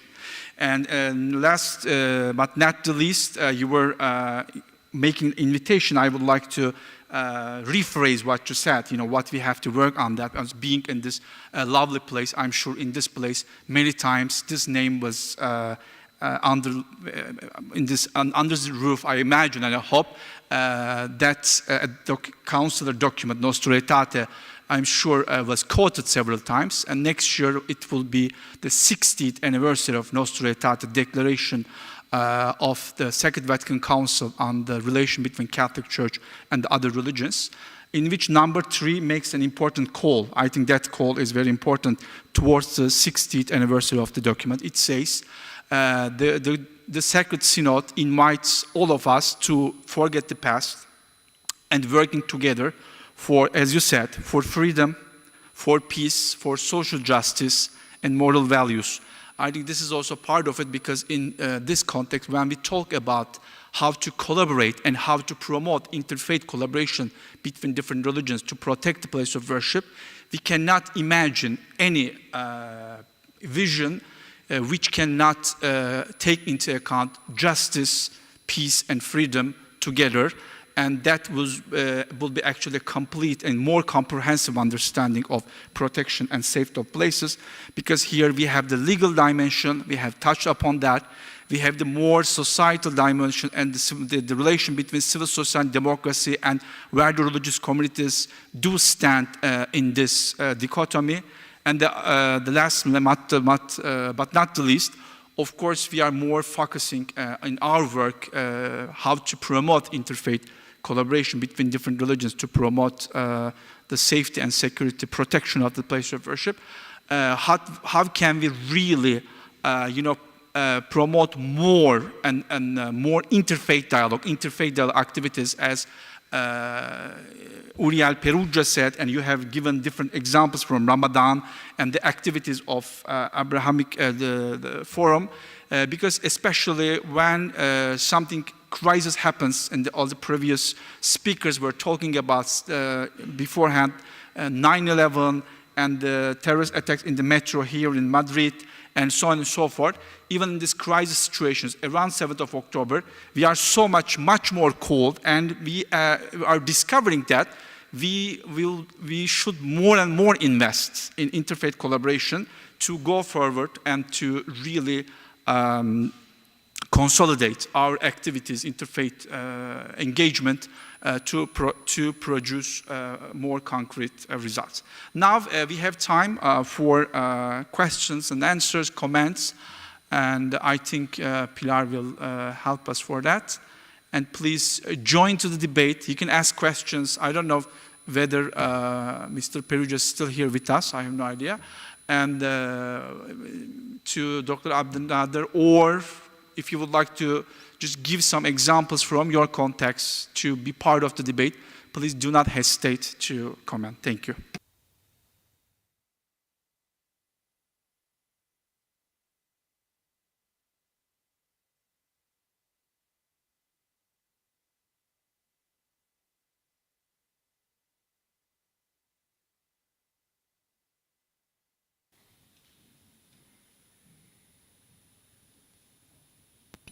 Okay, Mr. Perugia is here, if you would like to ask questions to him. Both speakers, or as I was saying, you just, you can add. Okay, I make an icebreaker, so just that's the Now I would like to ask 2 questions, one for Dr. Ben Abdelnader, and then for Mr. Perugia. In both cases, in this Spanish and Italian, but it's a question generally for both of. In both cases, Spanish and the Italian context, we heard that you guys, given the interactive and interrelational, codependent dimension. No, non c'è la okay.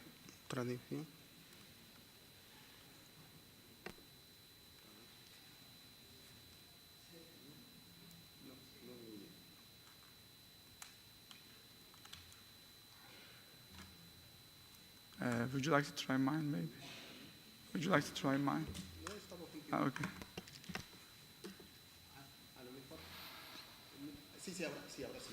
Okay. Just for both speakers, for Spanish and Italian context, you both, given us different aspects of the codependent, interrelational, and interdependent, relations of the identities, religious identities, and their possibilities to be closed or to be opened up. In our project, we are trying to just to make more awareness of the place of worship, especially if a synagogue could be protected by Muslims themselves, or the mosque could be protected by Jews, or the vice versa, church by Muslims, synagogue by Christians.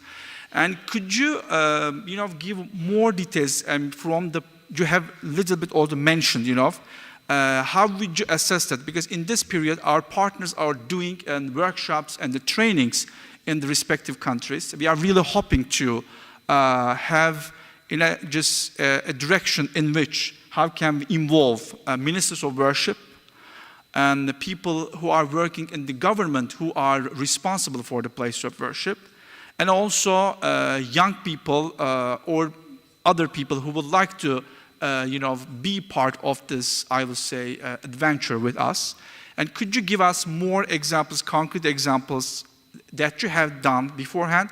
Or how would you assess, if you don't have many examples, how would you see the possibility of raising awareness of the secular place of worship in terms of raising more interfaith collaboration, and so that we can be more active citizens, feeling the responsibility for the place of worship in general, not particularly for our respective communities. Thank you.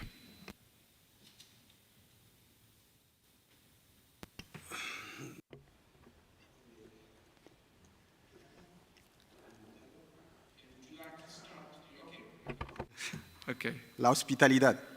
Okay, it's okay. But we don't hear you now. Is it a problem of microphone or? Okay, now yes. Well, okay, good. Thank you. Very interesting. No, again, no. I didn't change. Again? Yes, we can hear you now. Good. So I need to thank you twice, because I thanked you 2 seconds ago, and now I'm thanking you again for your interesting remarks and inspirational. Thank you both. And I don't have in Italy examples like the one that I took from UK of mutual guarding on places of worship.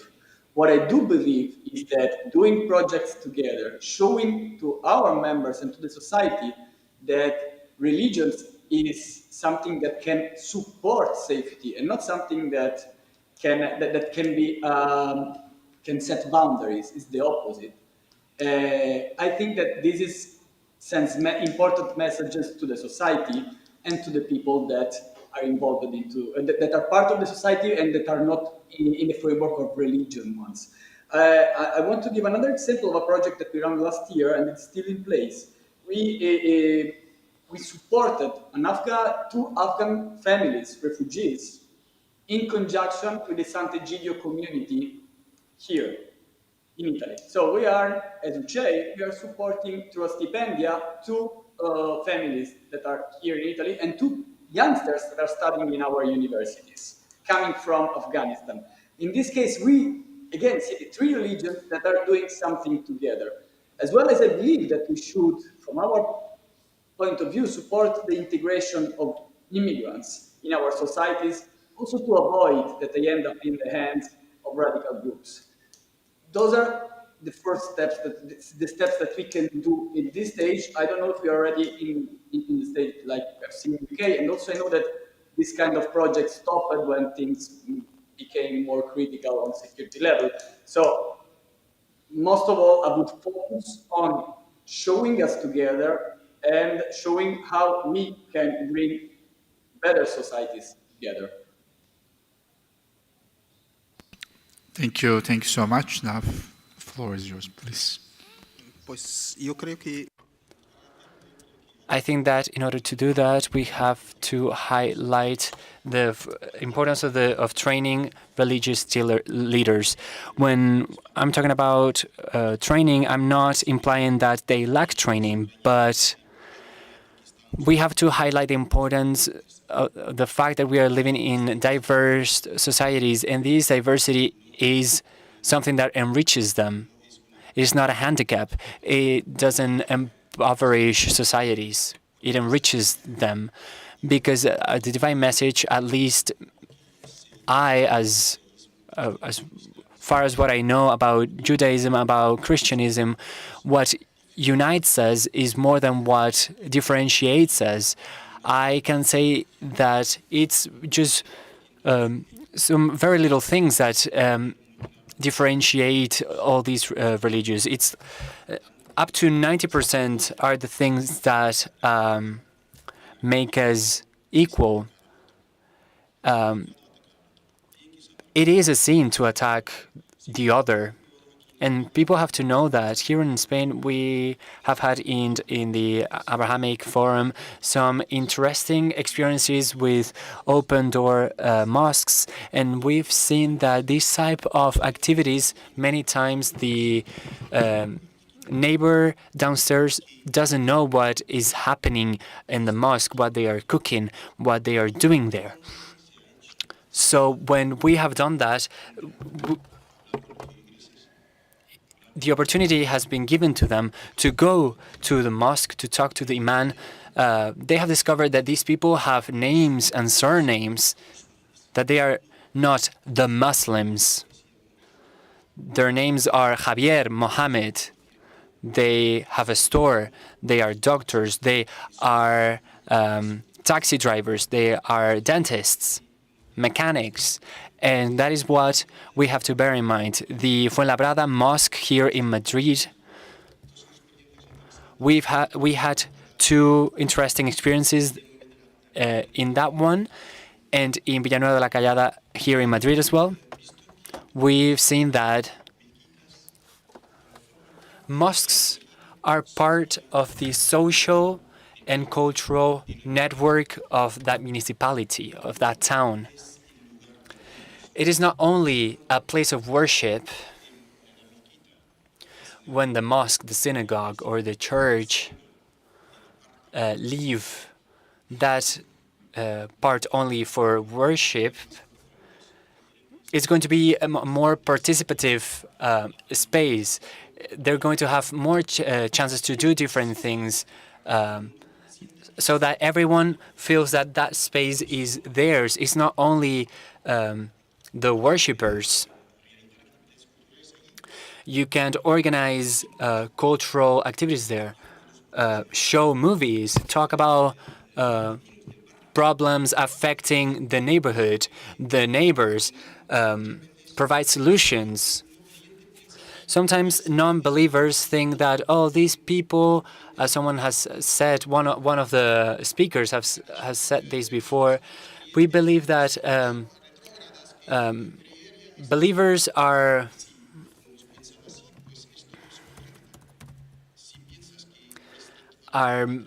people with that think backwards, and if you think that someone is like that, the other one is going to think that you are like that as well, and we are going to create a vicious cycle. And I think that we can create a richer society by eliminating all this type of thinking. Thank you very much. Okay, thank you so much. I think we are almost at the end of our time, but if you have any other comments, questions, you will be. If you don't have a question, I would like to just since it should be a three-faith meeting, but just I would like to give thank you. Mr. Perugia just inspired me about that in our context, because I'm sure the Catholic speaker will just say lots of different perspectives for us, but I would like to just give you some other dimensions to enrich maybe for our session. In the case of Sant'Egidio, but some others too, for instance, I can just give you an example, the collaboration between another Christian community, Valdensian Church in Italy, and they have very interesting involvement with religious minorities. They actually actively defend the right to freedom of the different religious, in premise Muslims, but also others. And that's interesting collaboration. They try to give more and more support. On the other hand, we'd like the different examples of Sant'Egidio, but I would like to give an example, very concrete example that I experienced recently. At the end of the May, beginning of this month, I was in Castel Gandolfo with international symposium organized by the Focolare movement with 400 people. And over there, there was an interesting, concrete example of that. Muslims, Hindus, Buddhists, and Jews were over there, and they were provided their place of worship according to their indications, and their food was ready for each participant. And I think these were the very concrete examples that we can just show, from interfaith collaboration perspective. I would like to just finish a very local thing. It's because since that I'm encouraged, from your personal experience. In my neighborhood, there's a Catholic house for refugees run by the Scalabriniani fathers. It's a long name, I know. And most of the refugees are from Muslim countries. And there is a chapel in that, but since the Muslim refugees asked the organizers to have a place of worship, the Catholic fathers who are running this place, they offered a small mosque for these people, and they have a stable mosque within a Catholic house. And I think these are the examples which are happening at the civil society level. Sometimes maybe at the state level and the legal level, things are not going very smoothly, as we have heard in the different sessions today. But, the collaboration, interfaith collaboration between different religious communities, in this case, I would like to give more space for the Catholic communities who are engaged, Christian Catholic, Valdensian, they are a Protestant Christian community, so that they just, we can have more, I would say, hope and vision for the interfaith collaboration in the civil society, for the protection of place of worship, also in terms of, I will say, giving examples to the more, I will say, legal and administrative levels, showing them that people at the grassroots level, working together, collaborating together, and they can just make a change in the society. Thank you.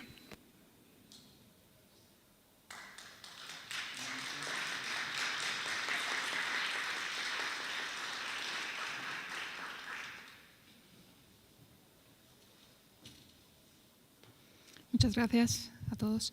Thank you very much, everyone. Now I welcome again Aitor de la Morena on stage to close the symposium and add some conclusions on the program.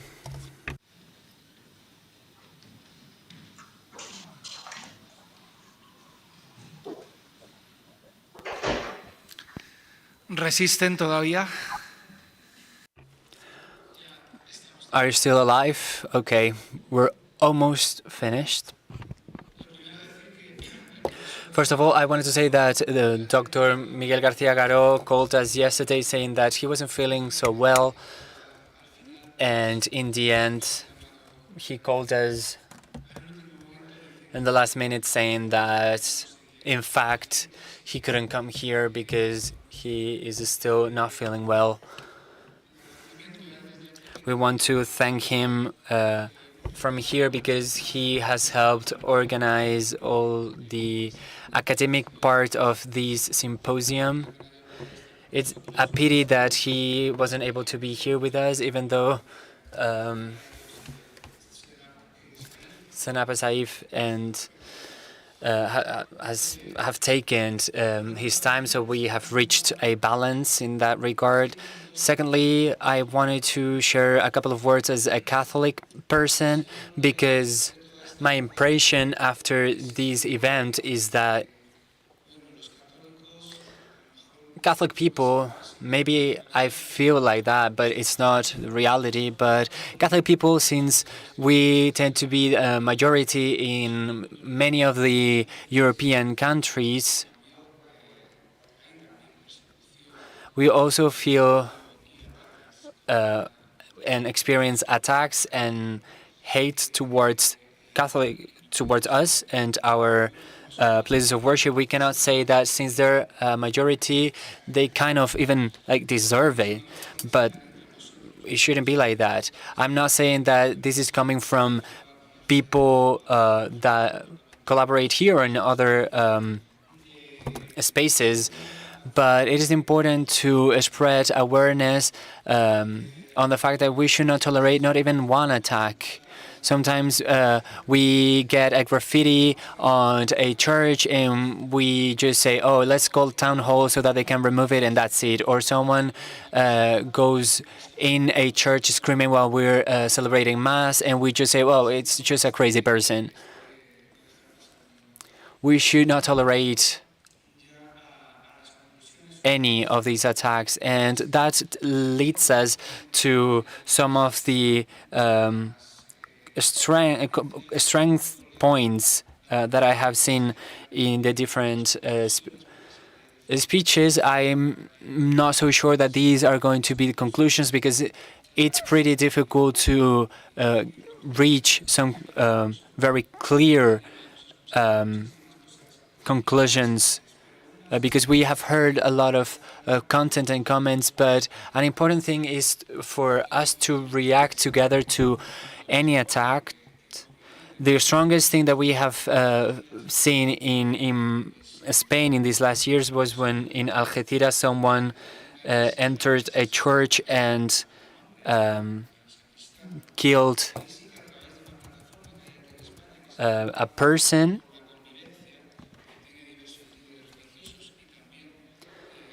And we have a platform here in Spain with different in which different religious leaders and members of the civil society participate, and we provided a unified response to something as tragic as that, and that was a beautiful example of how we can come together. But if a synagogue gets some graffitis, as has happened before in Ceuta, in Barcelona, we have to all condemn them with our means.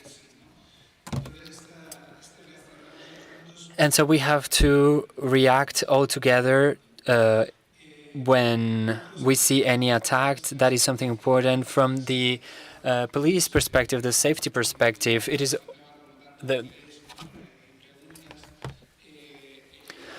this perspective is an interesting one, and we should assess the risks and possibilities of our places of worship. It was something clear that some places are more threatened than others, in a more critical situation than others, and some others that are more protected by different reasons or have less risks. We should assess these risks and analyze all the different measures that we have in hand. This project has proposed this idea of the guard that we can use in our places of worship. In many cases, there isn't anyone overseeing who comes in or goes out.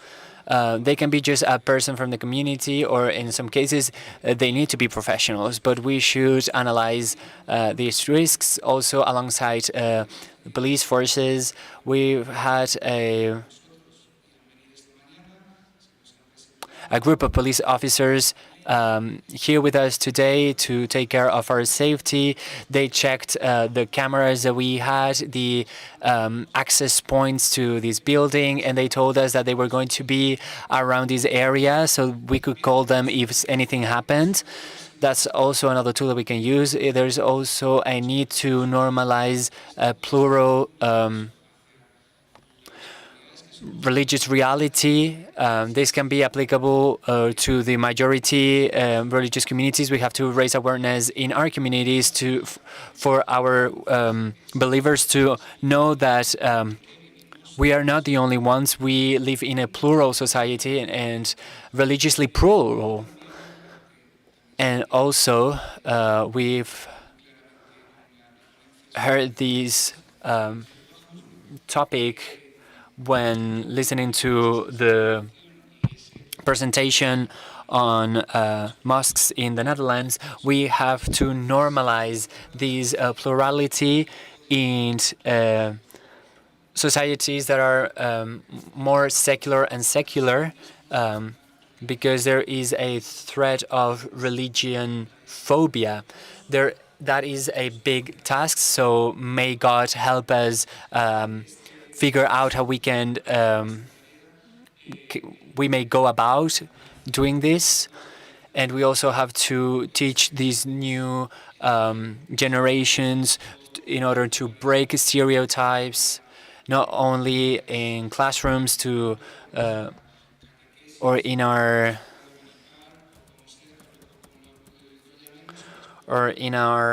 Dominical schools or in our mosque groups.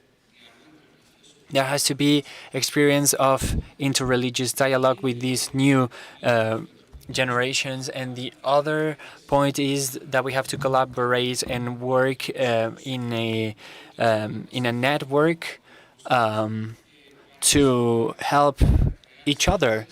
And in order to understand to build these networks, we now have our last coffee break and the possibility of exchanging our contact information, that networking that we can see in the program, in order to continue working together.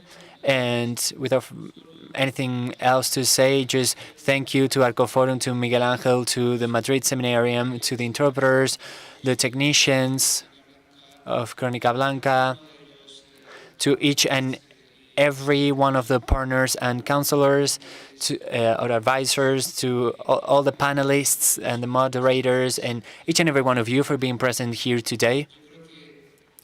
I think that, well, the other day we got an evangelium that says that a seed is planted by a person, by a farmer, and we have to take care of it, but it even grows while we sleep. So I think that the seed that we've planted today is going to grow in an invisible way, in a way that only God knows, and we're going to continue watering it. Thank you very much.